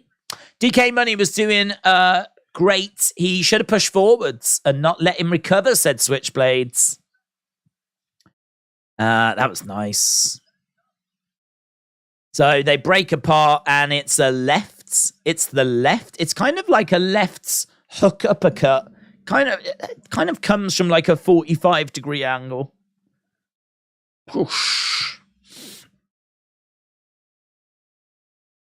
Yeah, that was nice. It was nice. It was a lovely shot, and DK Money was out cold. He was out cold. Just seeing Dean and Slim absolutely shocked on commentary. He is, I mean, look, he looks like he's got some ability. He looks like he can do some boxing. I think in this world, he is going to be a problem. He can definitely cause a problem for people. but he's got some holes in his game as well. I mean, we did see DK Money. I mean, he did get knocked down.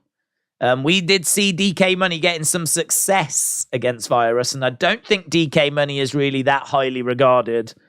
So it's a win for Viruzz. Welcome to Misfits, but yeah, more work needed if you're going to get to the very top, I think. But you got to say, a good addition. Definitely someone that can get some wins here in Misfits and cause some problems. Could have made some chingle on Bellator card yesterday, said Tim.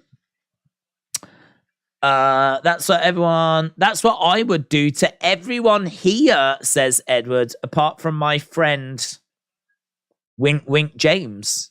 Okay. It's a bit kinky.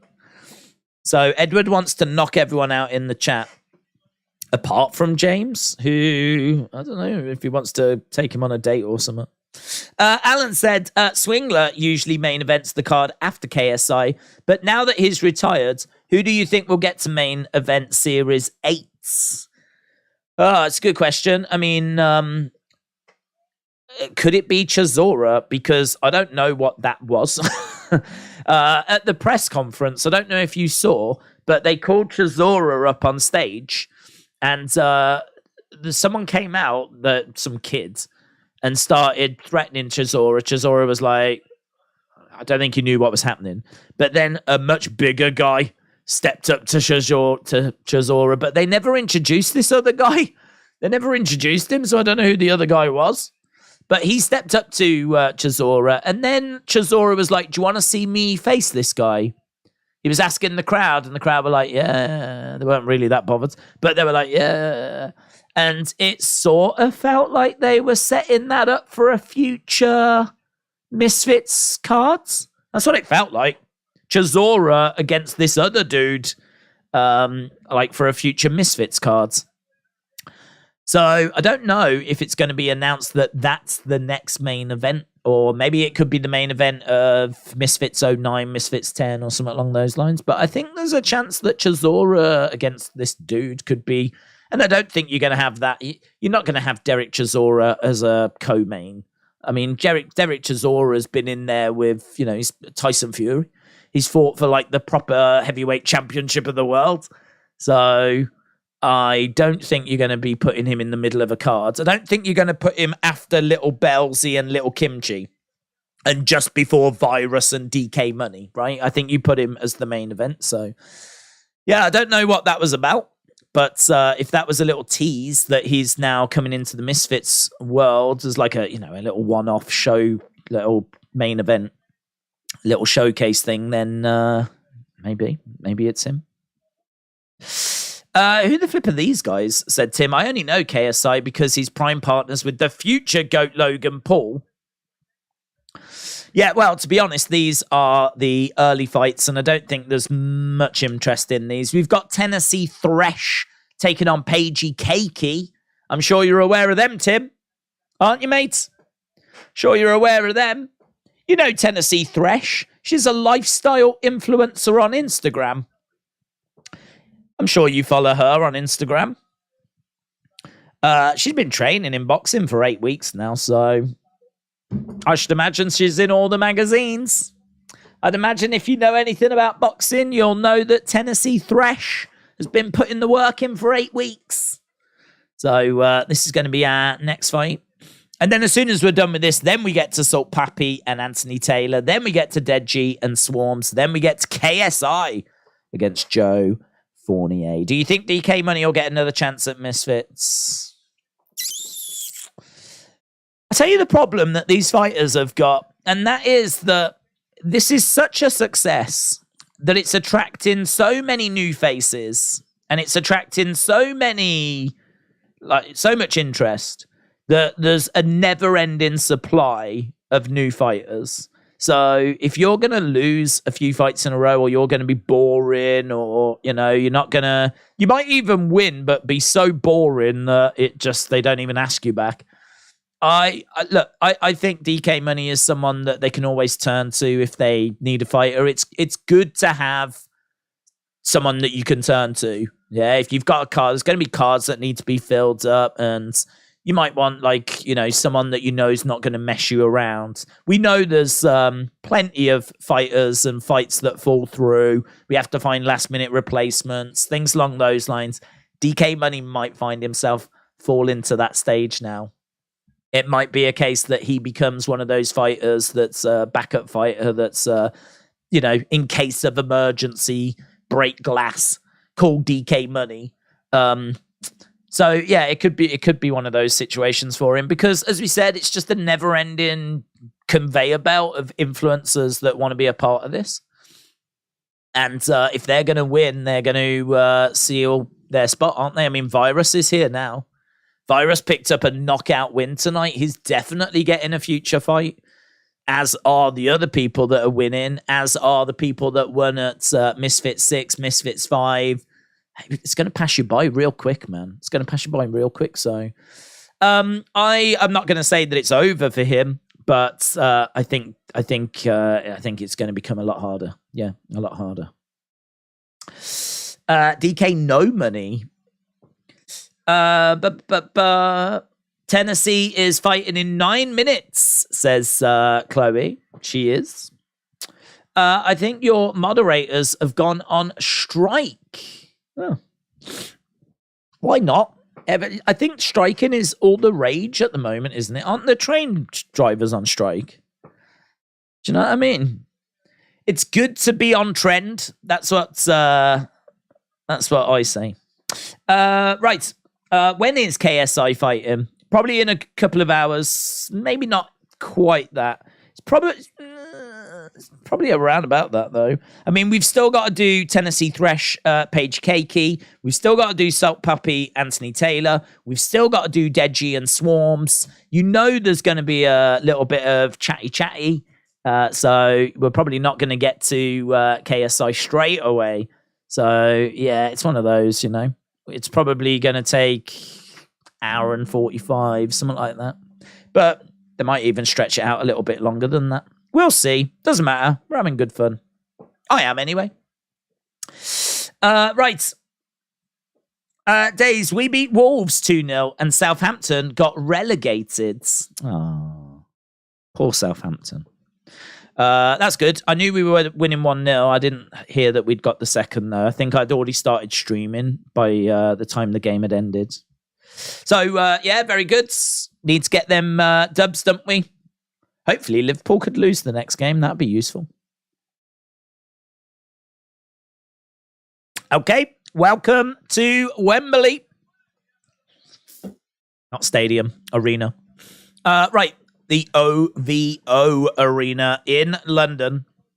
I've never been there, actually. I've never been to that arena. I would like to go. Right, Tennessee Thresh coming up next. Tennessee versus Paigey, Cakey. And we've got an advert. We've got an advert for AEW. What's this? What's this? I like wrestling. What's this? There's a man with Burberry. Man with face paint. Welcome to Vegas. Double or Nothing. Guys, there looks like there's a new pro wrestling promotion. AEW.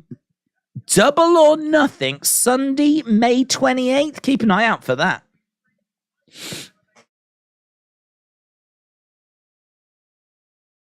AEW Double or Nothing. Yeah, there's a guy with face paint, guy with Burberry. There's a guy with long hair. There's a guy with an annoying wife. Yeah, interesting. DK Money is fighting still. No, it's ended. Are you doing UFC 289, Pena and Nunes 3, said Dasher Dog? I don't know, but my focus, as always, is on the week that we are in. And right now, we are in this week. And right now, we are live for Misfits 007. Here is Tennessee Thresh. She is, like, she really doesn't say a great deal, this Tennessee Thresh. I mean, if she ain't going to be, like, a great fighter, or... I don't think she's bringing much in the way of entertainment.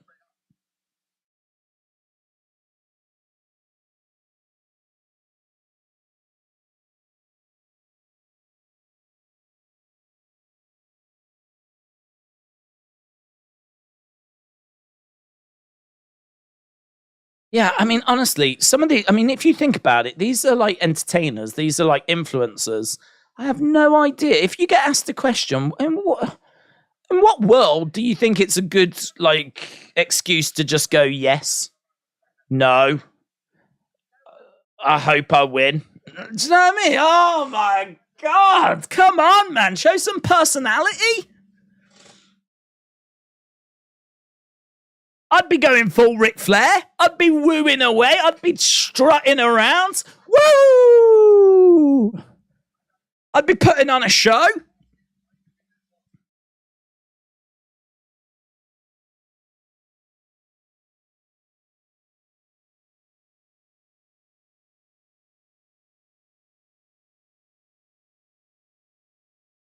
When you beat Paigey Cakey today, who are you going for next?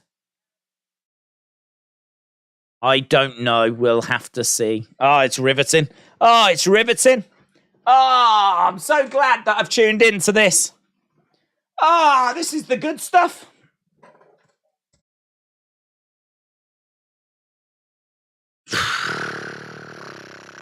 I should imagine Big Zoo walks away just going, Jesus. I mean, honestly. Honestly.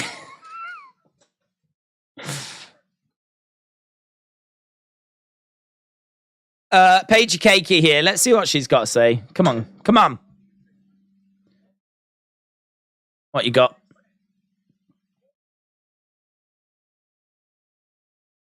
What's next for you?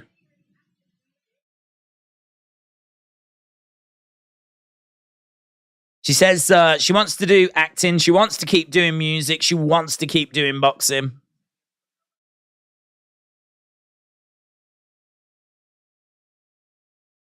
Who next?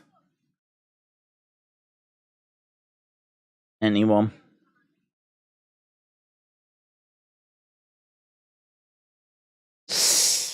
Okay.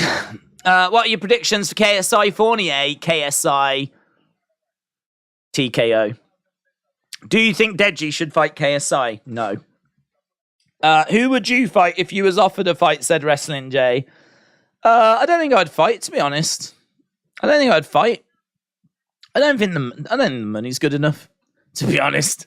I mean, I'd be interested to know what the money is, but I don't think it's good enough. I'm pretty lazy. Do you know what I mean? In fact, this is something that KSI came out and said. He said, like, you know, listen, if you're going to do this, then you've got to make sure you're still doing your content, right? You can't just drop everything. You know, the reason you're here is because you're an entertainer. And actually, this is sort of what we're seeing with these backstage interviews, is the fact that they're sort of forgetting that they're entertainers. They're sort of forgetting there's no way these people got as popular as they got because of what they show in these interviews. They must have a personality. Do you know what I mean? They must have an ability to connect with an audience. They must have something about them that's electrifying and charismatic, and you know what I mean? But for some reason, during the press conferences, during certainly the face-to-faces, if you've ever seen, I don't know if you've watched the face-to-faces, but they're pretty awful, man. They're pretty awful. Those interviews are like pulling teeth. I don't know what it is. I don't know if it's nerves. I don't know. I mean, it's very easy to sit and talk to a camera. You know, maybe if you've got an interviewer and a camera person and a sound person and a director, and all of a sudden it's right, we're live, go.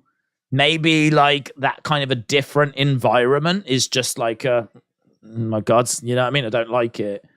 But yeah, that's been a big conversation about don't stop making the content that you're making. If you're a part of this, you are an entertainer, and don't forget that you are an entertainer. You are, a personality.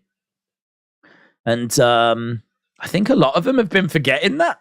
I think a lot of them really have just slipped into, I'm a fighter now. I'm a boxer. This is what I'm going to do. So yeah, I don't know. I mean, I think it is a lot of work. You don't want to embarrass yourself. That means that you have got to hit the gym. You've got to live it, haven't you? I do understand that. I mean, your nutrition, you're going to be thinking about it all the time. You're going to be watching videos, boxing videos. You're going to be going to the gym, working out a couple of times a day. You do want the money to sort of, be worth the effort. And I've got a feeling that when you first start, it's probably not. Is it? You've probably got to really prove that you're worth investing in. You've probably got to get to like Slim level, Salt Papi level. You got to sort of get to that kind of level before they give you anything that's worthwhile. I have no idea how much they get paid. I don't know if anyone's heard anything though. But I wonder how much these two are picking up. I know that Sam Hyde, who fought on Misfits 1, said it wasn't worth it. He said it wasn't worth it. He said the amount of work that he put in to get himself in shape, get his cardio sorted, improve his boxing knowledge, like his actual boxing skill. He said like the amount of work that he had to put in to do that for what he was getting just wasn't worth doing, which is why he's not come back. We haven't seen him since. Here's Tennessee Thresh. There's no denying, though. I mean, you get seen by a lot of people on these cards, don't you? And certainly, I think if you're young and, kind of starting out, I mean, like Tennessee Thresh, what's she, like 22? So, I mean, I've got to think this is a good boost to her brand. Who's your favorite superstar in WWE? Right now, probably Gunther. Probably Gunther right now. I do love Sammy, but I'm not really feeling him being in this tag team. So Sami Zayn is fun. Gunther is fantastic. A future champ, no doubt. And I think you've got to go Roman, haven't you? I mean, I do appreciate what Roman's been doing. So Roman Reigns is pretty sick. Some good stuff going on in WWE at the moment, in all fairness.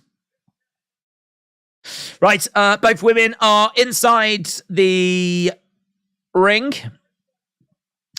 Tennessee is getting ready to go. This is our second female fight.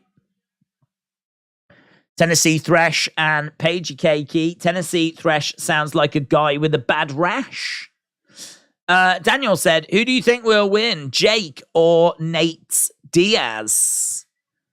Who do you think will win, Nate or Jake? I think Jake. I think Nate's a step backwards from Tommy Fury. I think Nate's a fantastic MMA fighter, and I think he has got some striking ability, but I don't know. Can we say that he's a better striker than Anderson Silva? Better striker than Tommy Fury? I feel like this is not like a step up from Tommy. So yeah, this I feel like this Nate fight is an opportunity. I think this is a big name, and I think it's something that they just want to do. I think they know that this will have interest, and so they're just doing it. This is maybe the first time it doesn't feel like a step up in competition. So I'm going to say Jake.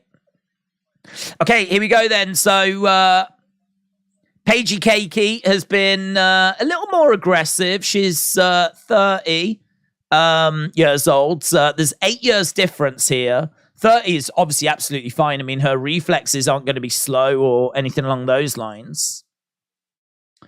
I think this is Paigey Cakey, but maybe Tennessee could surprise us.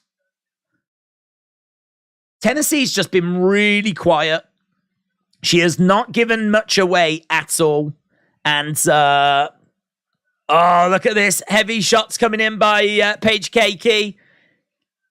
And a couple of, she is getting through. Paigey Cakey, Tennessee getting her hands up. She's trying to keep her defense, but quite aggressive here by Paigey Cakey. The only thing I would say is that if Tennessee can weather this early storm, Paigey Cakey's cardio might start to fail her. So this could just be an early storm that Tennessee needs to survive. But if I'm Paigey Cakey, I'm really putting it onto Tennessee because it looks like she can't really deal with the pressure. And shots really getting through. She's getting through the defense. Couple of counter shots coming back, though, by Tennessee. Both women in the center at the moment. We've got body shot coming in there by Paigey Cakey. So we've had a minute so far, and already Paigey Cakey not giving the same output she was quite at the start. Couple of big shots coming in. Couple of counter shots coming back. I do like what Tennessee is doing in regards to keeping her hands up. She's keeping her guards much higher than we've seen from a lot of other people, which is really good to see. I like the footwork as well. She's changed position. She's moved to a different location. And we're seeing a couple of shots coming in. Nice jab coming in. Lovely right hand, but some counter shots coming back by Tennessee. Tennessee has kind of settled into the fight now. And she's putting out a lead hand there. She's giving Paigey Cakey something to think about. And but Paigey Cakey coming forward, throwing in a couple of, I would call them jabs. Look at that little bit of bounce in there by Tennessee. I tell you what, Tennessee, if she could really, really commit to this, because apparently she's only been training for about 8 weeks, but if she could really commit to this, she's what, 22 years old? I'm going to say now she could go on to be the best female fighter we've seen in Misfits. Tennessee could.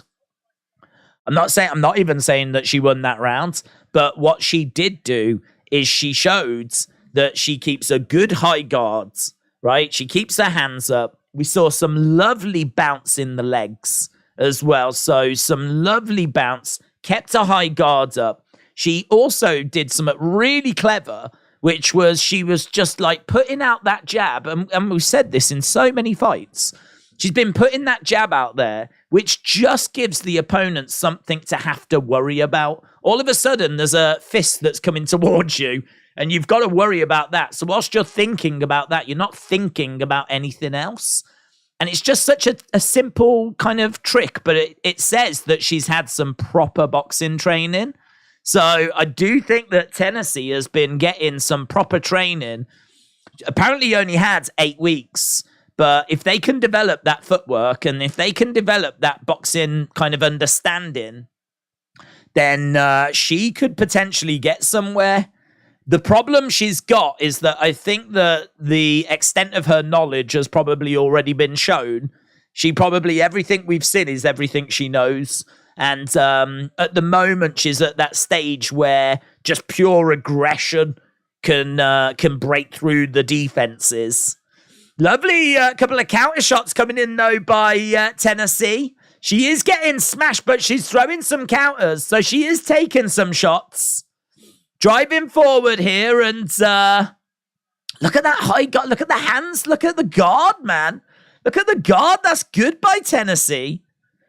That's a lovely shot that's coming in. I mean, it's not too hard to break through the guard, in all fairness, but I like how high she's keeping her hands. Nice jab coming in there by Tennessee. 1-2 straight down the middle. I really thought Paigey Cakey was going to walk this. I really thought Tennessee at the age of 22 with only 8 weeks training was going to come in here. She's been very quiet and I thought that she was going to just get blown away. But I've been really impressed. Hook shot coming in there by Tennessee. It is Paigey Cakey that's putting the pressure on. Couple of counter shots coming back, though, by Tennessee. Again, keeping the hands high. Lovely right hands. She's staying in the fire a little bit too long here. They're both swinging away. Oh, that's a lovely right hand by Paigey Cakey. And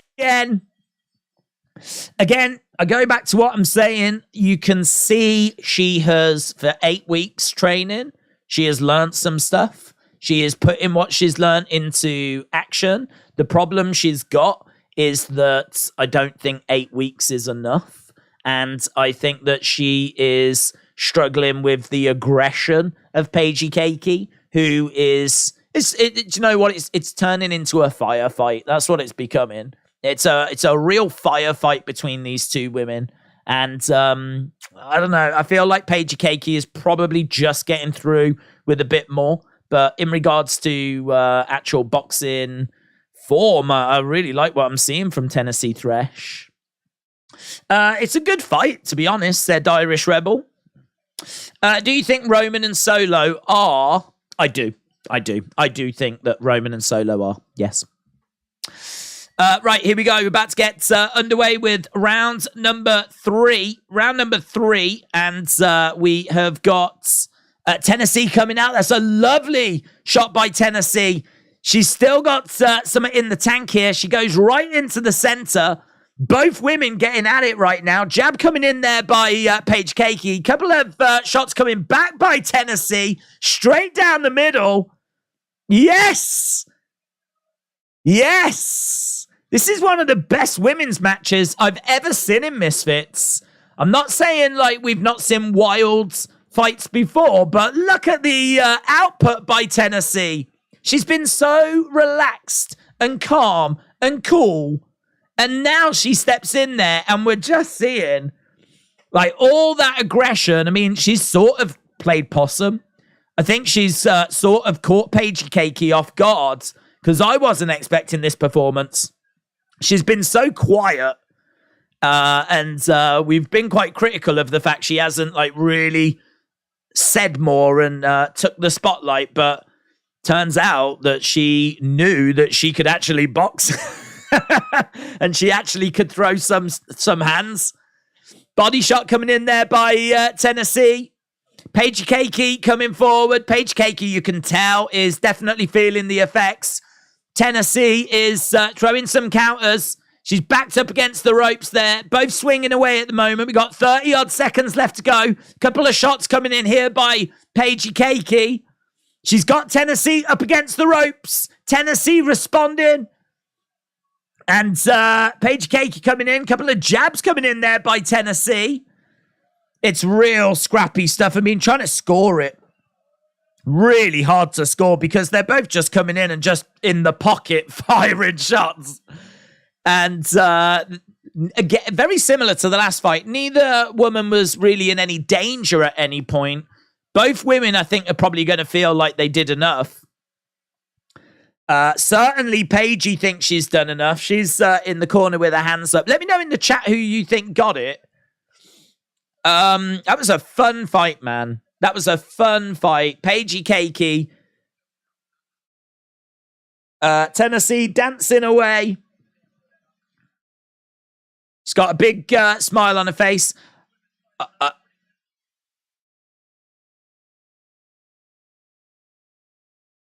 Yeah, it is true.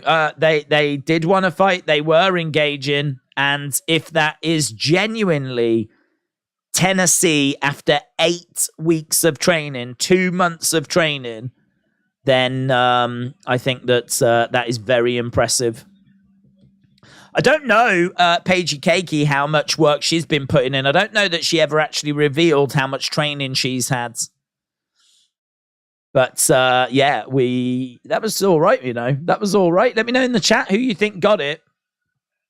LMK Boy, shout out to you. The Goated says Tennessee won. Watch it be a draw, said Alex. I think it's close. I think it's close.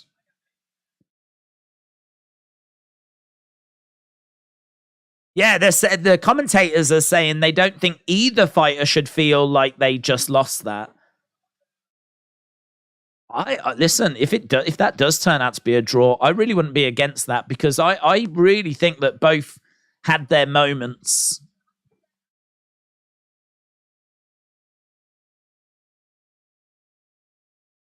We're waiting for these scorecards to get added up.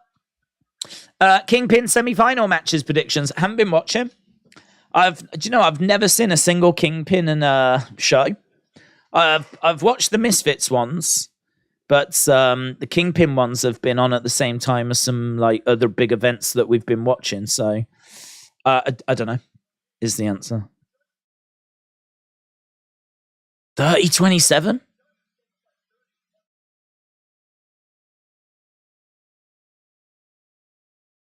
Wow. Wow. Unanimous decision, I don't mind.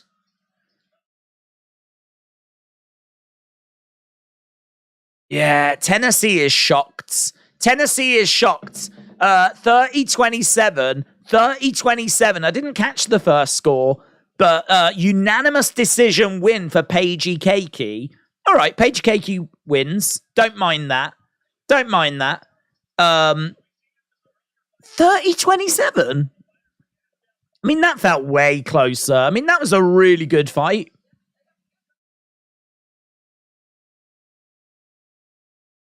I can't say that Paigey Cakey took all 3 rounds. I think it's a close fight. I think, you know, if the judges really feel that Paigey Cakey got the win, then fine. But listen, I think Tennessee is going to be welcome back. I think that she is, with 8 weeks training, really shown that she has got some real skill. Some real skill. Yeah, that would be so hard to judge. That would be so hard to judge. Well, it's Paigey Cakey that picks up the victory, and we're moving on to our next fight, which is, I believe, Salt Papi and Anthony Taylor. So,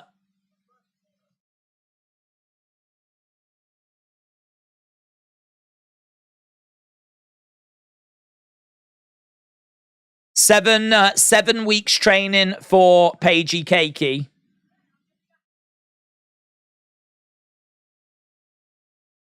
She said she's just glad that she won. She dreamt about this. She managed to manifest this.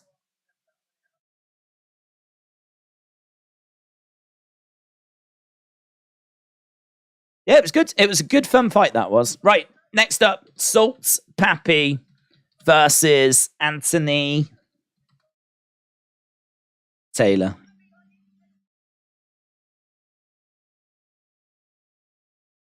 Paigey said that Tennessee was much tougher than she thought she was going to be, and she says props to her. I agree. She's been very, very quiet. Very, very quiet. Has. And it turns out that she could actually do some stuff in the ring. So, okay, so it is a win for Paigey Cakey. We're halfway in this card.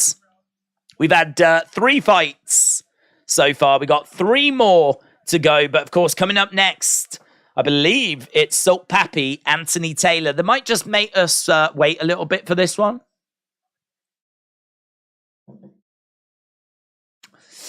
Salt Papi, because I mistook him for Salt Bay earlier, says Tim. Anthony said, do you think Roman and Solo are winning? I think it's really close. I think they could win. There's definitely a reason why they would win. I don't think we need Kevin and Sammy as a tag team throughout the summer. I think that Roman and Solo having the belts would be really insult into the Usos. I don't know how you get those belts off Roman and Solo, which could be a bit of a problem. But yeah, I think there is definitely a chance for Roman to pick up the win along with Solo. Equally, the Usos could cost them, and Sammy and Kevin could retain. So I think it's really, really close. I think it's really close. I think you can take that story in either direction. Salt Papi is going to win this by decision. Well, we have had nearly 3,000 votes. Again, if you're watching and you've not left a like, leave a like. It's greatly appreciated. We're at 350. So we should be able to get to 500 tonight. We did wonder if the 1,000 would be achievable, but I don't think it's achievable. But we can try and get to the 500. So if you are watching and you've not left a like, leave a like. We're at commercial break at the moment. I can tell you that with nearly 3,000 votes,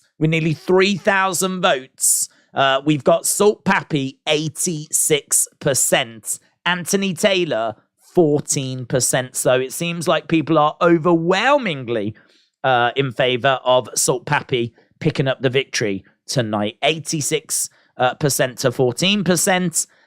You lot are right behind Salt Papi. So am I, actually. So am I. I have got Salt Papi winning this. So far, in the first fight, I had Lil Bellsy. She won. I had Viruzz. She won. I had Paigey Cakey, but I was really impressed with Tennessee. Paige Cakey won. Robbery. Well, it was close. So far, I've got them all correct on the... I think I've got them all correct. No, I didn't have Unbaer. And obviously, I didn't know who the mystery person was going to be.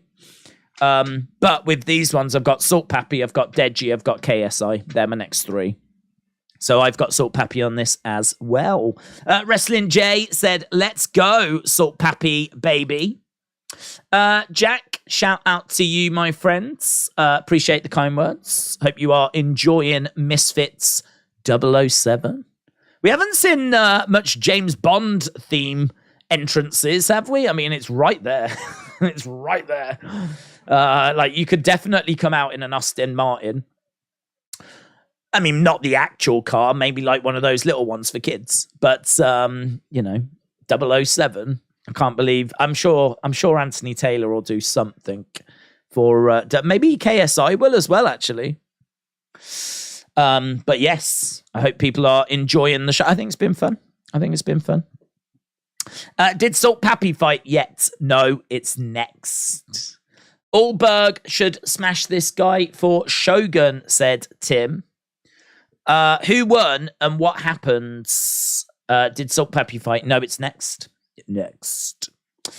Did anyone tell you look like Captain Price? No one has ever said that. But it's probably true. Has it gone to decision? It's not started yet. I can confirm that Tommy Fury and John Fury are in the building. Let's go. Big John energy. So, Big John in the house. So, yeah, I think we're almost certainly going to get a confrontation between KSI and Tommy Fury, as long as he wins. Even get it if he loses. I mean, maybe the plan is that if he loses, they're not going to do the rematch. They're just going to go straight ahead with that fight. A bit like what we've just seen from Jake. You know, Jake lost to Tommy. It didn't stop the Nate Diaz fight. We've just gone straight into it. So maybe regardless, KSI is going to face Tommy Fury next. He'd much rather be doing it off the back of a win, though. So we're going to find out if he can pick up the victory tonight very soon, as we've got just 3 fights, including KSI, left to go. Right, if you are DK, do you fight on Misfits again? I say yes, you do. I say that you do fight again. I don't think that's the end of the road for him, but I do think that it puts him right towards the bottom of the pile. I think that there are now a considerable amount of people that you would want to get on the card instead of DK Money. One of the people that you might want to get on the cards is the guy that's on stage right now. His name is Big John Fury. Let's go! Big John! Big John! Tommy's there as well, but it's all about Big John. Big John. Let's go. He's talking to Tommy. This is a great audience. This is special, says Tommy. People want to see entertainment, and that is what these shows bring.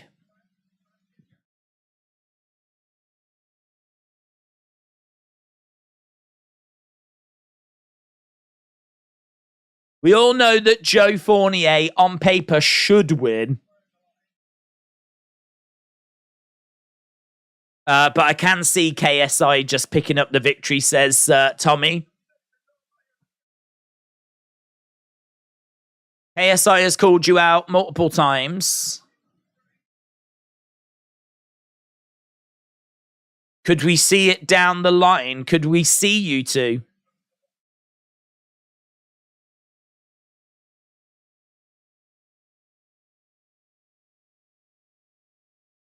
I beat the best, and that was Jake Paul, so this is just easy money.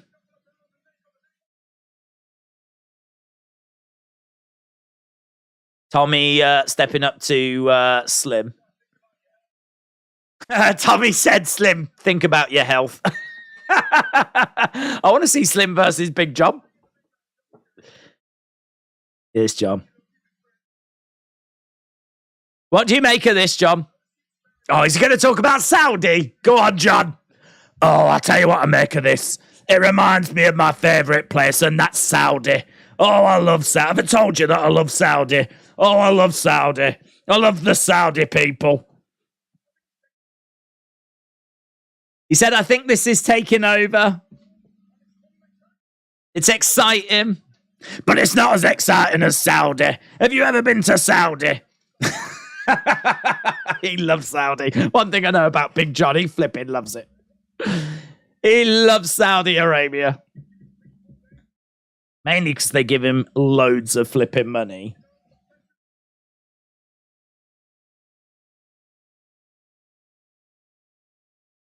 We can't wait. I love Big John. I love how John is there just in a tracksuit bottoms and a t-shirt. Big John ain't got a clue what's going on, man.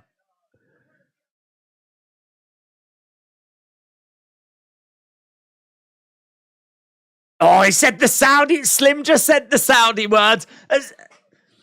Slim was like, I was there in Saudi to see Jake and Tommy. And as soon as he said Saudi, Big John was like, someone say Saudi. Did someone say Saudi?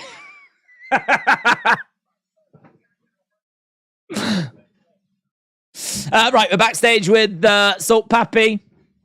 Watson, Saudi. Oh, I love Saudi. Have you ever been to bringing the family to Saudi?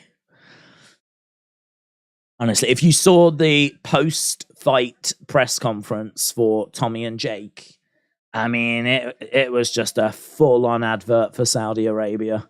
It was just a full-on. He's bringing the family. It's an amazing place. You'll have the time of your life if you go. Do you know what I want to see? I want to see a travel advert for Saudi Arabia featuring Big John. I want to see Big John on a sun lounger with a cocktail, right? Hello, welcome to Saudi. Having a little drink. Let me show you the sights of Saudi. And then he can take us around Saudi Arabia. If no one is doing that on TikTok, it's just another content idea for you. You take that. You have that. Someone do an impersonation of Big John and have him going around. Have him going around a green screen Saudi Arabia. That'd be brilliant. I mean, you might get in trouble with Big John. I don't know. You'd have to hope he sees the funny side because he's a pretty violent man. But I think he'd be all right with it. He loves the attention, Big John, doesn't he? Hey, he loves the attention. He's a good guy. He's one of life's good guys. Right, we're backstage with Anthony Taylor.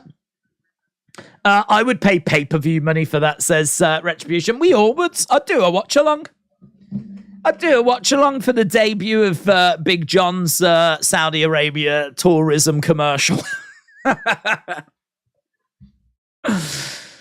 Right, we've got a big fight coming up.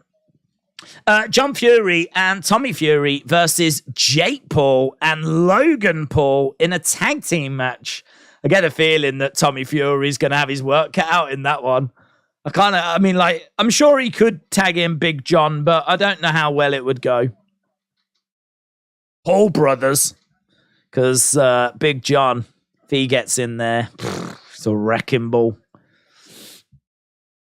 Yeah, that would be interesting. How about if it was Tyson Fury and Tommy Fury against Jake Paul and Logan Paul? How about that? How about them apples? I really like the tag thing. I think it's got legs. I think it's got a good future. I think you could come up with some really fun teams. Armin said, hello, Days. Hello, chat. Amin, shout out to you. David said, who's winning? We're winning, David. You and me, we're winning. And Big John and Saudi. Fight-wise, no one, because even though it says round 3, it's a lie, because the fight hasn't even started. Who is your favorite superstar in WWE? I answered that. I would say Roman. I would say Gunther. I would say Asuka. I would say Sami Zayn. I would say those guys at the moment. It's in a weird place, WWE, because when I say those names, I know a lot of people are probably going to go, who are they? If you don't watch wrestling, you've probably never heard of Sami Zayn, and you've probably never heard of Gunther, and you've probably never heard of Asuka. You've probably heard of Roman Reigns. I reckon that's a name that might have got out there, but a lot of those other names I just mentioned, people probably don't know who they are. WWE doesn't really have like Stone Cold and Rock kind of levels of people. Well, Becky Lynch. Did she get to that level, do you think? Charlotte Flair? Seth Rollins? We got Ronda Rousey. We got Brock Lesnar. We got Ronda. We got Brock. They're not my favorites. But it's doing some good stuff at the moment, WWE. Daniel said KSI and Deji against Jake and Logan. Let's go. Let's go. Let's go. Right, Ade making his way down with Dean the Great, as he said, we're about to get to the ring walks, and he is not missing this one. Salt Papi, Anthony Taylor. We have had a great number of votes. Over 3,000 votes have come in. 86% of people have gone with Salt Papi. 14% of people have gone with Anthony Taylor. Salt Papi has got a 6-inch reach advantage. Do you know what? Salt Papi, this is amazing. Salt Papi is only 4 years younger than Anthony Taylor. Anthony Taylor strikes me as like a 42-year-old guy. Apparently, he's only 33. Anthony Taylor genuinely comes across as being much older than he actually is. So, Salt Papi, 29. Anthony Taylor, 33. There is no way that I thought there was only 4 years between those two. Here is Anthony Taylor, and we've got a couple of ladies coming out, twerking and dancing away. Anthony Taylor has come out with a guitar. Is that like an Ultimate Warrior jacket? It looks very Ultimate Warrior. That jacket looks really Ultimate Warrior. Love the tassels. This is very pro wrestling. The guitar makes me think Rick Boogs, but that jacket makes me think Ultimate Warrior. What does it say? I think the one side does say Ultimate. I don't know. Ultimate Pretty Boy, maybe? I don't know what the guitar's about. I don't remember Ultimate Warrior having a guitar. And the lack of face paint is very disappointing. But, yeah, he's not really playing it as well, because it's very hard to play a guitar when you're wearing boxing gloves. But he's giving it a hell of a go. He is giving it as much of a go as that woman was twerking at the start, which was honestly quite the visual. And yeah, this guy is such an asset for Misfits. They need to make sure he's getting paid well, man, because he is a star. He is a star. He is a showman. He is great at the press conferences. He might not be like the best fighter, the best boxer, but Yeah, you book him all day long, twice on a Sunday. He is just such an asset for them. Here's another asset for Misfits. Here is someone else that you book all day long, twice on a Sunday. One of, if not maybe the best influencer boxers in this space. Put respect on his name. Salt Papi. I saw Manny Pacquiao had sent a tweet out about Salt Papi. I think Salt Papi said I think Pacquiao said Salt Papi could be like on the co-main of his next fight or something. So Salt Papi is making his way down. If you are a fan of boxing, then this is the guy in this world that you want to be having a look at, because as much as he is dancing his way down to the ring, he does possess some serious skill. And he has got the respect of this influencer boxing community. Anthony Taylor knows that this is going to be a challenge as well. This is at catchweight. 89% of people on Tapology have got Salt Papi. 11% have got Anthony Taylor. It's amazing, isn't it? Because if you look at Anthony Taylor, he looks like a boxer. He's got muscle. He's pretty ripped. He is the pretty boy. He looks the part. And then you look at like Salt Papi coming down with glasses on. Doesn't look to be in quite a good shape. But on Tapology, 89% of people have got Salt Papi winning this. In our poll, it's 86% of people have got Salt Papi winning this. I've got Salt Papi winning this. But Anthony Taylor's going to be an interesting opponent. So Anthony Taylor getting his intro. Come on, Salt Papi, said Red Plums. Lord Astro said, have you been there all day streaming? I have been here for about 5 hours. Is that all day? It's not really all day. It's a long time. But I would do that every Saturday if it meant I got to see Big John. Salt Papi doing a little bit of a dance. Oh, he's revving up. He's revving up. He is the TikTok dancer. Seeing a lovely sweeping shot of Wembley. And, I mean, I'm guessing this is a sold-out crowd.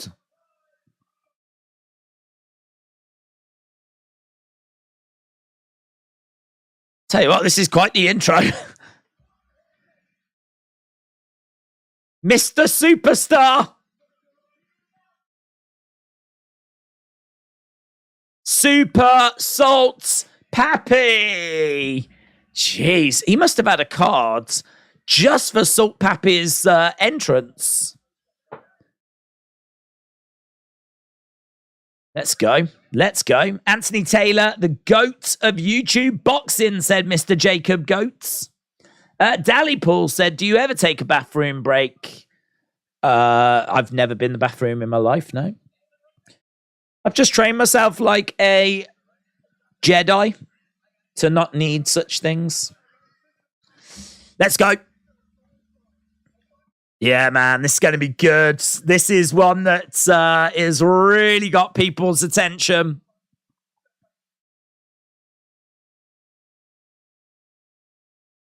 Shake hands.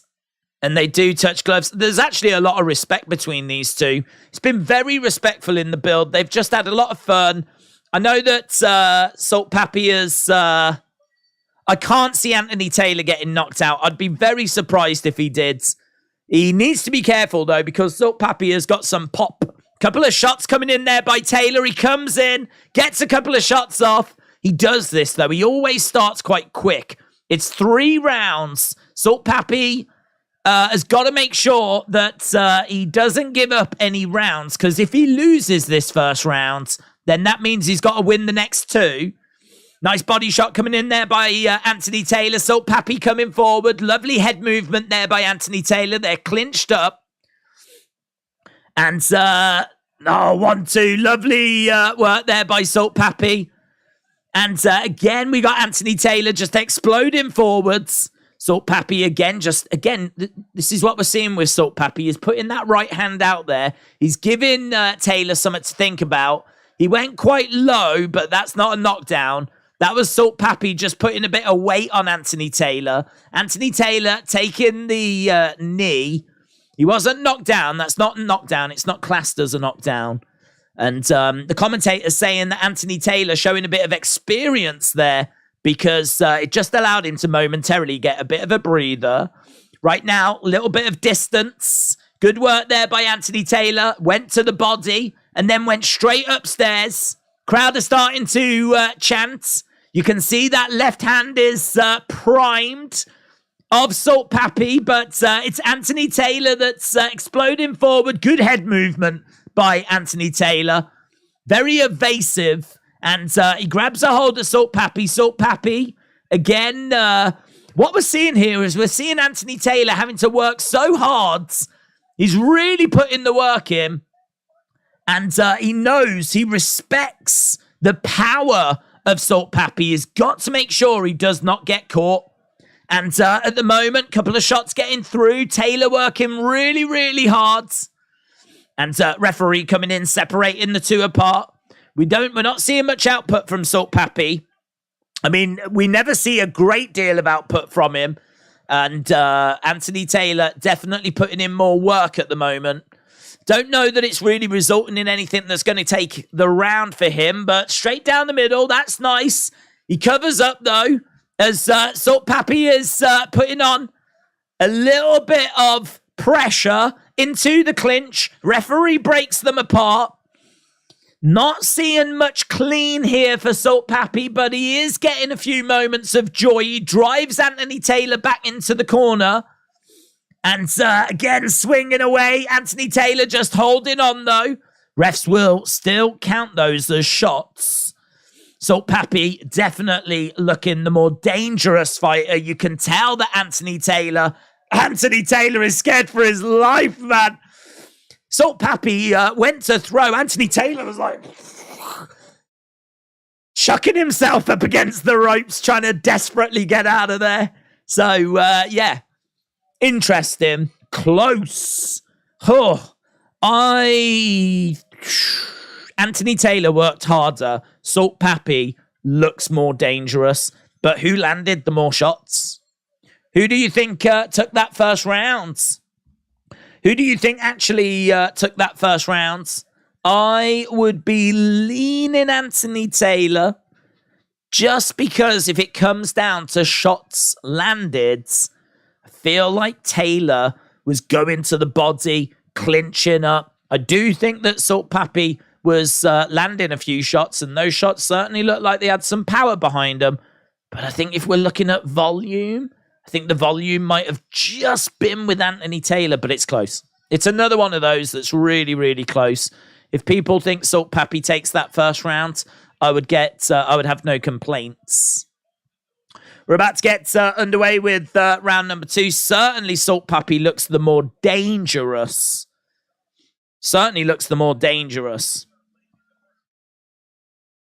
Right, nice shot there by Salt Papi, and smile on his face as Taylor comes forwards, tries to get a few shots through, and again, so Salt Papi is so happy to just allow Taylor to come forward and pick him off with a couple of counter shots. A couple of body shots coming in. Anthony Taylor goes to the body, goes upstairs. Salt Papi with a smile on his face. I think he's very comfortable in this fight. Anthony Taylor, again, just trying to work, trying to find a way through, going low, feinting low. He's trying to set a few traps. They're both putting out their lead hands at the moment to try and give the other person something to think about. All it keeps resulting in, though, are clinches. Nice 1-2 to the body there by Anthony Taylor. And again, he's looking to go to the body. So again, it's very similar to the first round. We're seeing Anthony Taylor doing a lot more work. He's the one that's trying to land to the body. He's the one that's trying to get some volume going, get some shots off. Nice 1-2 upstairs there by Anthony Taylor. Shot coming into the side of the body. Taylor working. But what we're seeing Salt Papi definitely landing some shots, and his shots are the ones that just look more dangerous. You can tell that Anthony is really deathly scared of what Salt Papi is throwing. Shots coming into the side of the body here by Anthony Taylor, both in the center of the ring at the moment. He goes upstairs, tries to drive Salt Papi back. Referee comes in, separates them.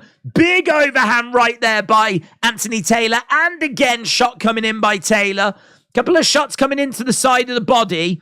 This feels very similar to the first round. And for me, this feels like a Taylor round. He's working hard. He's working so hard. And again, I think if we look at shots landed, which is not a stat that we've got, referee coming over and just having a word. There's no knockdown or anything here. Referee just having a word because it's just getting a little bit scrappy. But definitely some of the eye-catching shots have come from Salt Papi. Taylor, again, trying to work these two. There's a few head collisions in there because there's a lot of work going on in the pocket at the moment. Anthony Taylor going to the body. Taylor doing some good work in the clinch here, and the crowd recognizing that. End of the round. End of the round. Taylor working hard. Taylor working hard. Taylor needs to up his game or he is going to get knocked out, said Alex. Papi is looking for space for that KO. Taylor has to be aware, says Ryan.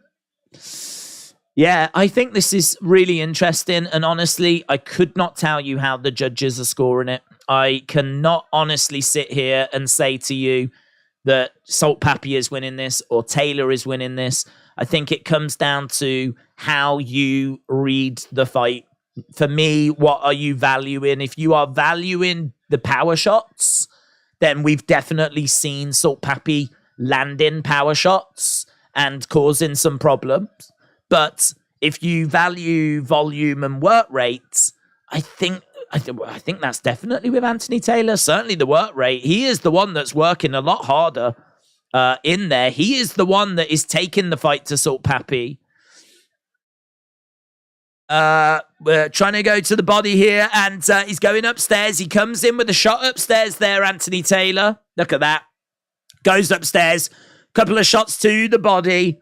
And Anthony Taylor is still moving, and it's good. This is good by Anthony Taylor. Normally, he can fade later in the fight. I feel like, hook shot coming in there by Taylor. He does have to be careful. He's trying to come in. He's driving Salt Papi back against the ropes. He's trying to go to the body. He's done really, really well to avoid any of those big, big shots from Salt Papi. And again, he's trying to come forward. Salt Papi not looking as smiley as he was at the start. Lovely right hand straight down the middle by Anthony Taylor. And a couple of little digs coming into the body. And again, trying to come in. A couple of little shots coming into the body. Again, you know, these are looking all right to the judges. I don't know if they're scoring them because some of them are maybe a little bit too far around the back. And but they could be doing some damage. They could just be wearing down Salt Papi.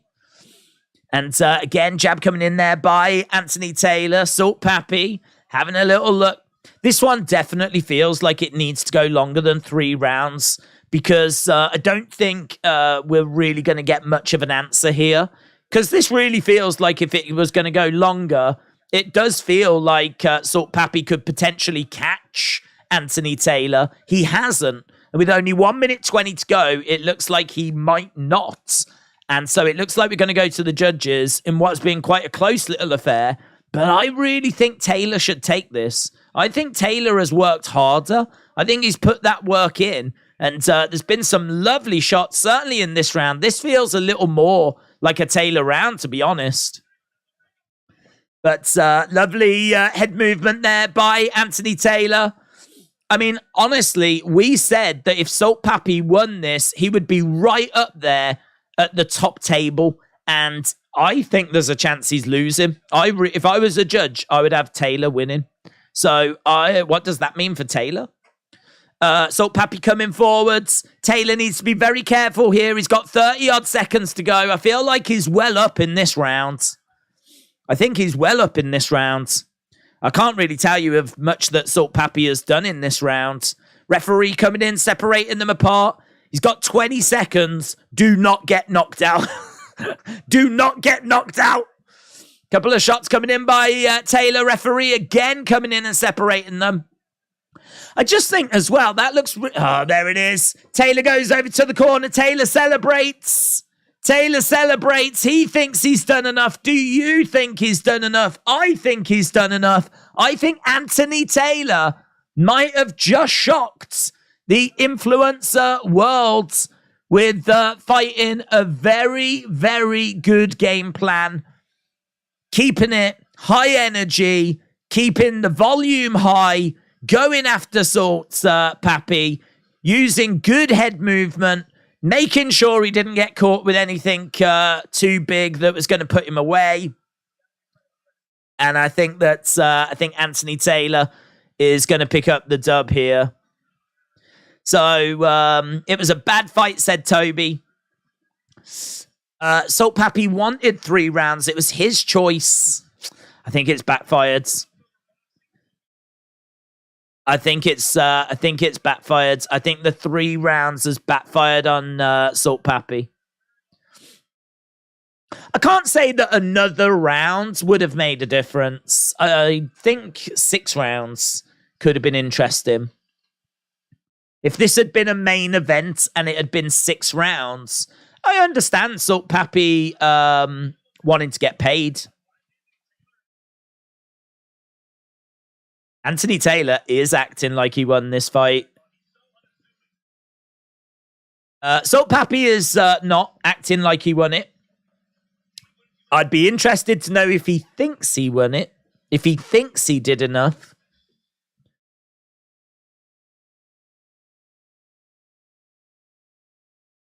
I think Slim just said that Salt Papi was waiting too much. So I think Slim might be saying that he thinks it's Anthony as well.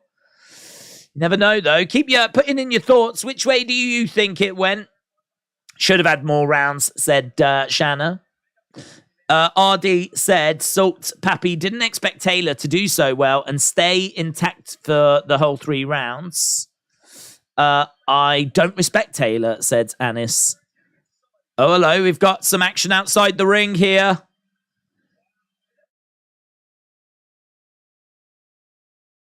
Idris Virgo and Tommy Fury, I think, might have just got into Summit.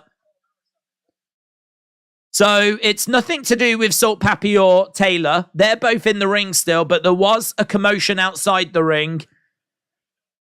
The commentators have said they'll tell us what happened when they know what happened, but Idris Virgo has just been name-checked, as has Tommy Fury. So Virgo and Fury seem to have got into something at ringside. That could be a big story. Okay, here we go. Scorecards. 30-27. 29-28. Unanimous. Anthony Taylor wins. Anthony Taylor has just beaten Salt Papi. Anthony Taylor, very emotional. Anthony Taylor has just beaten one of the biggest names in this space. Many people have got Salt Papi as the number 1, and he's gone full on Ultimate Warrior.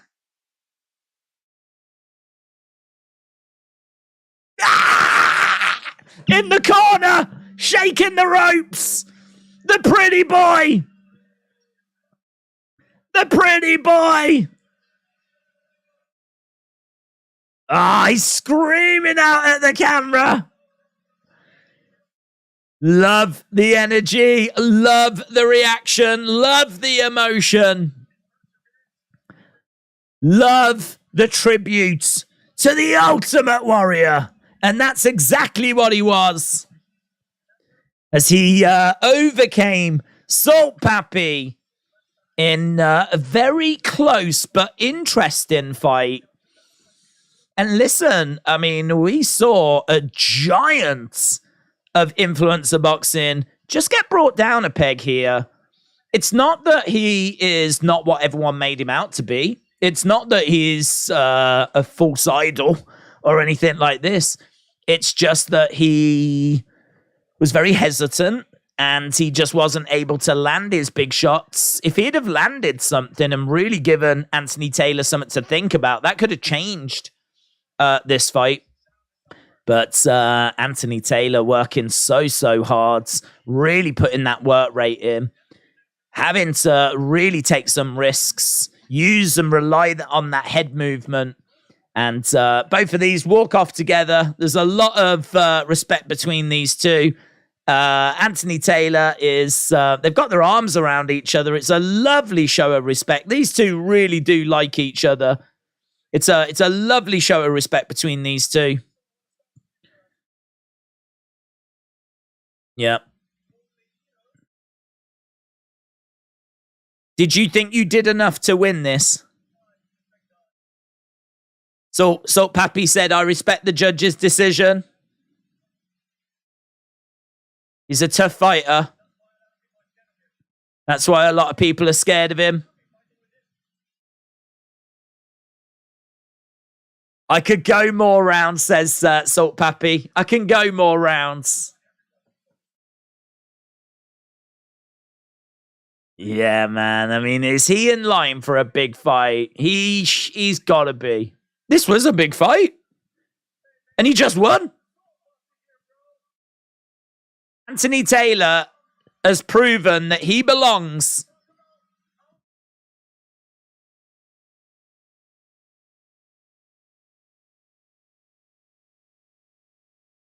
Everyone second-guessed me. Everyone thought I would gas out.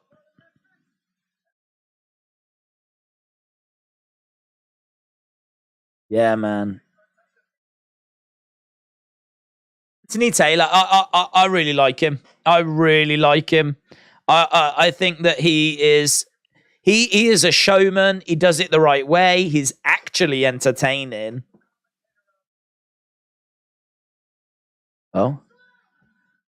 Slim.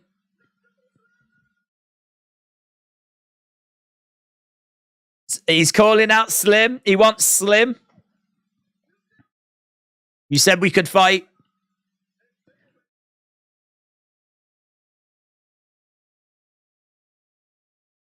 So, looks like he wants Slim next.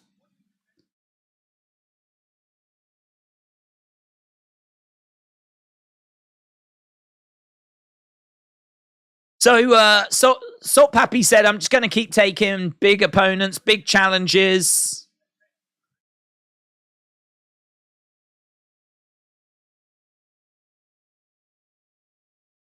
Salt Papi wants to have more rounds next time, but, you know, I mean, he could have had more rounds this time.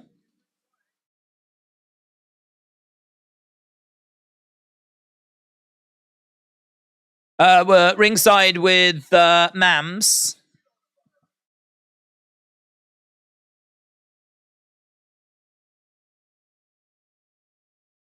It's getting quite heated. Virgo and Tommy Fury getting after it. We might hear about that now.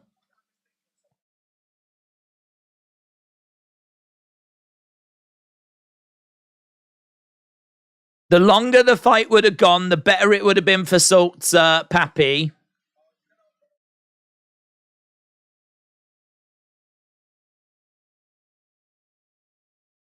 Yeah, they're saying Slim and Anthony Taylor, inevitable. Yeah, I mean, Salt Papi belongs here. Of course he does. He'll grow from this. He'll learn from this.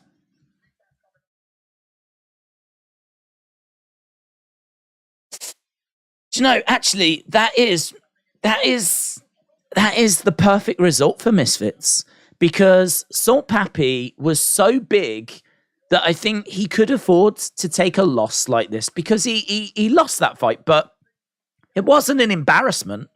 And the whole fact that it was only 3 rounds, I think will give people that kind of, oh yeah, but if only it had been a bit longer. If it had been longer, he would have caught him, right? And so you've kind of got that conversation. If you want to, if you still want to believe in Salt Papi, you absolutely can. He didn't get embarrassed.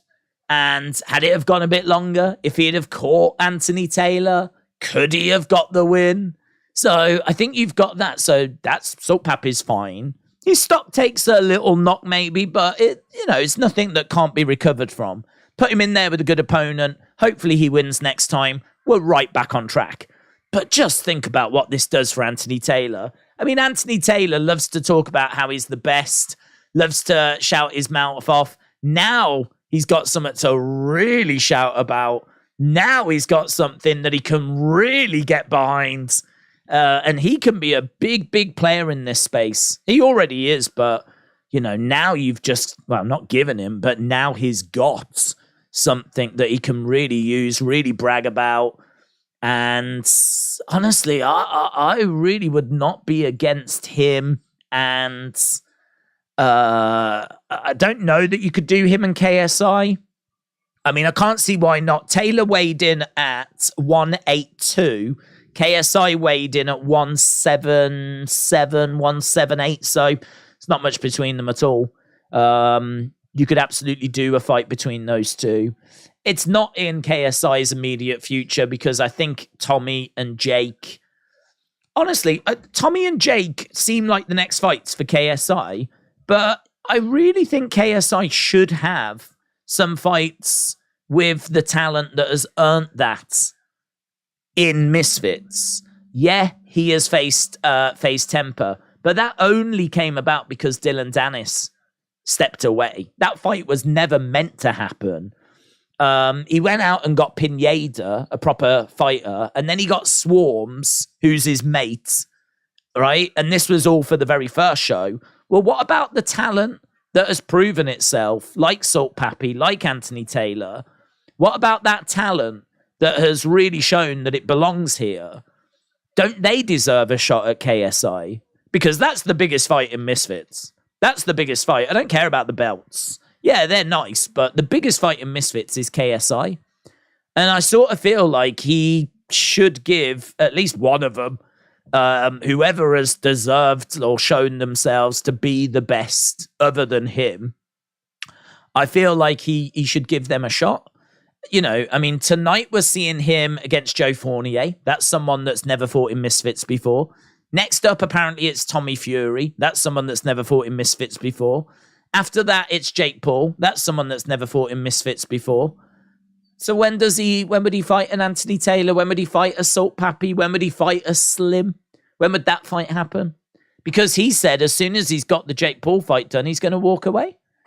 I really, really hope he changes his mind on that. And I really hope that, do the Tommy fight, do the Jake fight. But I really hope after that, he will face whoever has really shown themselves to be the best here. Because they've earned that.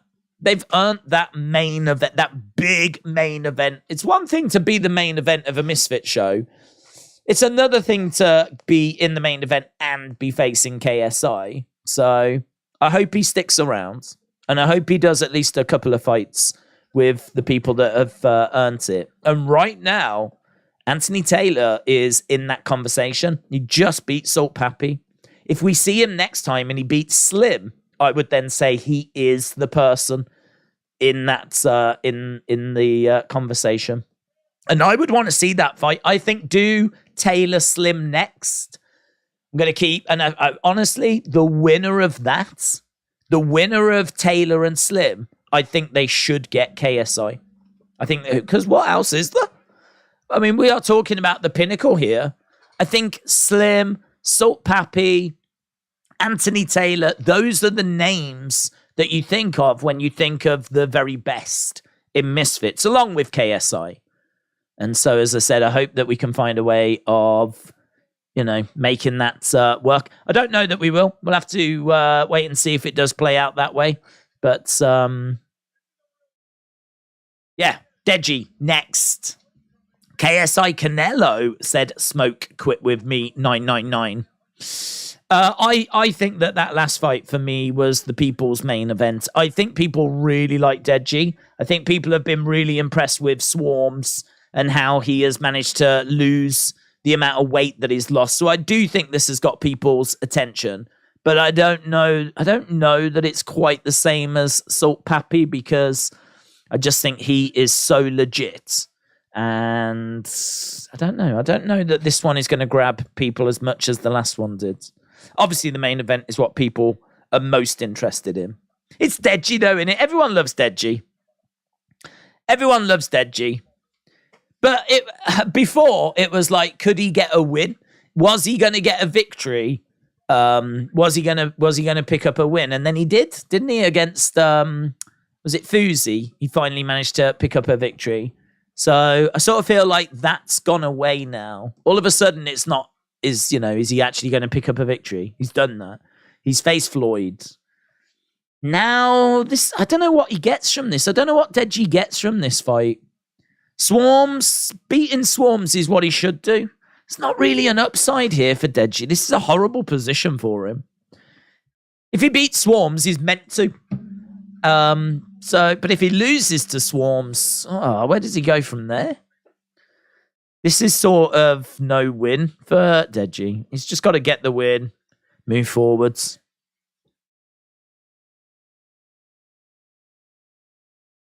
We know that you fought Mayweather. We're with Deji backstage.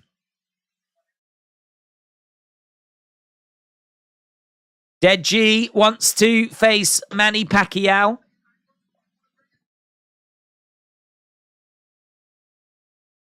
Okay, so Big Zoo just asked Deji what next. And he said, I'd love to face Pacquiao.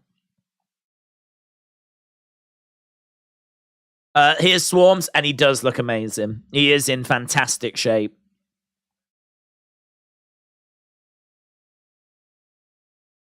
He's been working hard.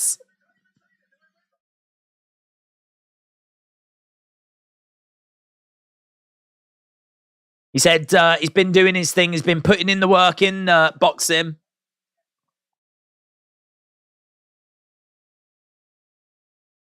If Joe doesn't beat KSI, it's embarrassing for the sport of boxing, says Finn.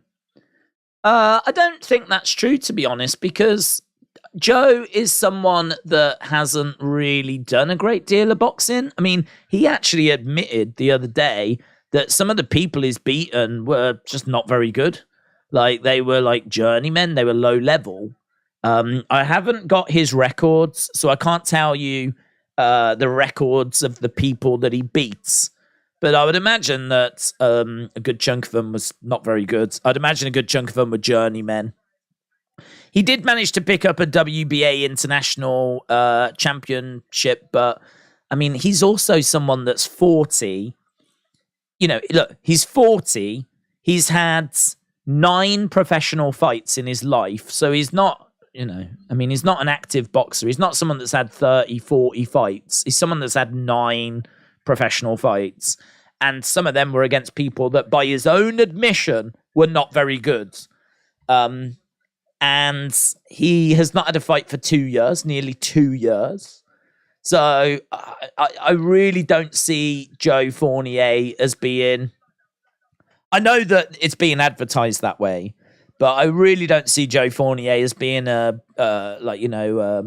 beacon for professional boxing.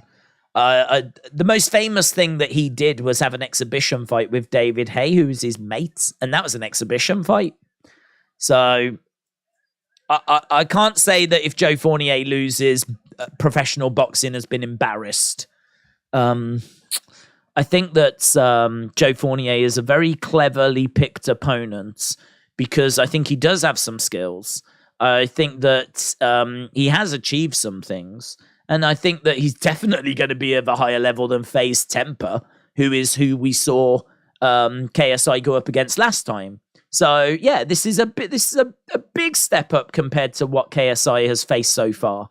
I mean, Swarmz, who's had 20 days training, Pineda, who, as we know, legend, but not really of any kind of caliber. You know, he can do some basics, but just the aggression of KSI was enough to overwhelm him.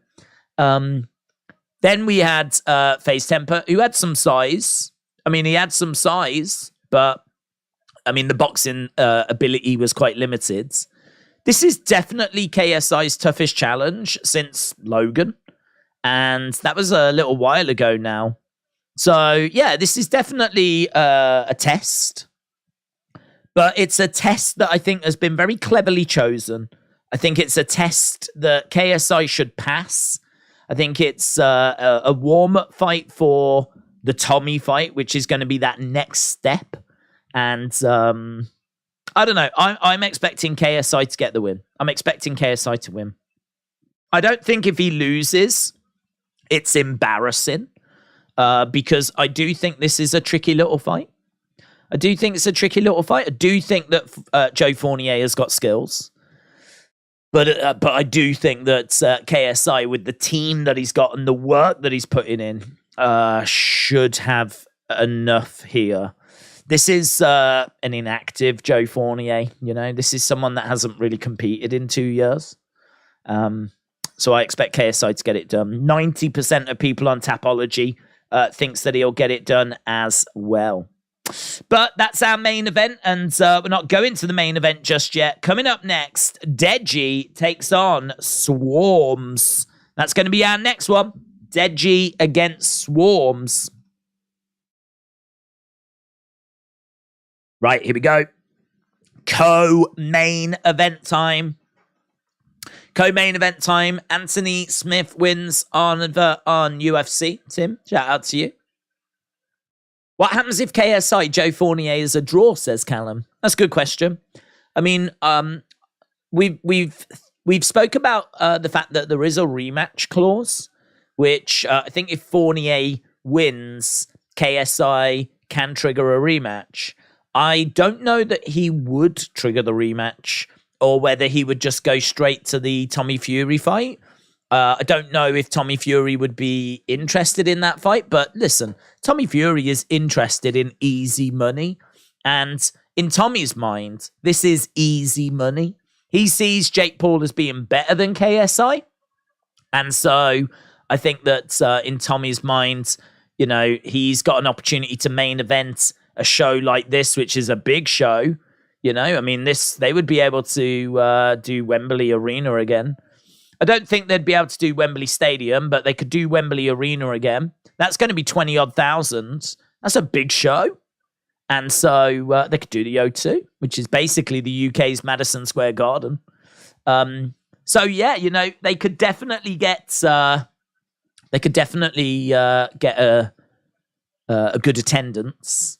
And I think in his mind, KSI is not as good as Jake, and he just beat Jake. So I don't think a loss would disrupt the Tommy fight. Tommy likes money, easy money, and I think that's what he would see this as being. Deji has come out, and he's just dancing his way down to the ring, bopping his way down to the ring. He's looking very relaxed, very focused as he's making his way down. I'll tell you what's quite impressive about Misfits is that they've done this once a month. I mean, Misfits only started, I think it was last August. We've seen a lot of these events and we've seen a lot of fighters, but they're still able to like sell out arenas. Even though the standard of the boxing might not be the highest, they know what the people want. They know what the crowds are looking for, you know, and they've managed to build some stars as well. Deji is always someone that you can rely on, and he's going to step in against Swarmz, who, as we said, you know, he got embarrassed at Misfits 1. And I think some of the stories that we've seen in Misfits, I mean, think about Swarmz, you know, comes in, late replacement, thinks it's going to be easy, ends up getting embarrassed, and now has put in the work, absolutely transformed his body.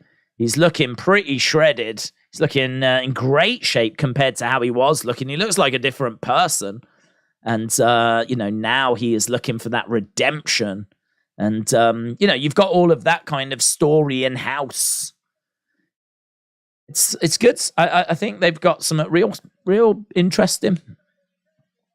This is our co-main. Ian said, I can't believe Salt Papi lost. He is a beast.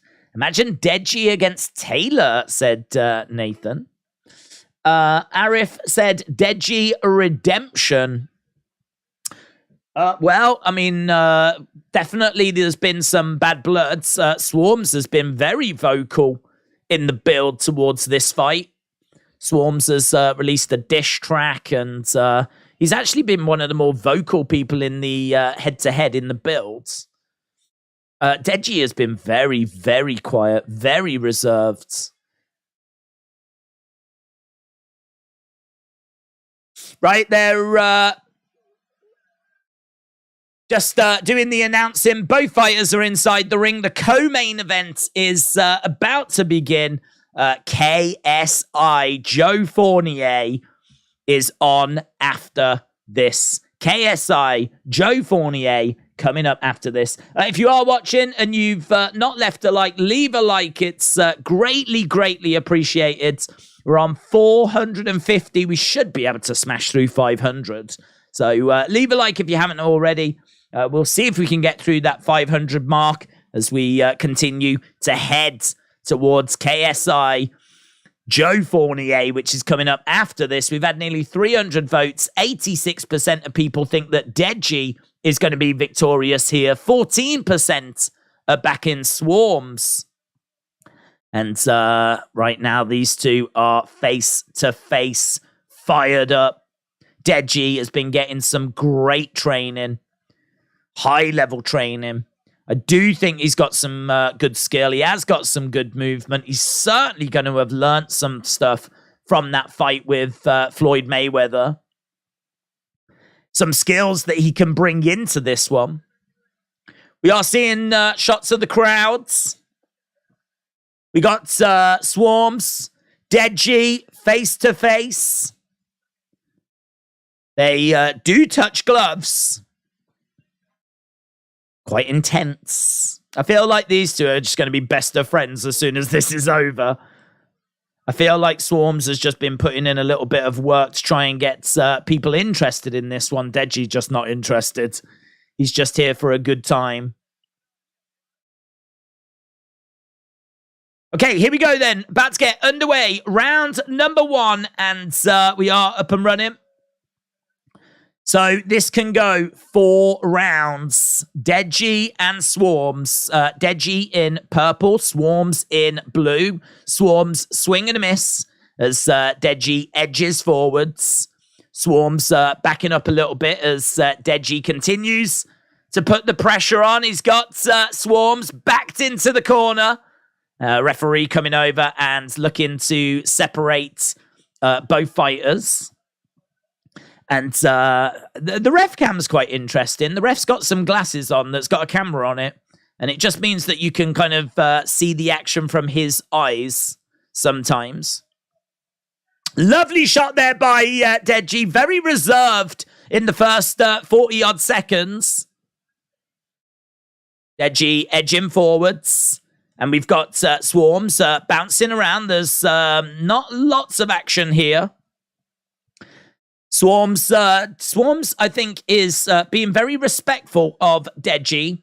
And he's the one that's on the back foot. I think he's trying to throw counters. He's definitely put the work in, though. Oh, man.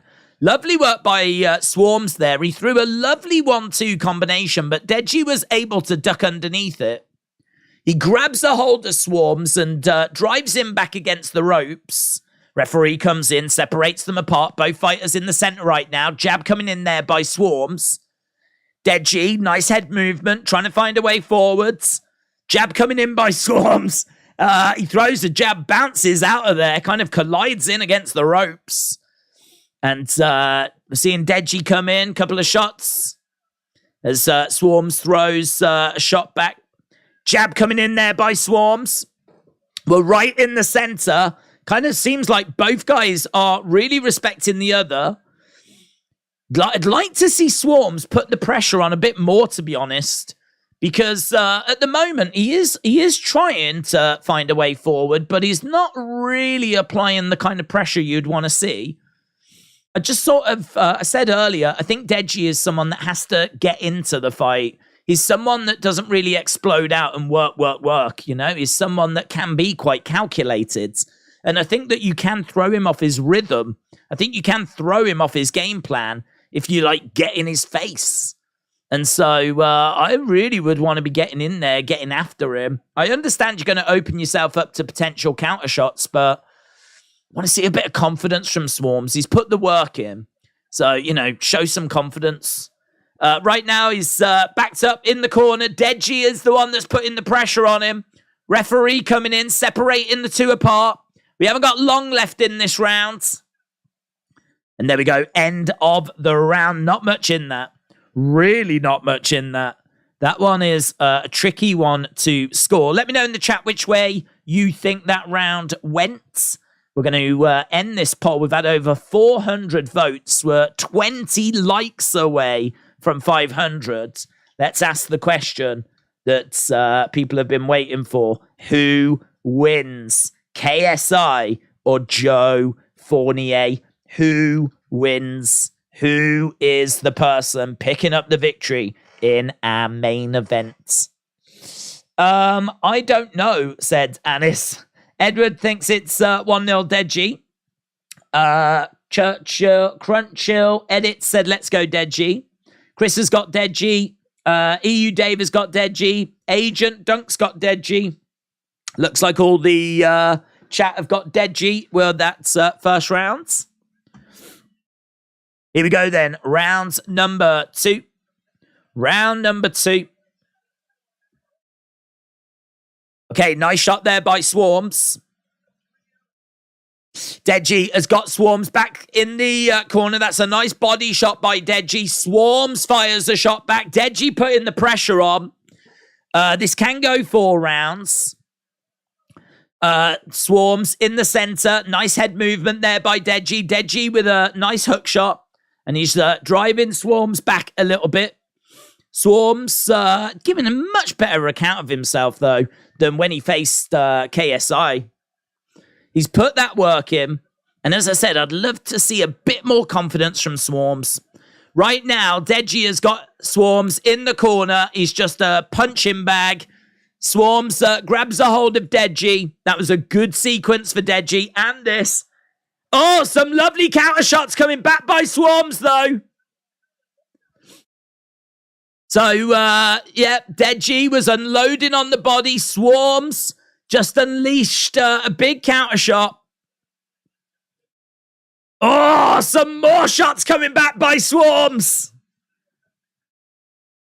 Yeah, Deji is the one taking the fight to Swarmz. Swarmz just landing a few counters.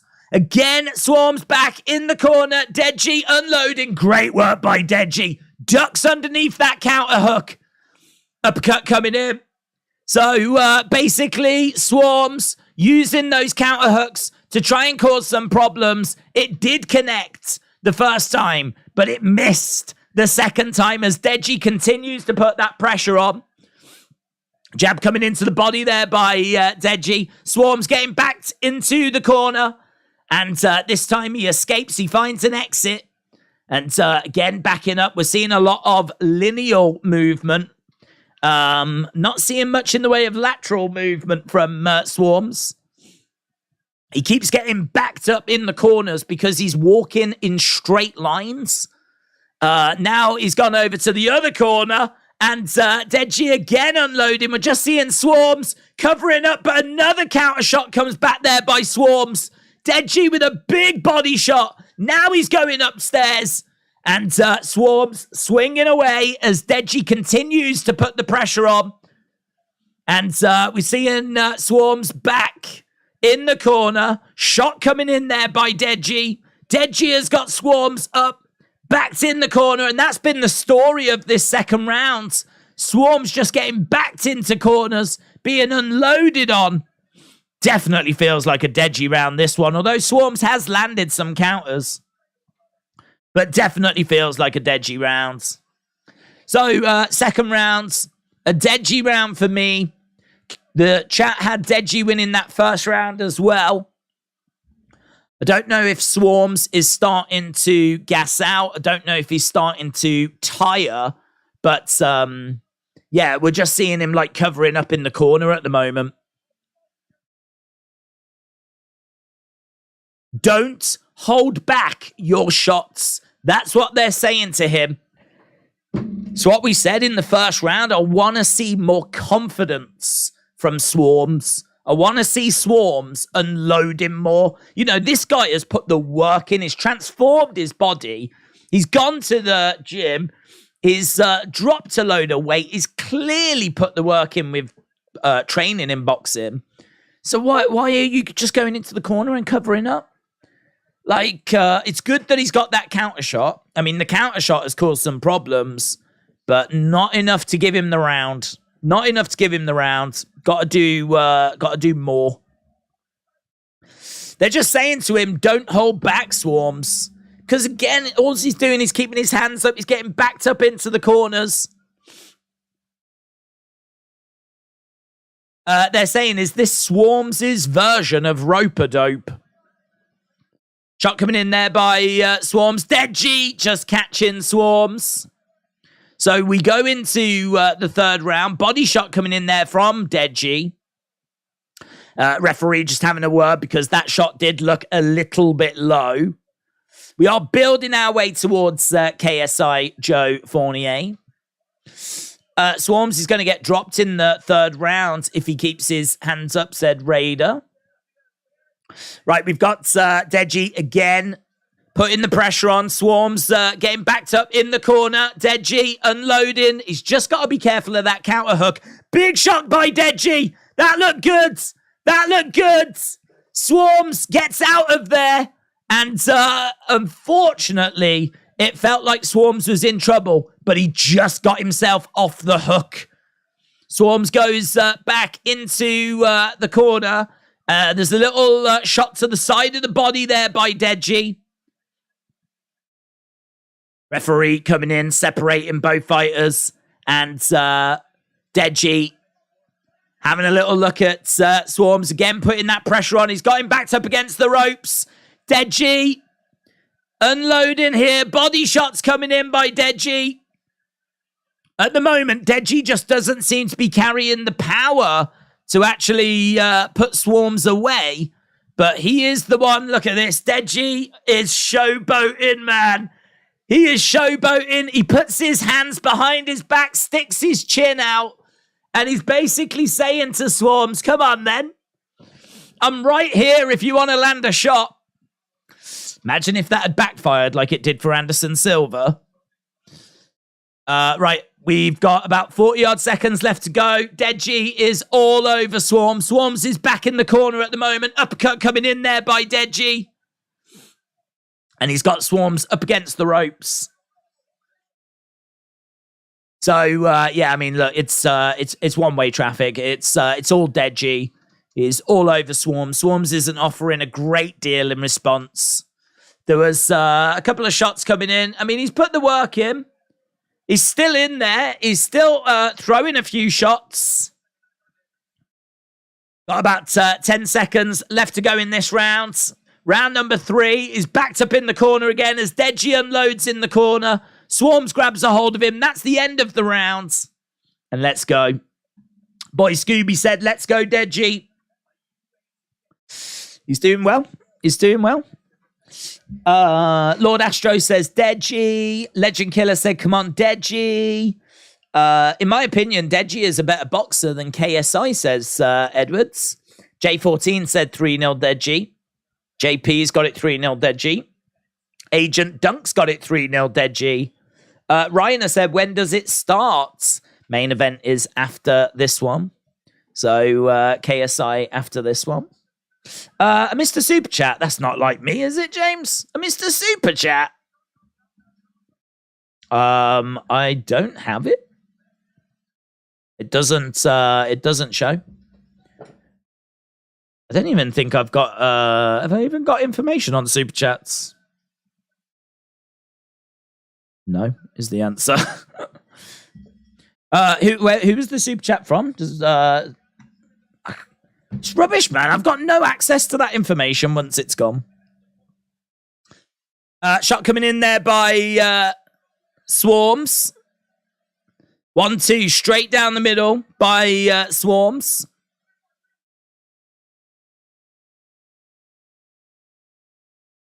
Body shot there by Swarmz as well. Referee coming in saying that was too low. He's warning Swarmz there. Okay, we're back underway. Deji can now just coast through this. He just needs to make sure he doesn't get knocked out, said Justin. Why is KSI moaning at Jake for fighting older guys when he does the same thing, says Finn? Well, it's a good question, to be honest. I think the truth is that there is a path to improving and still making money. And I think that Jake did a great job of showing what that path looks like. And I think what we're seeing is KSI sort of copying that path to a degree. I mean, he's facing a pro fighter that's not an amazing pro fighter by any means, but someone that's got a bit of a name. And we've been seeing, like, he's good friends with David Hayes. So David Hayes been turning up at the press conferences as well. I mean, it always helps, doesn't it? When a former heavyweight boxing champion of the world is one of your good friends and is willing to come to press conferences with you. That's going to help with pay-per-view buys and whatever, you know, give you a bit of legitimacy. So, you know, this is kind of the direction to go. They could go and face, you know, good fighters that are going to be big challenges, but those are going to have no name value. There's not going to have any name value to that. And I think that Jake showed that this is the best way to go if you want to make money, but also still, you know, test yourself. So retired fighters, people that have made a name for themselves. Or, you know, young fighters like Tommy Fury, that's the brother of Tyson. And that seems to be next for KSI, doesn't it? I mean, we know that Tommy is at ringside. There's not much activity here in this fourth round, by the way. It's been very flat this round. I think this has been a round where Deji knows he doesn't need to take any risks. He's not took any risks. I don't think Swarmz has got anything to offer. And I think we're pretty much done here. So coming up next, KSI, Joe Fournier. This one's going to go to decision. And these two weren't bothered about that fourth round at all. This fight could have just got away with being 3 rounds, to be honest. So Deji definitely should have picked up the victory there. Is the fight over? It is. Finn said, I think KSI has paid Joe to get knocked out. Rio Hat 8 said, I want to see Deji knock him out. Is the fight over? It literally just ended, yes. Can we get an oh yeah in the chat for Deji, said Boy Scoob. Did you see the other football? Imagine Notts County hadn't won today. That was all Deji, said J14. KSI wins and Deji won 4-0 against Swarmz. Yeah, we're just waiting now for the official decision. I really don't think anyone's expecting Swarmz to get the nod here. Again, a little advert for AEW Double or Nothing. Okay. Let's have a look at the poll, shall we? 89% of you think that KSI is going to get the win over Joe Fournier. That is our main event, and it is coming up next. Deji did good, said Azarix. Deji won for sure, says Rio Hat 8. Salt Papi or Anthony? Salt Papi lost to Anthony. Thoughts on Man United today? I didn't see it. I mean, I saw that we were winning 1-0, and then I had to start streaming. So James told me that we'd won 2-0 in the end. 40-36. 40-36. 39-37. Deji wins, and there's a big roar in the arena for Deji. So, 40-36. 40-36. One of the judges did give a round to Swarmz. Maybe the first round? I don't know. The first round. Either way, he deserves that. There's no denying that Deji won that fight. Swarmz looked better, but to be honest, I mean, by the second round, he was covering up in the corner and just trying to throw counters. So he had one round of good action in him at the start.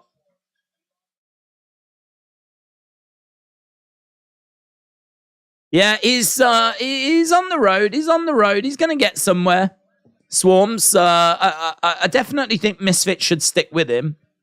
I don't think, like, you know, he should leave Misfits now or that's it. We should be done with him. I definitely think, you know, his transformation has been very impressive. And I think we should continue to see that journey. It feels like Swarmz is on a journey. And definitely hope we continue to stick with Swarmz. So there we go. Deji picks up the victory, and it was a comfortable victory. And that was at co-main events. We've got one more fight to go. I believe it can be 6 rounds if needed, and it might be needed. And it is going to be KSI against Joe Fournier. Deji didn't even try. L for Swarmz. I swear there was a mystery opponent fight. It was on the early prelims. And it was Halal Ham. Which I must admit I thought was a bit disappointing. Because, I don't know, the way that they were talking, they were like, it's someone that the Misfits fans know. They said, it's someone that Misfits fans know, but he will look different. And he looked exactly the same. So, I don't know. I don't really know what that was about. But it turned out to be Halal Ham that was the mystery opponent. But that was on the prelims. Right, we are done. Both fighters have exited. I don't know quite how long it's going to take to get to this next fight because, in all fairness, this main card has been going for 3 hours. So, you know, we probably don't need to kill too much time. A lot of these fights have been going the distance. I think has every fight gone the distance. No, the Virus one didn't, did it?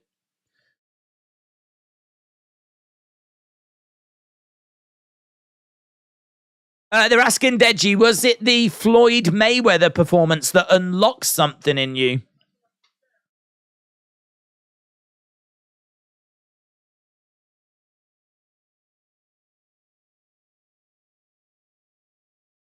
He just said I was having fun out there, and he looked like he was having fun out there.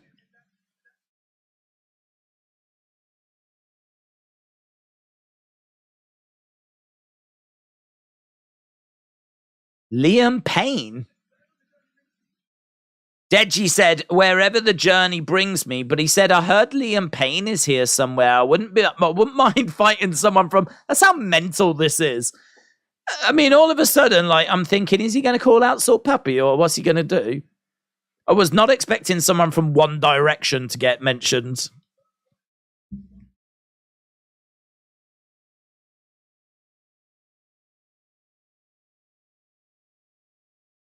But there we go, Deji walks off, and now they speak to Swarmz. I reckon JJ loses and it will humble him, said Jackie Boy. I love him, but it's really 50-50 overall. What fight was that judge watching, says AB Jobson. Lord Astro said, I don't care about KSI. I'm just glad that Deji won. How many rounds will the main event be? I think it can go to 6 rounds. I think the other fights we've had have been 3 and 4, but I think the main event's 6. Smith vs. Walker is stinking up Charlotte, and that was the original main event, says Tim. KSI by KO, said Crunchhill Edits. Chelsea have appointed Poch as new manager. He'll take over at the end of the season. That's interesting. Have the lights gone out? Are we going... Undertaker's gong is sounding. We've done this before. What, didn't we do this for Pineda? Is Pineda coming out? We've got the... are they allowed to play this as well, by the way? Have they got permission from WWE? So the lights are out. The gong is sounding. Can we just say there's been a lot of respect shown to professional wrestling tonight? What with Anthony Taylor wearing an Ultimate Warrior jacket. I think it is the man. There he is. B-Dave and Pineda are inside the ring. And we've got a band playing. And it's a great reaction. Vamos! Vamos!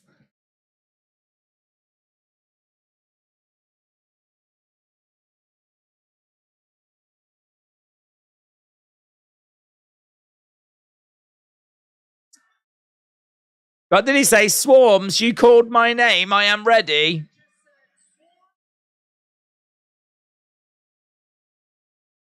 Vamos! It was full on WWE, wasn't it?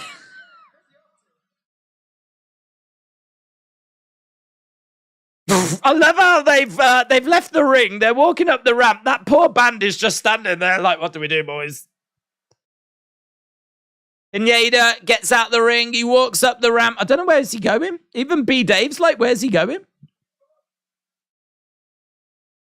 Oh, he went after Swarmz. He jumped out the ring. He was looking for Swarmz.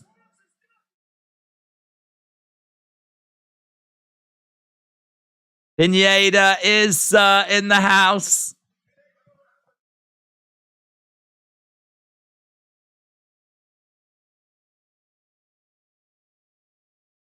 So Swarmz Pineda is being set up.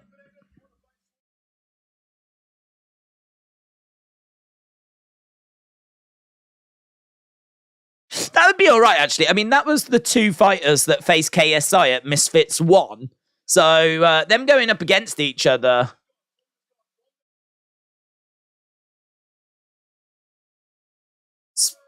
Swarmz has gone. He didn't want the smoke. Swarmz is definitely the heel in that fight, isn't he?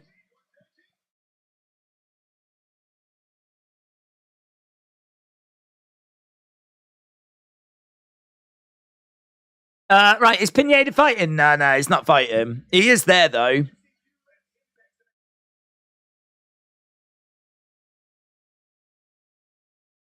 So they're saying maybe at the next Misfits event, we could see another tag match. I don't know when we're going to get this Swarmz Pineda showdown. So, I mean, this is the kind of thing that I do like from Misfits. I mean, they'll do something wacky like that.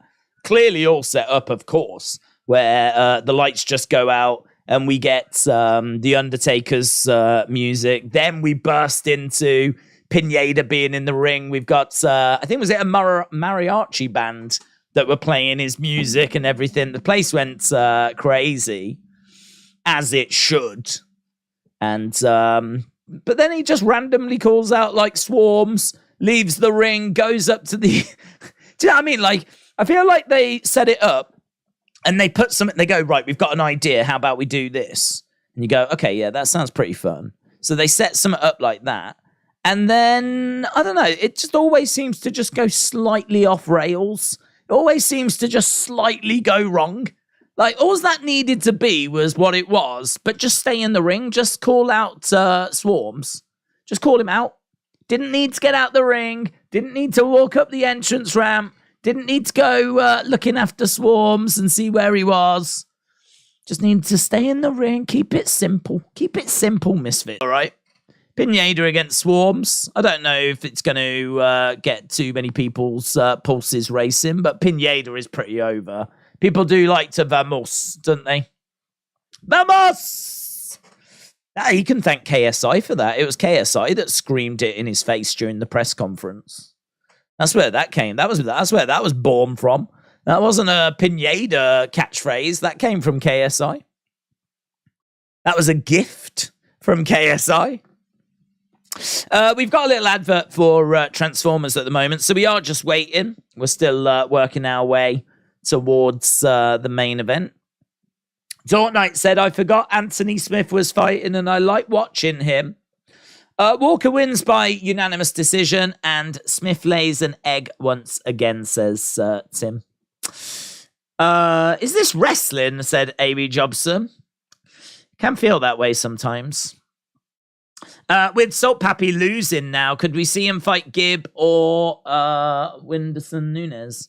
I don't know what Salt Papi's going to do next. I mean, he said that he just wants bigger challenges, keep moving on. I like the fight with Anderson Gibb.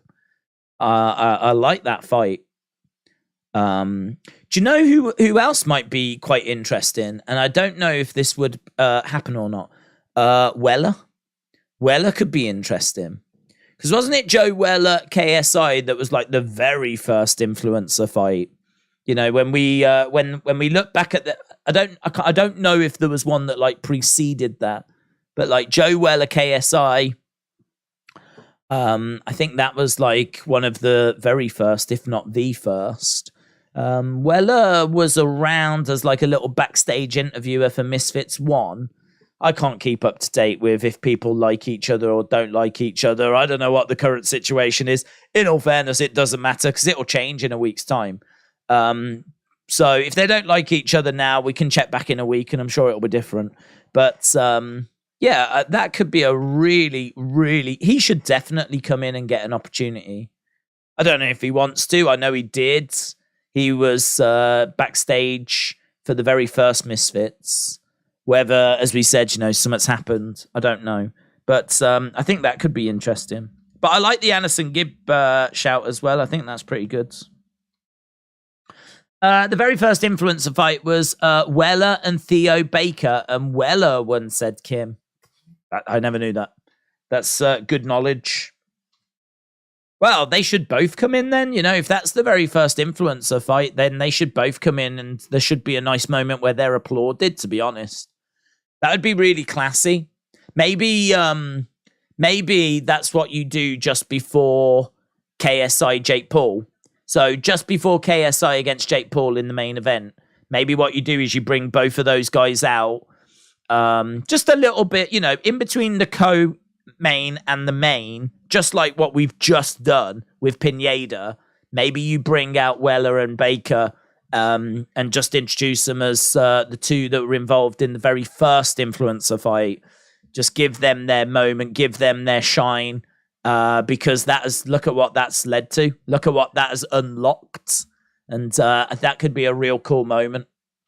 I don't know if they would do it. I don't know if people are on the same page or whatever, but I think that would be a nice moment. And that would be a good way of respecting where this journey has led to, you know. Theo Joe was for a YouTube video. It wasn't an event. Joe KSI was the first event, says Moldy. Kim said Theo hasn't fought since. He's one of JJ's friends. They play in a Sideman charity matches. Waldo said we need to see Swarmz versus Pineda and Deji against Salt Papi. Can you give us what the hell kind of name is soap anyway in a Cockney accent? No, what? I don't even understand that request. Can you just give us a what the hell kind of name is soap anyway? Cockney accent. That is such a random request. That's like one of those requests that, like, I'm pretty sure if you did it, you probably sound like you're saying an offensive word. That's like, it's so random. It feels like it's one of those. William said, being a truck driver, we know roads. Carthage Underground, me and 15 others. It was a YouTube video, but KSI called out Weller as a joke after seeing the fight, so the fight kicked off KSI Weller, says Kim. Anis said Swarmz versus Overflow, Deji versus Bryce Hall, Salt Papi versus Raksu, Anthony Taylor against Slim. I tell you what, just reading that, like, what I would say is, how are we progressing with anyone though?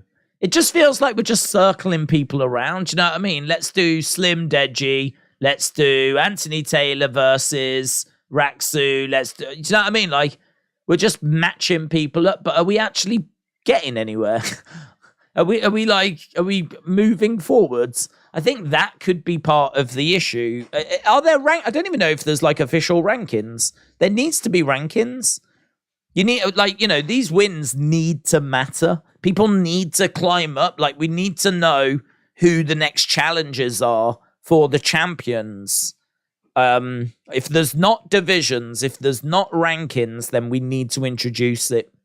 Because otherwise, we're just going to match people up and just go round in circles and not actually get anywhere. And that will be a problem because all of a sudden, you know, nothing matters then, you know? If you win and then, like, next time you just get, like, you know, a random opponent, like, what's the point?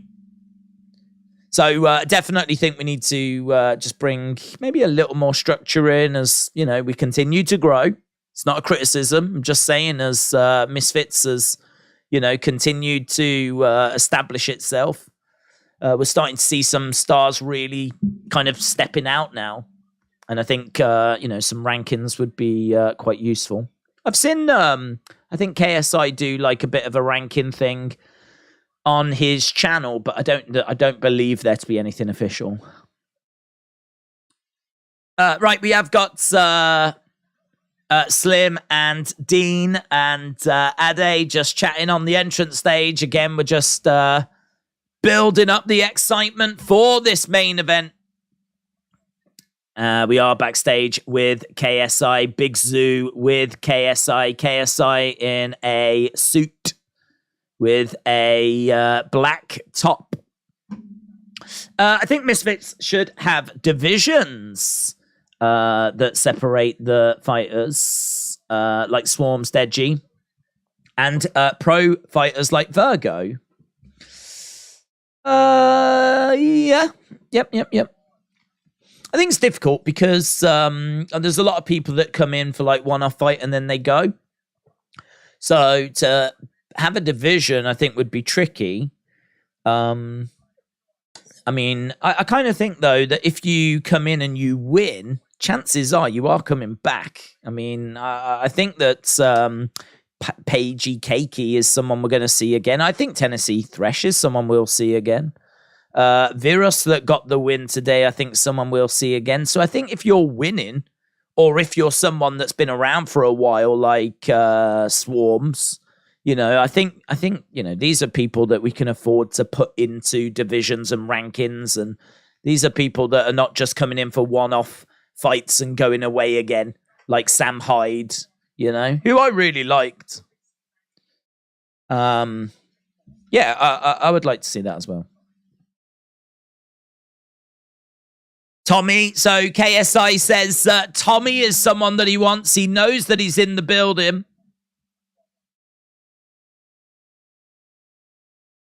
Jake Paul couldn't knock him out. I believe I can, says KSI.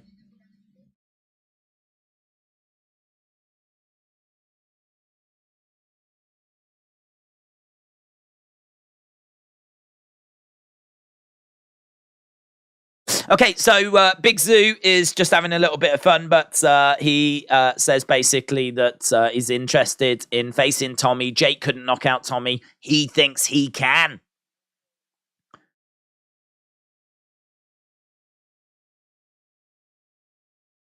KSI said it's mental. He's facing Fournier, who is a 9-0 pro.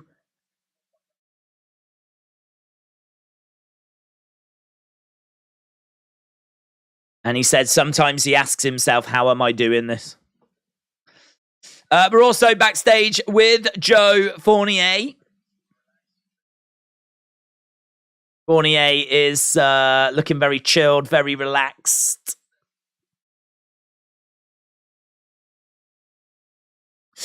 KSI is being delusional, said X Music. A Misfits roster with influencers fighting long term would be great. Yes, I agree, but I agree. I think they've got that. I think they've got that long term roster anyway, because I mean, you know, we've seen Anthony Taylor loads of times. We know that El Brook is going to be around for a while. We know that Astrid Wet's going to be around for a while. Deji, Swarmz, Salt Papi, Anthony Taylor, B Dave, Pineda. I mean, you know, King Kenny, Slim, Dean the Grey. I mean, the list goes on and on and on and on. I mean, these are names that are on the roster that are around. I was thinking actually earlier, could you imagine a video game? Could you imagine if they released a Misfits boxing video game? I think that would be sick. I mean, I think it would do well. Certainly if everyone, like, you know, signed up, got a little bit of money for being in the game. Doesn't need to be anything crazy. I'd imagine if you're in a video game, you'd just want to be in the game. So, you know, they get a little bit of money for being in the game. But be great for Misfits. Doesn't need to be anything that amazing. Just a pretty simple boxing type game. But just put all the characters as like these names, and then that would allow people to do Deji versus KSI, KSI against Anthony Taylor. You could create, you know, have a little creator fighter area. You can easily create a fighter, create the influencer that you want to put in there, name them, give them the entrance you want, blah, blah, blah, blah, blah. It's a bit of a no-brainer, isn't it, really? If I had KSI money, whew, that would be a project I'd be working on straight away. Gotta give the people what they want. Right. We're still waiting for this to get underway. Who have you got, Man City or Real Madrid? I've got Man City. I think Man City are going to get it done because they managed to pick up the draw in the Bernabeu. The next one is at the Etihad. I think it's going to be Man City. I can't see Real Madrid going to the Etihad and getting a win. Maybe they could squeak through on penalties. I could see that. I could see Real Madrid going through on pens.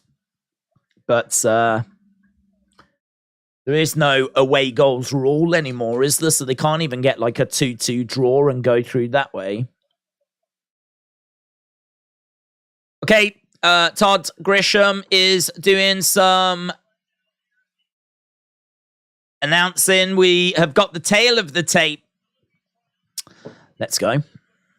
Let's go. City beats Madrid, then will choke in the final, said James. Do you think so?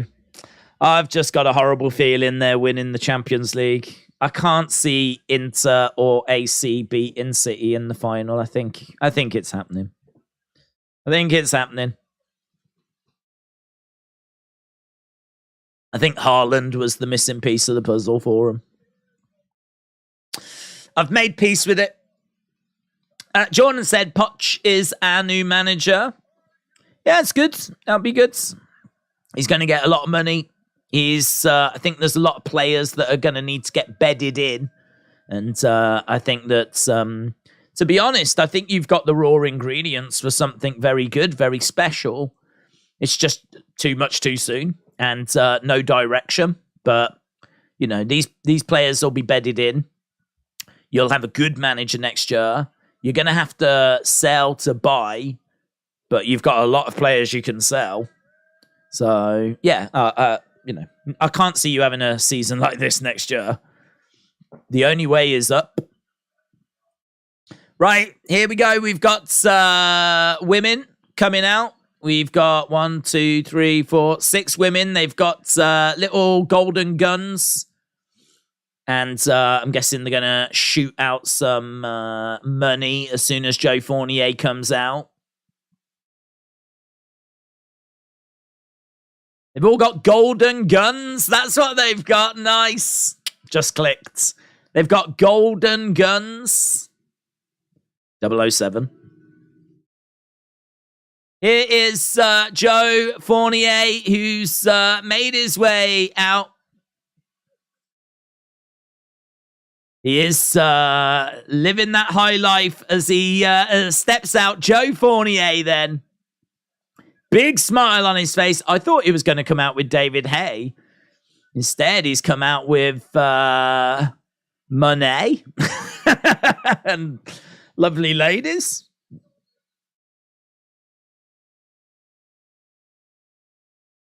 Right, there we go. Fournier, big smile on his face, making his way down. When are they fighting? Very soon. Are you a Man U fan? I am a Man U fan. I've supported them since the early 90s. Days, imagine Bianca Asuka for the Raw Women's Championship at Night of Champions. I don't think I'm going to need to imagine it. I think that's, I think it's going to happen, but...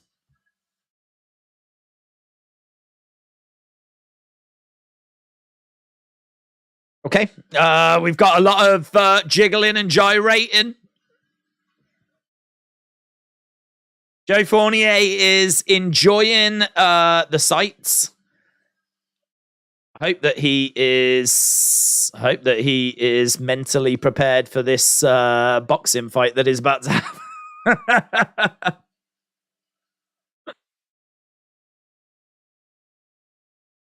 Okay, KSI via decision. How old are you? 21. Annis said, I can see the pre-fight interview getting memed. Okay, there we go. The music has ended.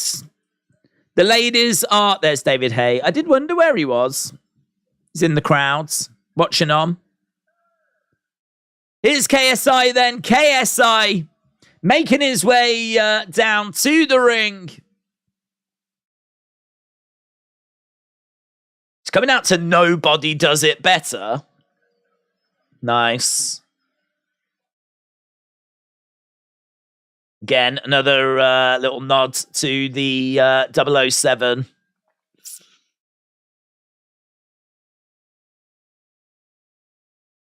Okay, so KSI about to make his way down, and this is going to be our main event. We've had over 1,000 votes. 89% of people think KSI is going to get the win. 11% think Joe Fournier. Big shout out to everyone that's left a like. If you haven't left a like already, drop a like. It's greatly appreciated. Someone just stepped out, but I didn't see who it was.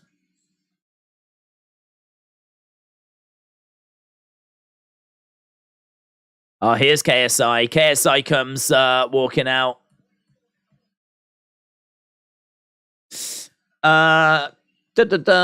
Making his way downtown. To be fair, we did have some blue skies in Manchester today, says LA Talk Night. KSI Duncan from downtown. Come on, KSI, said Ryan. So Papi did lose. X Music said Days just turned 21. True story. Big birthday, man. Right, KSI fired up. Listen, I want to be just like KSI when I get older. I've said that a lot. He's a big inspiration to me. But KSI needs Paul Heyman. Okay, we're just seeing a shot of the crowd. They've all got their phones out.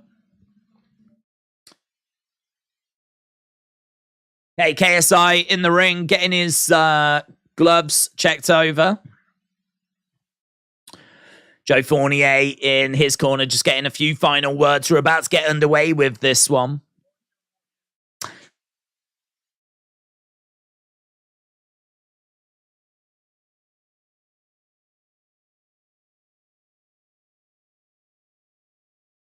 Scarlet Faye is doing the national anthem. Who's that? I don't know who that is. Scarlet Faye. Oh.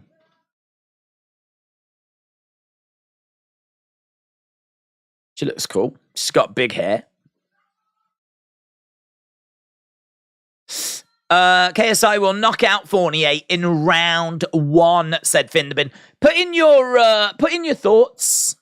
Put in your thoughts as to when you think this is going to end. Do you think it's decision? She's actually got an all right voice, you know. She's got an all right voice, you know. There's Tommy. There's Big John. In a minute, Big John's going to go over and she's going to go, right, can you do the Saudi national anthem, love? That's the only anthem I care about. The Saudi. Oh, did I tell you I love Saudi? I love Saudi, love. You'd love it over there. Great people. The food. Oh. All right, John. Calm down.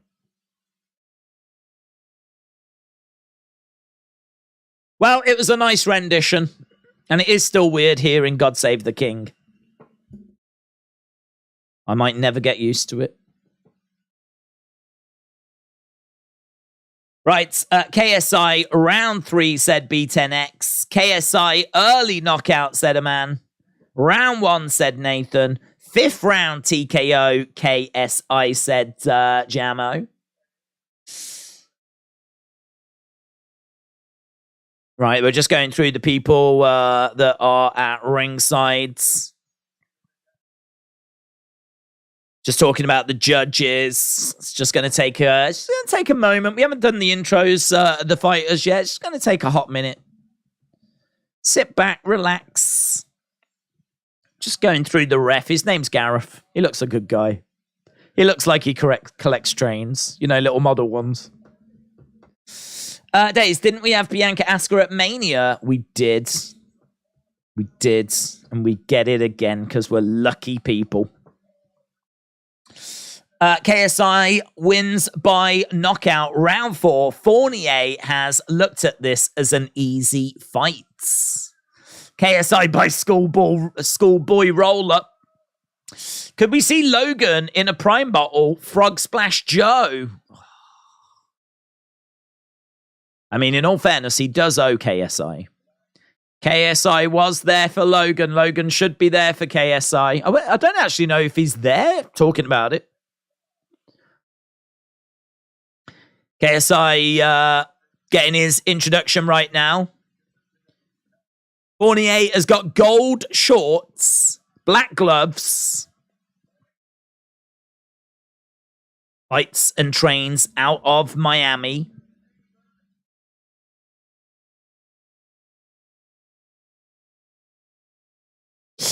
KSI by split decision, said the one and only. Smoke Quit Me 999 said KSI TKO round 2. Adil said KSI is a beast. 2nd round knockout. Tommy said Tommy Fury is getting stuck in. Get up, my boy. Days, does that Gareth think that Misfits boxing will fail? Very good. I think he does. I think he does, you know. I think anything we watch, he thinks it's going to fail. Yeah. Kingpin Gareth thinks that Misfits boxing will fail. In his introduction, he's loving it. Right, KSI, 42nd knockout. Night of Champions is going to be in Saudi. Oh my God, we need Big John there, don't we? Big John should be in the main event. WWE loves celebrity fights. and yet they fail to give me Big John Fury. Hate that company. Hate that company. They give me a load of nobodies instead of the people I actually care about. Give me Big John. Give me Roman Reigns against Big John.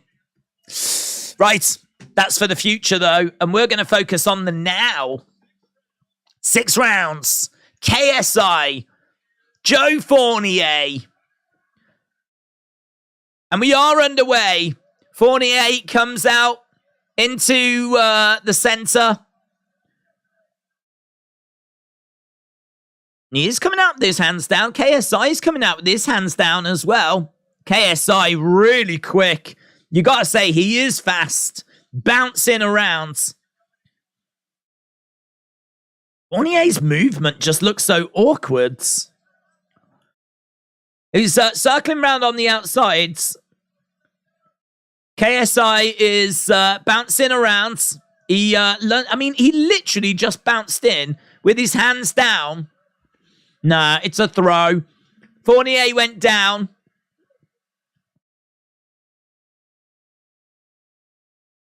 Okay, referee's gone over. Just to have a word there. There was a little bit of a throwdown. I mean, look at, like, Fournier's sort of like walking forward like an old man like this, hobbling around. And JJ's like bouncing around. Fournier driving KSI back. Fournier, we've already got the classic complaint in the back of the head. Do you remember Pineda doing this at Misfits 1? Constantly complaining about the back of the head. So Fournier, again, is kind of doing this. I mean, it does make it hard to know where to, like, throw, in all fairness, but this is not something that Tommy or Big John are going to be that impressed with. We're just seeing a shot of them watching. KSI throwing some body shots. He's got Fournier back in the corner. Right now, I mean, there's just not been anything from Fournier. KSI is the one that's taken the fight to Fournier. Fournier really looks like he's injured. I mean, like, he's sort of like dragging his leg around. KSI bouncing forwards. Fournier is having a little look at JJ. JJ throws a quick overhand right, but just misses with it. Goes for a shot to the body there by KSI. KSI has got Fournier backing up. Fournier just looks so off. He's just been out the ring for 2 years, and his mobility just doesn't look great. His speed doesn't look great. JJ looks great in the sense of his speeds. Into clinch. Vicious shots as well, but nothing that's really landed. That moment where Fournier went down, I mean, it's not a knockdown. It's he sort of like bundles him over. I would say the energy is with KSI. I would say the intention is with KSI. I don't know. I think he gets the round. I couldn't make an argument for Fournier getting the round, but I don't know that there's really much there that you can give to KSI. JJ round 1. Slim is a better fighter than KSI, said Kazar. Round 2 coming up. Okay, round number 2. That was an interesting first round. That was a really interesting first round. The most interesting thing there for me was just how awkward Fournier looked. He just looked really awkward. We've got some rocky music being played in between rounds. We're about to go to round number 2 then. Here we go, round number 2. So Fournier coming out. Body shot coming in there by JJ. He goes upstairs as well. Shot coming in again there by JJ. Swing and a miss. Oh, you see, now that is the problem with KSI. That is the problem. He is so big and wild with his striking sometimes. He just missed this big overhand, and Fournier was able to land a couple of shots there on JJ.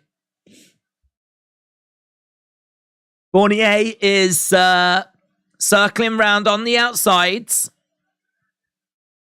KSI with a body shot coming in there. I tell you what, that is definitely a bit of a warning sign, because he just threw a big overhand and he left himself completely open. And he did get tagged by Fournier. I mean, look, it's boxing. You're going to get hit. You're going to get hit. Fournier, again, trying to throw to KSI. KSI taking the fight to Fournier. Oh, he's down! He catches Fournier. Fournier goes down. Referee starts counting. KSI catches Fournier. And I think they've called it. And he has finished him. So KSI knocks out Fournier in the second round.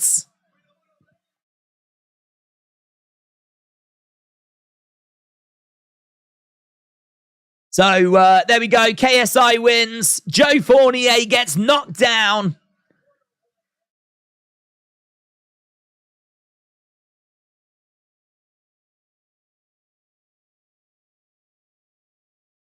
What did we learn from that? What did we learn from that? I think we learned that Joe Fournier is lacking sharpness. I think his movement looked quite awkward. I think JJ was quite wild. He got clipped.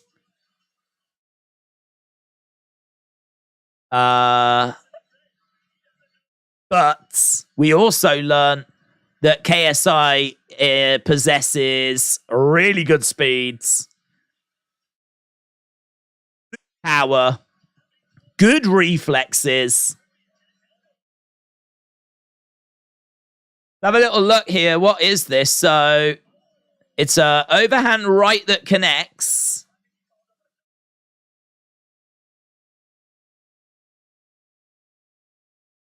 Oh, that looks like it's an elbow.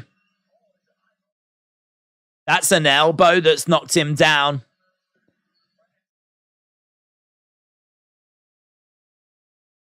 That's an elbow. That's an elbow. He's just smashed him. KSI has smashed Fournier with an elbow.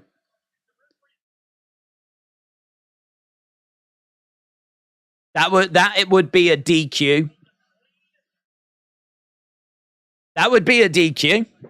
That would be a DQ. Oh dear. Oof. Yeah, I will be very interested to know what happens now. I mean, the referee is... I mean, do they review that? I mean, this is Misfits, so...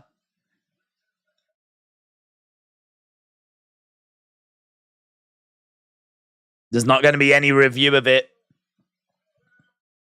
The winner by knockout. That ain't going to play well on social media. When you see it, it looks awful.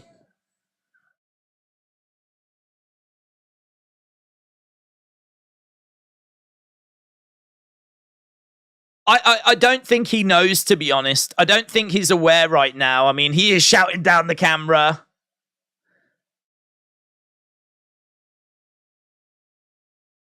There's a lot of talking going on in the corner. I don't know if the replay has been shown.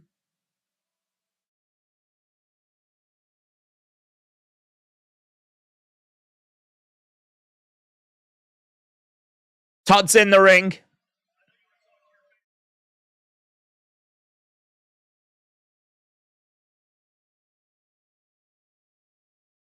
I want to give a big shout out to everyone that came through. KSI didn't mean it. Oh, no, he definitely didn't mean it. It still happened, though. He didn't mean it.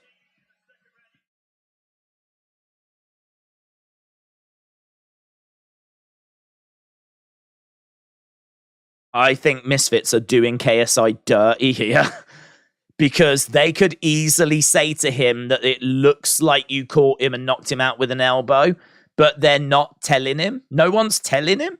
They're just letting him celebrate.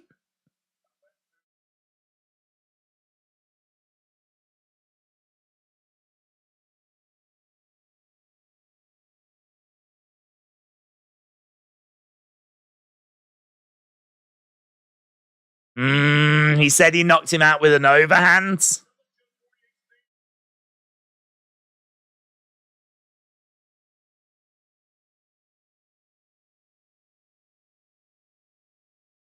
KSI says, no, it wasn't the elbow. You might want to watch the replay, KSI.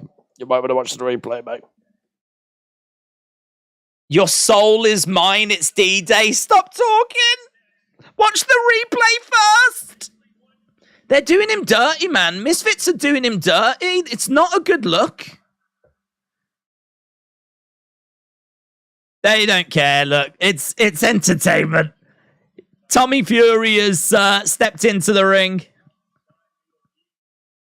Easy money, says Tommy. Easy money.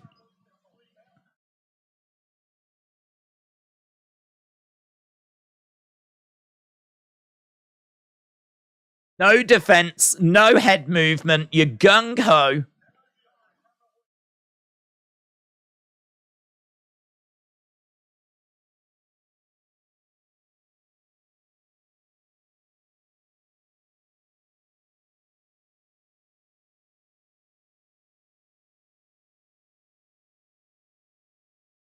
You didn't beat a pro boxer tonight. I'm the pro boxer. You will be ticked off, says Tommy. So there is a face-to-face right now. Pushing and shoving. Pushing and shoving. It's all getting a bit fiery. Pushing and shoving in the ring.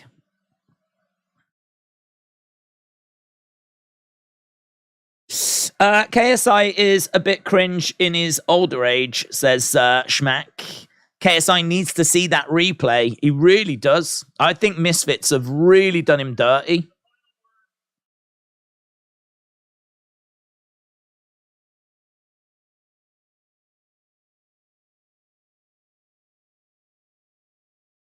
KSI said he wants it. He's hungry. He needs it.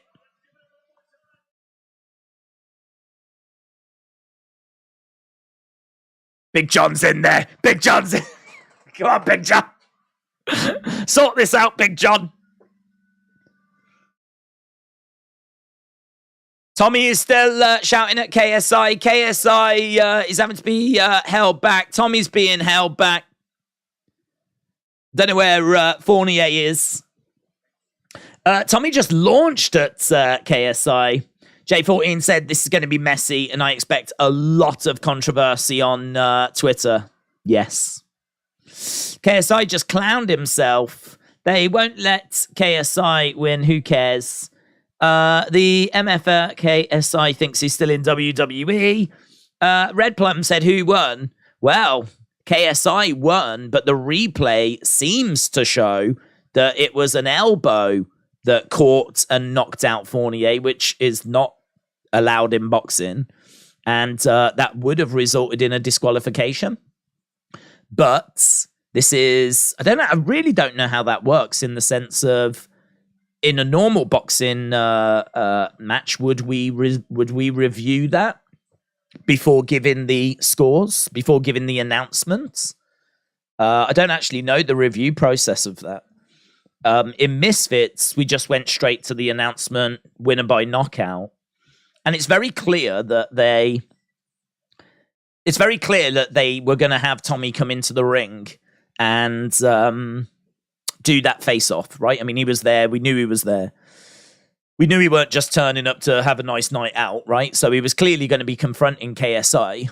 And so I don't think they wanted to show the replay, talk about the replay, because I think the bigger story they wanted to focus on was the Tommy fight. So I think they are all in with the Tommy fight. I think what happens now is KSI will say that you know, it's a win.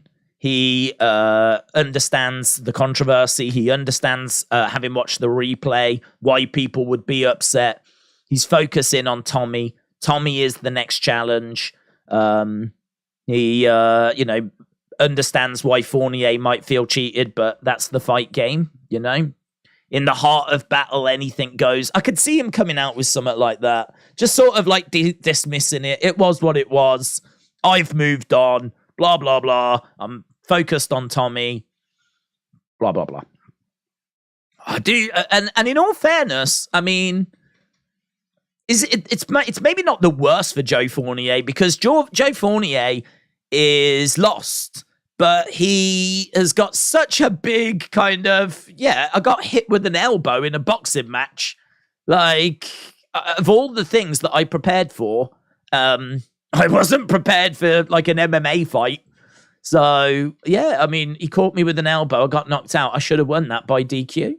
So he's got this massive, you know, get out of jail free card.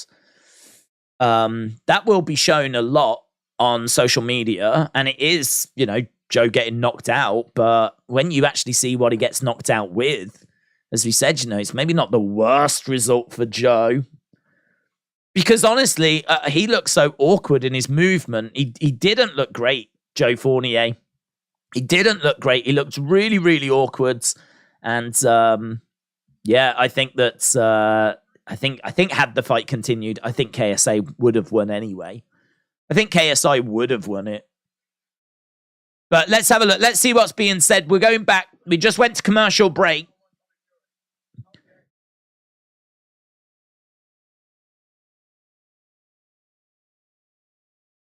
Tommy Fury looked big. We'll get the contract set up. We'll get the fight sorted. Let's not talk about the first round. Let's talk about the flipping finish. talk to me about the what should we talk about? Talk to me about the first round. Talk to me about the first round. How do you think the first round get? What should we talk about now? Talk about the walkouts. Did you enjoy the walkout? Yeah. What else should we talk about? The start of the second round.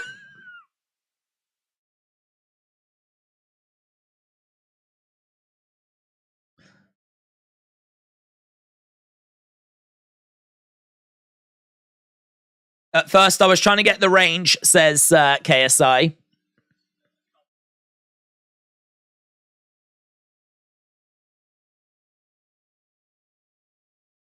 Yeah. Let's move away from Joe Fournier. That's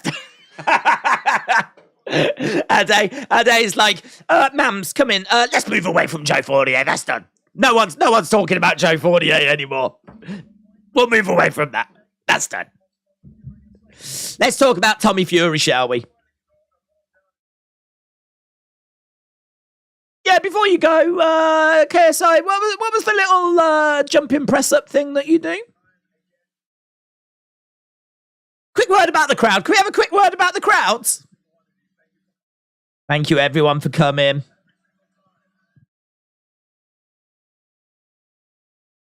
I don't know. Is there anything else we need to talk about? I can't remember.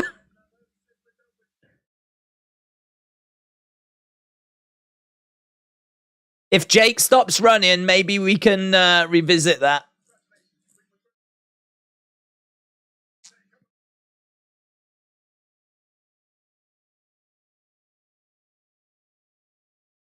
Fight of the night, knockout of the night.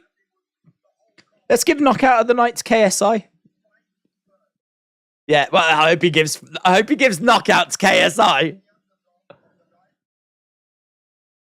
Anthony Taylor, underdog of the night, was it?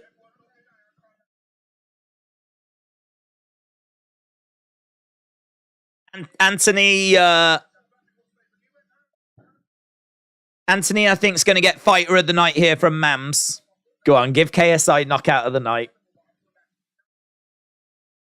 Yeah. Days, it was a hook. He caught him with the elbow after the glove connected. Oh, it looked like the elbow. It looks like the elbow. They ain't shown any replays, Edward. We haven't shown any replays of it. So, Fighter of the Night has gone to Anthony. King Snake, shout out to you.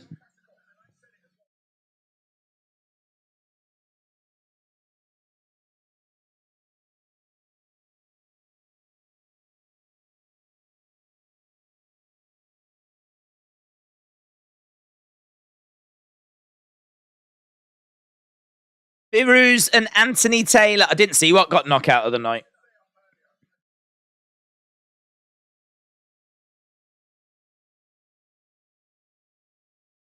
Oh, yeah. They're talking about Tennessee Thresh and Paigey. That was a good fight.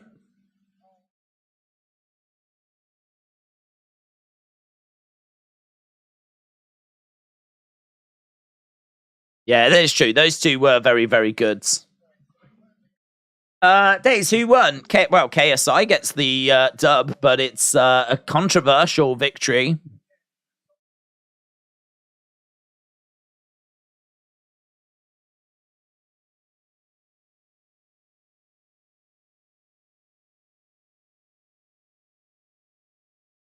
So Wembley is emptying out. Hitchum, shout out to you. Emran, shout out to you. Boogie was fight of the night, says me.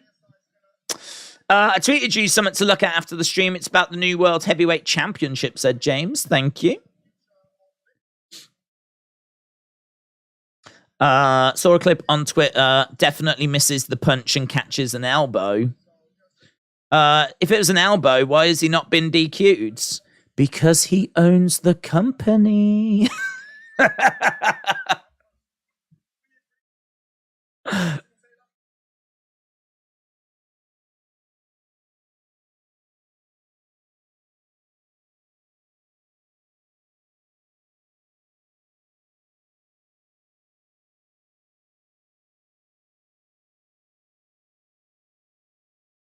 I mean, look, put it this way. KSI has just knocked out Joe Fournier in the main event, and they are not talking about it or showing replays on it.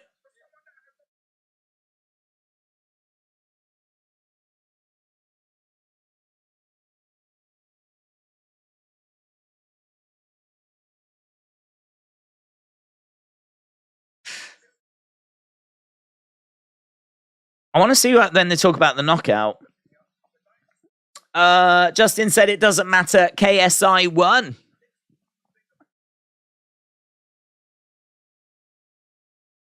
Days, I've played it back 4 times. Good. The 2 times I saw it, it looked like an elbow. I will watch it again. It was an interesting fight. KSI has a lot of work to improve before he faces Fury, says Mark. He elbowed him. It wasn't a knockout. Some say I'm a billionaire. I just need the wife first. Rampage will be on tonight, but I think it's pre-recorded. KSI would knock out Jay. Perhaps this is his new thing. He's going to knock out Fury with an elbow. He's going to knock out Jake with an elbow. Elbows are allowed now. He's going to get King Kenny. Face Temperrr sends his regards. KSI is just too good, said Wrestling Kids. It makes 0 sense. I think it should be an immediate rematch. No, I mean, look, what I would say is I really do think KSI was going to win that fight. I think Joe Fournier looked awful. I thought his movement was awful.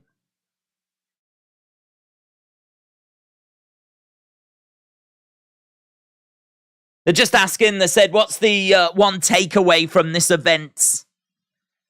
And they said energy.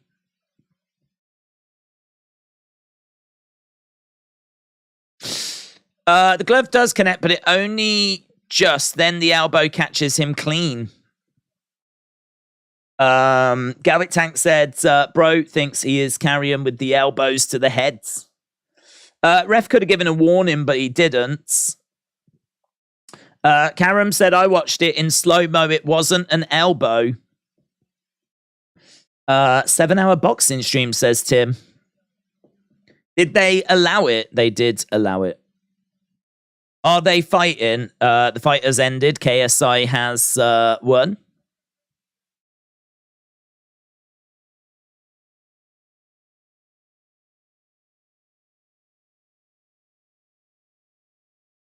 Slim says he is a top-tier prize fighter.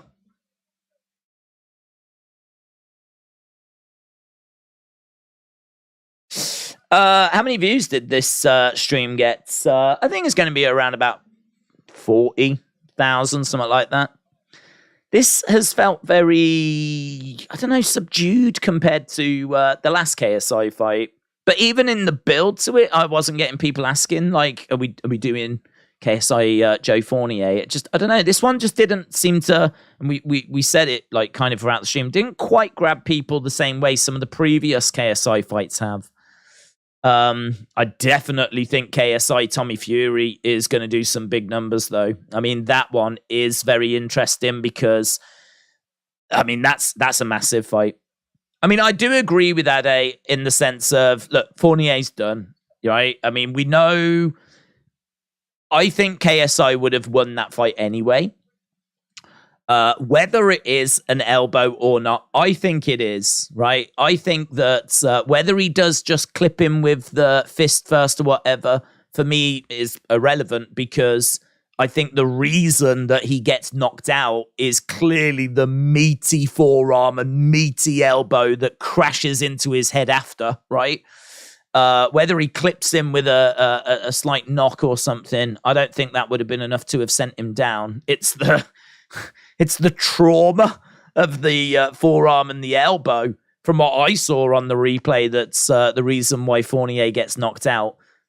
But it's done, right? It's happened. They have not shown the replays of the knockout. They haven't discussed it. They haven't spoke to KSI about it. We've just moved on to what is next. And what is next is Tommy Fury. And Tommy Fury is going to be a very interesting fight because that is the person that beat Jake Paul. I mean, KSI now has got a challenge in front of him. He has got to step into a ring with someone that we know is at least as good as Jake Paul, and did get the nod over beating him. And so, you know, if he can beat Tommy, then yeah, he's in the conversation to being able to beat Jake. But, you know, the standard of fighters that KSI has faced compared to now going up against Tommy is such a jump. It is such a jump. KSI must really, really believe that he is of that level. Because, like, Joe Fournier has not fought in a couple of years. I mean, don't forget, before Jake faced Tommy, he went up against Anderson Silva. I mean, Anderson Silva is like such a great striker, and I feel like KSI is jumping a few levels. I feel like we're going from Joe Fournier to Tommy Fury, I really think is a jump. To go from someone that's 40 and hasn't fought in a few years to someone that's in their early 20s is much bigger and has just got a win over Jake Paul is a big jump. It is a big, big jump. Now, I do think that KSI and his team are going to know where he is standard-wise. I do think he would have beaten Fournier, right? And the record books will show that he did beat Fournier. And I think that it is a big jump. I think that Tommy will be favorite. I've got Tommy winning that fight. I think Tommy wins that fight. Tommy beat Jake. And I think that KSI is quite explosive. I think he's quite quick. I think that he's got some power in his shots, but I think that he is someone that if Tommy keeps it tight, works the jab, and keeps KSI kind of controlled and frustrated, I think that Tommy's just going to win by just jabbing his way to victory, to be honest. Because KSI is not going to be able to throw his big overhand shots. They're not going to work. I mean, that's what Jake's got. Jake's got that big overhand right, and he wasn't able to connect on Tommy the way that he wanted to, because Tommy keeps things quite tight, just works behind the jab. And to be honest, I mean, Fournier just looks so bad in his movement, just looks so awkward. I don't know that this was, I just don't think this is a good fight tonight for KSI. I think there'll be a good amount of people saying that that was an elbow and that he should have lost the fight. I also think that Fournier just wasn't the challenge that KSI really needed. I think KSI genuinely needed to be tested. And I don't think that you can look at Fournier's movement tonight and say that KSI was tested. I don't think you can look at what Fournier has just provided and say that that was a good, honest test for KSI in order to get him ready for Tommy. So, I mean, they're going to have to do some hell of a lot of work in the training camp. I think Tommy opens as favorite. I think KSI is going to be an underdog. I think he's going to have to put in a lot of work to get the win. What I would say, if you are a diehard KSI fan, right, and you just can't bear anything being said against KSI, right, what I would say is, I think there is a chance that he could go on to win that fight. I don't think that he is got no chance. I think he has got a chance, right? I think that he has got skills. I think that he has got some good speeds. I think he has got some good power. I think he does leave himself open, though. But I think that he has got the ability to land something on Tommy. And I think if he can find a way in on Tommy, then I think that he can unload on Tommy, and we know that he's got a bit of power about him, right? So I think that he can beat Tommy. I don't think right now he will, but I think he can. And I think that if he does, that'll be huge. That'll be huge. So if you are a KSI lover, faithful fan, right? You stan everything he does. Well, then you're going to believe that he will beat Tommy. And what I'm saying is that if he does, I think in many people's eyes, that will be a massive achievement. That won't be a fight where we go, yeah, that was an easy fight. I expected him to win. If he does win, that'll be one where he'll get a lot of credit. A lot of credit. And that's what you want, isn't it? That's what you want. That's what he wants. Surely that's what you're working for. You're working so that when you beat and win a fight, you get people going, fair play, respect. You've earned that. You've done really well. That is a good win. And he will get that if he beats Tommy. Right? But it does mean that, he's going to have to go into it, I think, as the underdog. I think he goes into that fight as the underdog. He's going in against someone that beats Jake Paul. And actually, he wants to face Jake Paul after this fight. So he's kind of taking on the person that beat Jake. And then afterwards, he wants to face Jake, which skill-wise might be that Tommy is the hardest fight he'll ever have. Because Jake just might, Tommy and Jake could face each other again and maybe Tommy would win again. So that would mean that Tommy is clear of Jake. So that would mean that the next fight might be KSI's toughest fight of his life that he ever has. Because, as we said, Tommy might be better than Jake. Interesting, isn't it? Interesting. It's one that I think is going to really spark conversation. I would imagine that the battle lines have been drawn on social media, and many takes are being had. When is the Conor fights? I don't know off the top of my head. We've got to do Ultimate Fighter first, haven't we? They're both captains of Ultimate Fighter, and then they face each other after that series has run its course. Imagine Cody wins at Night of Champions and closes Brock Lesnar's story. Aubrey Edwards said it was an elbow without a shadow of a doubt. People are delusional if they think that it wasn't. I mean, from what I saw, it looked like an elbow. What I can agree with is if someone says that he like maybe just brushed the chin like maybe with the hook shot, right? But my counter argument would be that I really do not believe that that is what has just knocked out Joe Fournier. You can clearly see the elbow connecting. I really don't think that Fournier was out with anything that had connected until the elbow connects. I will watch it back. And I will, I know there will be a lot of opinion on it as well. But I do think that it was very interesting, the fact that KSI has just knocked out Joe Fournier in the second round, right?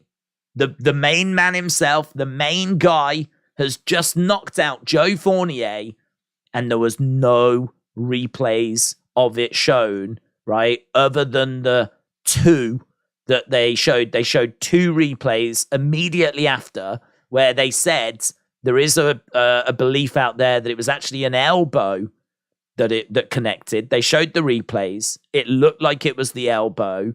The official decision was then a win for KSI. No replay shown after that. No replays of it shown after that. No discussion of it after that. Ade did not speak to KSI about it. He spoke to him about the first round. He spoke to him about what's next. He spoke to him about doing push-ups. He spoke to him about loads of stuff. But he didn't speak to him about, like, knocking out Joe Fournier. And I think the reason is because it's very controversial. And it's a very hot topic right now. And I would imagine social media is ablaze with commentary. And but I mean, look, it doesn't change my mind. I really think, having seen a round and a half of action, that KSI would have gone on to have won that fight anyway. I think Fournier just didn't look very good, but it gives him an out, basically. Yeah, he's lost, but he can at least say, yeah, but it was because I got hit with an elbow. But like, I reckon he'd have lost anyway. KSI and Mam's Energy were off in the post-fight interview. They know. 100% elbow, and it's crazy. All the men around him didn't bring him up. No replays after the fight. KSI has got some bad news. The ball hammer. I'm afraid I've got some bad news. I think that is a very interesting talking point, because it is his company and he's not going to get, there's too much money at stake.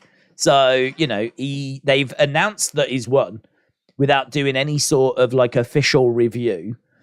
And I would imagine now, the results are final type situation. And, Tommy Fury was there. It's all about getting the Tommy Fury fight lined up. That's next. We've got through this one. The Tommy Fury fight is next. It's all about just, moving forwards, getting to where they need to get to. Yeah, it's an interesting one. It is an interesting one. What did KSI say in the post-fight interview? He didn't talk. Well, they did in ring. They did mention that I think they said some Fournier fans, right? Which, for the record, I'm not. But some Fournier fans think that it was an elbow, and he was like, "No, it was the overhand. It was like the overhand that you said I wouldn't hit you with. I hit you with." And and at the time, I was like, "Show him the replay. I think he really needs to see this replay, because you're really doing him dirty, man, because I like KSI, right? I like him. And I wanted him to win today. And I do think he would have won today, regardless of the elbow. I think he would have won. But I can only speak for myself here, right? What I have just seen does not sit right with me. It doesn't look right. And so I'm watching it. And I'm thinking now, ooh, don't like that. I think what I would like to see, I think what would be fair would be no contest, right? Because I don't think that KSI should be DQ'd for that, right? He didn't mean to do it. It has resulted in a knockout, but I think taking away his undefeated streak or whatever, I don't even think Joe Fournier would want that, right? Joe Fournier doesn't want to win a fight that way, right? So I just think no contest would be the right thing to do. Do it as a no contest. KSI still keeps his unbeaten records. And then, like, just still go on to the Tommy fight. It's unfortunate. These things happen in sports. You know, we've seen things similar happen in UFC, for example. And, you know, it is what it is. I think that I could understand Fournier wanting a rematch. But to be honest, if I'm KSI, you know, I could easily just say, look, you just weren't on my level. In the round and a half that we actually saw out of you, you just weren't on my level. I was smashing you, and I would have smashed you, and I would have won that fight anyway. And it's unfortunate what happened, but I got out of that what I needed to get out of that. And, you know, my focus now is on Tommy. And I just think that would have been, for me, a better way to have dealt with it. But I can understand them not wanting to have that kind of a conversation, because there needs to be a proper sit down, a proper review. You need to really look at that footage, and, you know, there needs to be a proper decision that gets made. But yeah, I mean, like, for me right now, I think it shouldn't be a KSI win. It shouldn't be a KSI knockout. For me right now, it should just be a no contest. It doesn't stop the Tommy fight from being next. It is unfortunate, but unfortunate things do happen. And I just think KSI talking about, you know, I put him asleep. I'm the best. You know, I'm the best influencer box. You know, gloating. It's just not a good look. It's not a good look. And I think it could have been avoided. Because, do you know what I mean? If you've just potentially illegally knocked someone out and you should have been disqualified, I think then standing there gloating about how you're the best, how you're the bee's knees, it's just not a good look. And I think that Misfits kind of did him a dirty there. I think that they could have protected him better. I don't think they needed to shove a microphone in his face if that result was in doubt, you know? I think what's clear is that they don't really have a procedure in place for such a situation. There's not really a procedure in place. There's not really like a protocol to go to. They just went to their standard protocol, which is the result gets awarded as a knockout, and then we just interview KSI. He did not get shown that replay, so there was no comment from him. All that was said was Fournier fans believe that you knocked him out with an elbow, and KSI was like, nah, it was overhand. It was overhand. The same overhand he said I wouldn't hit him with. I just put him asleep with. And that was it. I mean, there was no other mention of that moment past that point. So yeah, it's one of those. It's going to be a big topic of conversation. I feel like I've said my piece on it. I think I've said my 2 cents on it. I don't begrudge KSI now going on to face Tommy. I will watch back the moments from just judging from what people have been with. I don't dispute, though, the fact that he might have just clipped him first before hitting the elbow, but from what I saw on the replay, it looks like it's the elbow that's knocked him out, not the hook shot. But that's it, you know. I suppose in a way, referee's decision is final, and we move on to what we said is a genuine big fight. Genuine big fight. It's crazy how overhyped this guy is. It was clearly an illegal elbow. Saying he would have won anyway is cheap. You're judging off half of a round. It doesn't justify it, says Soz. Well, no, it doesn't justify it, but I mean, all I'm saying is that I was very underwhelmed with what I saw of Fournier. I think that KSI would have gone on to have won. Could Fournier have gone on to have picked up the victory? Maybe, but I really wasn't impressed with what I saw in the round and a half. It was more than half a round. In the round and a half of what I'd seen from Fournier. And so I'm saying that it should be a no contest. I haven't said that I think that this was the right decision. I've said the opposite. I've said that it should be a no contest. I don't think it should be a DQ. And, I'm not, I don't really have a side. If I was watching Jake Paul, I would say the exact same thing. I think that it's not, if it was intentional, I would feel different, but I really don't think it was intentional. I don't think KSI has just lost his temper and smashed Fournier in the face with an elbow. That's not what's happened.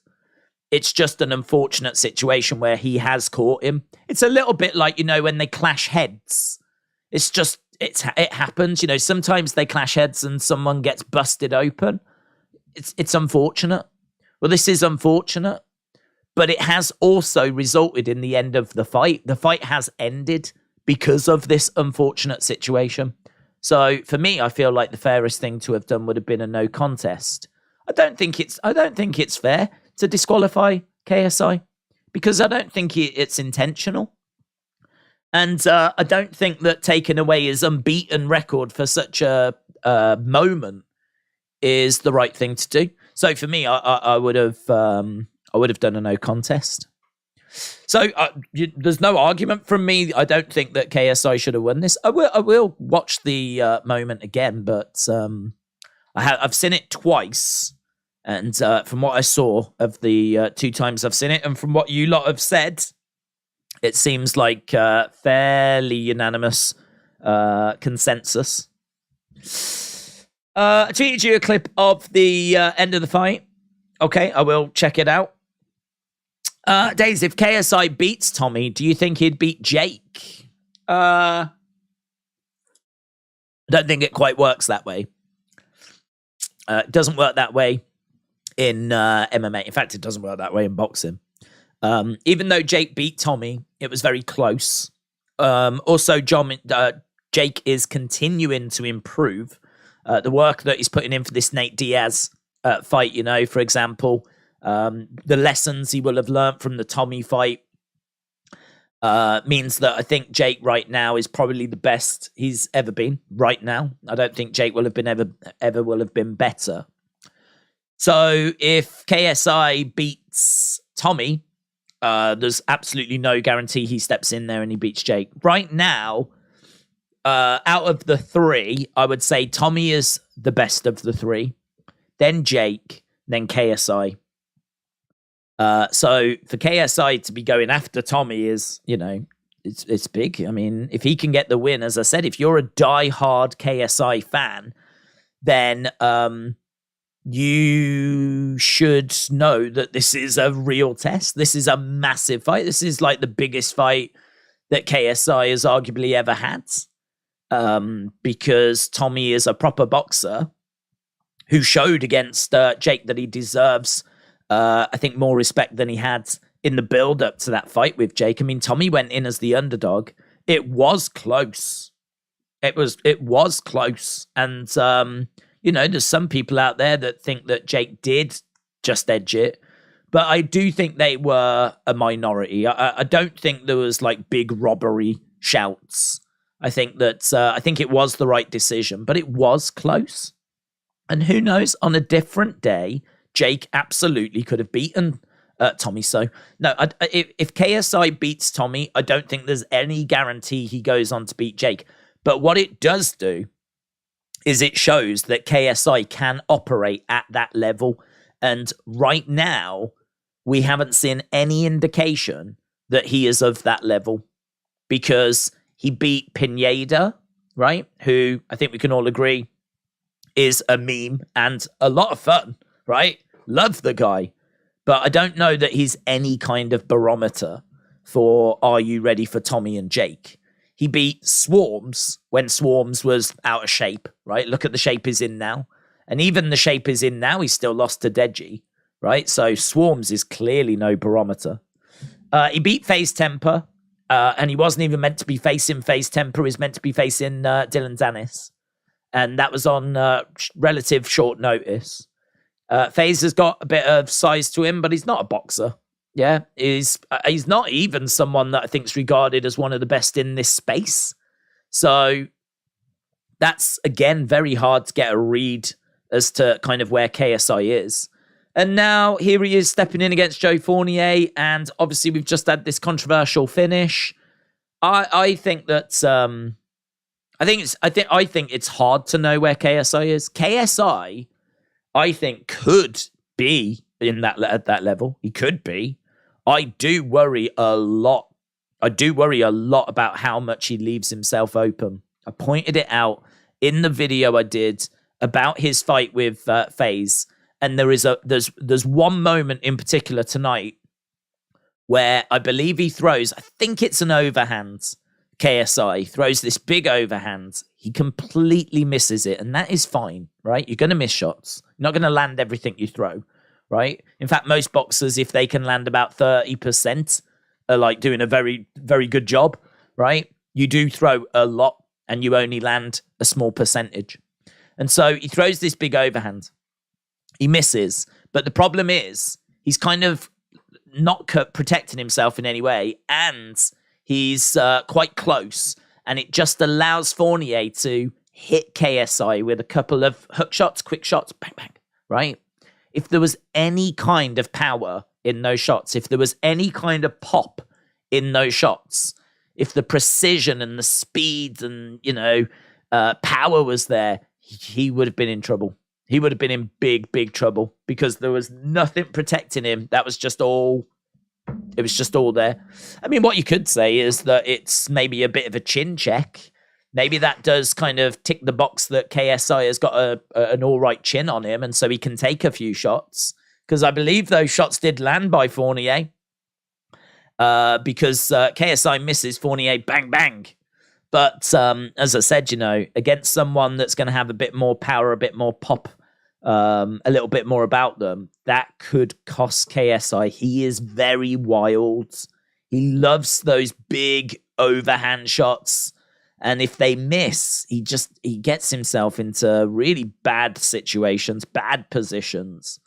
And it showed, I did the breakdown against Faze. He did the exact same thing against Faze Temperrr. He did the exact same thing against Faze Temperrr. And I just don't think he can do that against Tommy. I really don't think he can do that. I don't think he can afford to be so gung-ho. And actually, Tommy made the exact same comment. That's the terminology that Tommy used. Tommy said, "You're gung-ho." In their face-to-face after, he's like, "You've got no head movement. You're too gung-ho. You're too reckless, basically. You're too wild. You throw these big shots and get yourself into bad situations." And he's like, "You're easy money for me. You're easy work." And right now, I've got to say, I do think Tommy is going to win that fight. And I know that's going to upset people. And I know there's like KSI fans that are going to be disappointed by that. But I've got to call it as I see it. I've watched Tommy fight. I've watched KSI fight. And right now, I think Tommy wins. That doesn't mean Tommy will win. And it doesn't mean that KSI can't improve and can't work on his defense and can't learn from, anything that he needs to learn from. But, yeah, I mean, look, that's going to be an absolutely fascinating fight. And if KSI can win it, that'll be a good win. That'll be such a good win. That'll be a massive win. He then genuinely will have done what Jake Paul hasn't been able to do. Jake Paul has yet to beat a proper fighter. And, he's beat Fournier tonight, but there's a big asterisk next to that. He beat Pineda. There's a bit of an asterisk next to that. Well, not that he beat him, but I don't know if we can class Pineda as a professional. I don't even think KSI's classing Pineda as a professional fighter, because he's been saying in the build towards this fight tonight, "I'm going to do what Jake Paul hasn't done. I'm going to beat a professional fighter." And people have been pointed out where you have already beaten Pineda. And it's like, yeah, well, that's Pineda. So, yeah, I mean, if he beats Tommy, he really will have done something that Jake hasn't done. So it will be a massive win for him. Misfits Boxing have tweeted out that KSI won with a brutal shot. What's the decision? Decision is KSI win. KSI win. It's been announced. They've moved on to Tommy. We know there'll be a lot of talk about this, but I don't think Fournier's getting a rematch. I don't think anything's stopping that Tommy Fury fight. I think we move on. I can tell, but others will cry, and then they will call me cheater. It's top secret. Rico said, as KSI fan, I think he shouldn't fight Tommy, but if he wins, that would be insane, says Rico. Do you know what? I think that's a really good comment. I've got a lot of respect for KSI fans that can really be level-headed and really look at where we are, right? I totally understand KSI fans wanting the best for KSI, wanting him to succeed, wanting him to win. And I agree. I really think he needs another fight before Tommy. I really think he needs another fight. I feel like we're skipping a couple of levels, and I completely agree with your comment.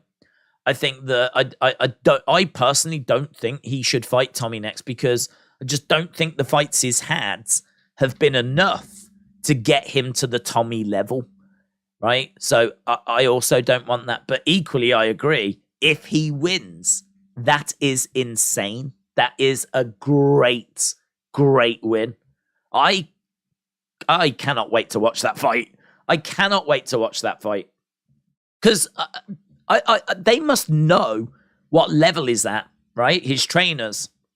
They must know from his sparring just how good he is, right? So if they want the Tommy fight, they must be feeling really confident. And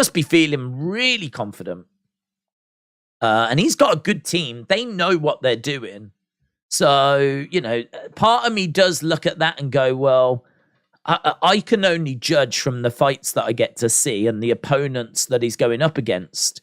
But they see a lot more of him, obviously, than we do. They see him in sparring. If they've set up the Tommy fight, then they're either in a rush, and I don't know why they're in a rush. They don't need to be in a rush, right? Because we've got time. I mean, how old is he? 29? He's got time. He's fine. He's fine for like 5 years or so. So we're in no rush here. So we're either just like rushing a little bit, or they really think that he is ready for it. And that's exciting. That's exciting. Because, yeah, I mean, it's exciting. Because if he is ready for it, and he is going to go in there, and he is going to give a good account of himself, I mean, even if he loses by decision, that's really not a problem, because that's exactly what happened to Jake. So if he loses by decision, it wouldn't be an issue, would it? As long as he doesn't go in there and just get embarrassed or get knocked out, even if he loses by decision, it doesn't derail the Jake fight, because, well, Jake lost by decision as well. And I can't remember. I think it was split decision. I think Jake might have got one of the judges to give him the fight, score the fight for him. But either way, it doesn't really matter. As long as he doesn't go in there, get embarrassed. And perhaps that's part of the thinking. Perhaps part of the thinking is, well, if he goes in there and ideally he wins, but even if he loses, as long as it's not a knockout. And Tommy isn't really known for his knockout power, in all fairness. He doesn't have a very good knockout percentage, Tommy. So perhaps they're taking a real calculated risk, in the sense of, well, if we lose, it doesn't really matter, because Jake lost. And as long as it's not a knockout and we get it to decision, it doesn't derail the Jake fight. Don't know. It's interesting. Are you watching Stone Cold Takes on America? I'm not. No, I'm not. Since The Simpsons had their own ring war with Family Guy and Super Mario Brothers, they could have a pro wrestling video game. Since The Simpsons had their own ring war, would Family Guy and Super Mario Brothers have a pro wrestling video game? You'd have to ask them. I don't think that Simpsons wrestling game is seen as a great success, although I enjoyed it for what it was.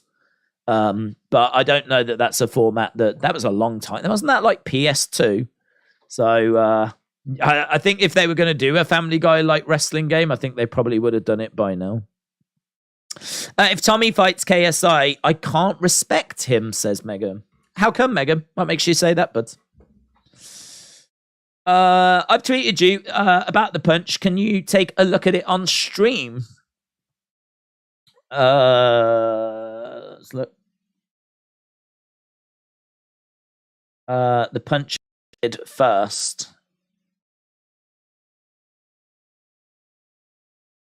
It doesn't show anything, but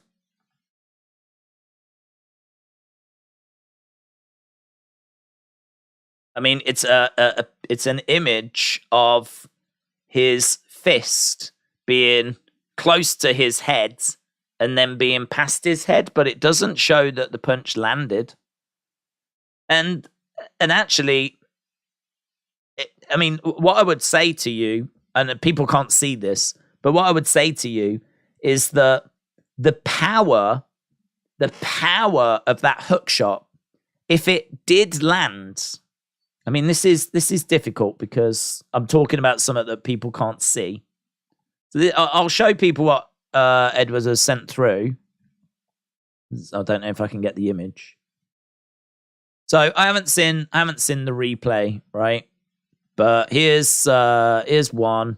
Here's the other. These are the two images that have been sent, right? There's one, there's two.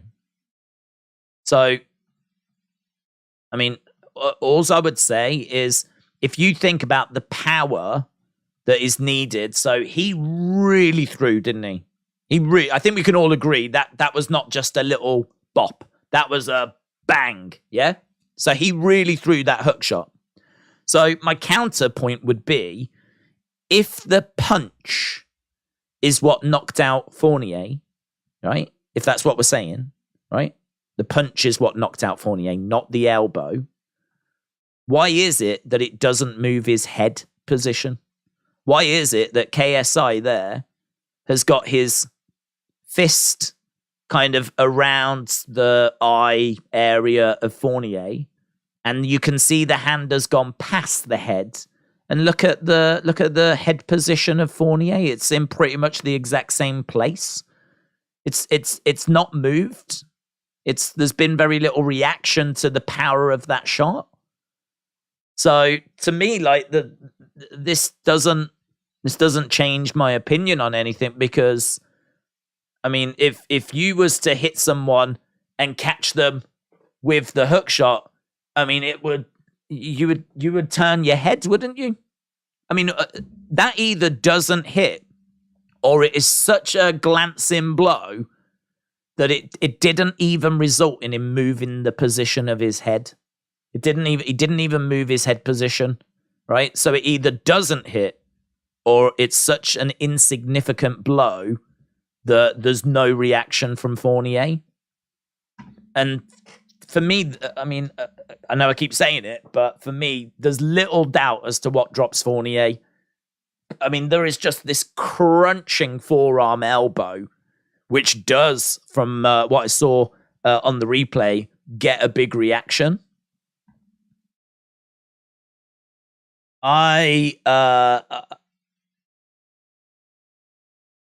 I've got James's replay.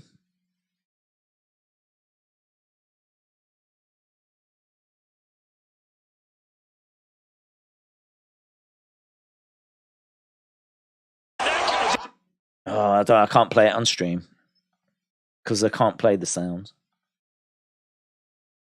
It's the camera angle that we get is not brilliant.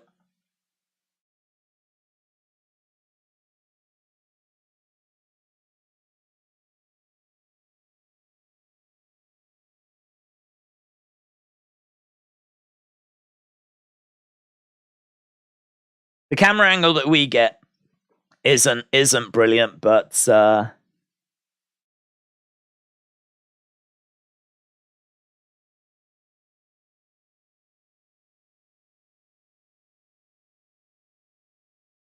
it looks like a forearm to me. It really looks like a forearm. It looks like this here. That's what looks like knocked him out.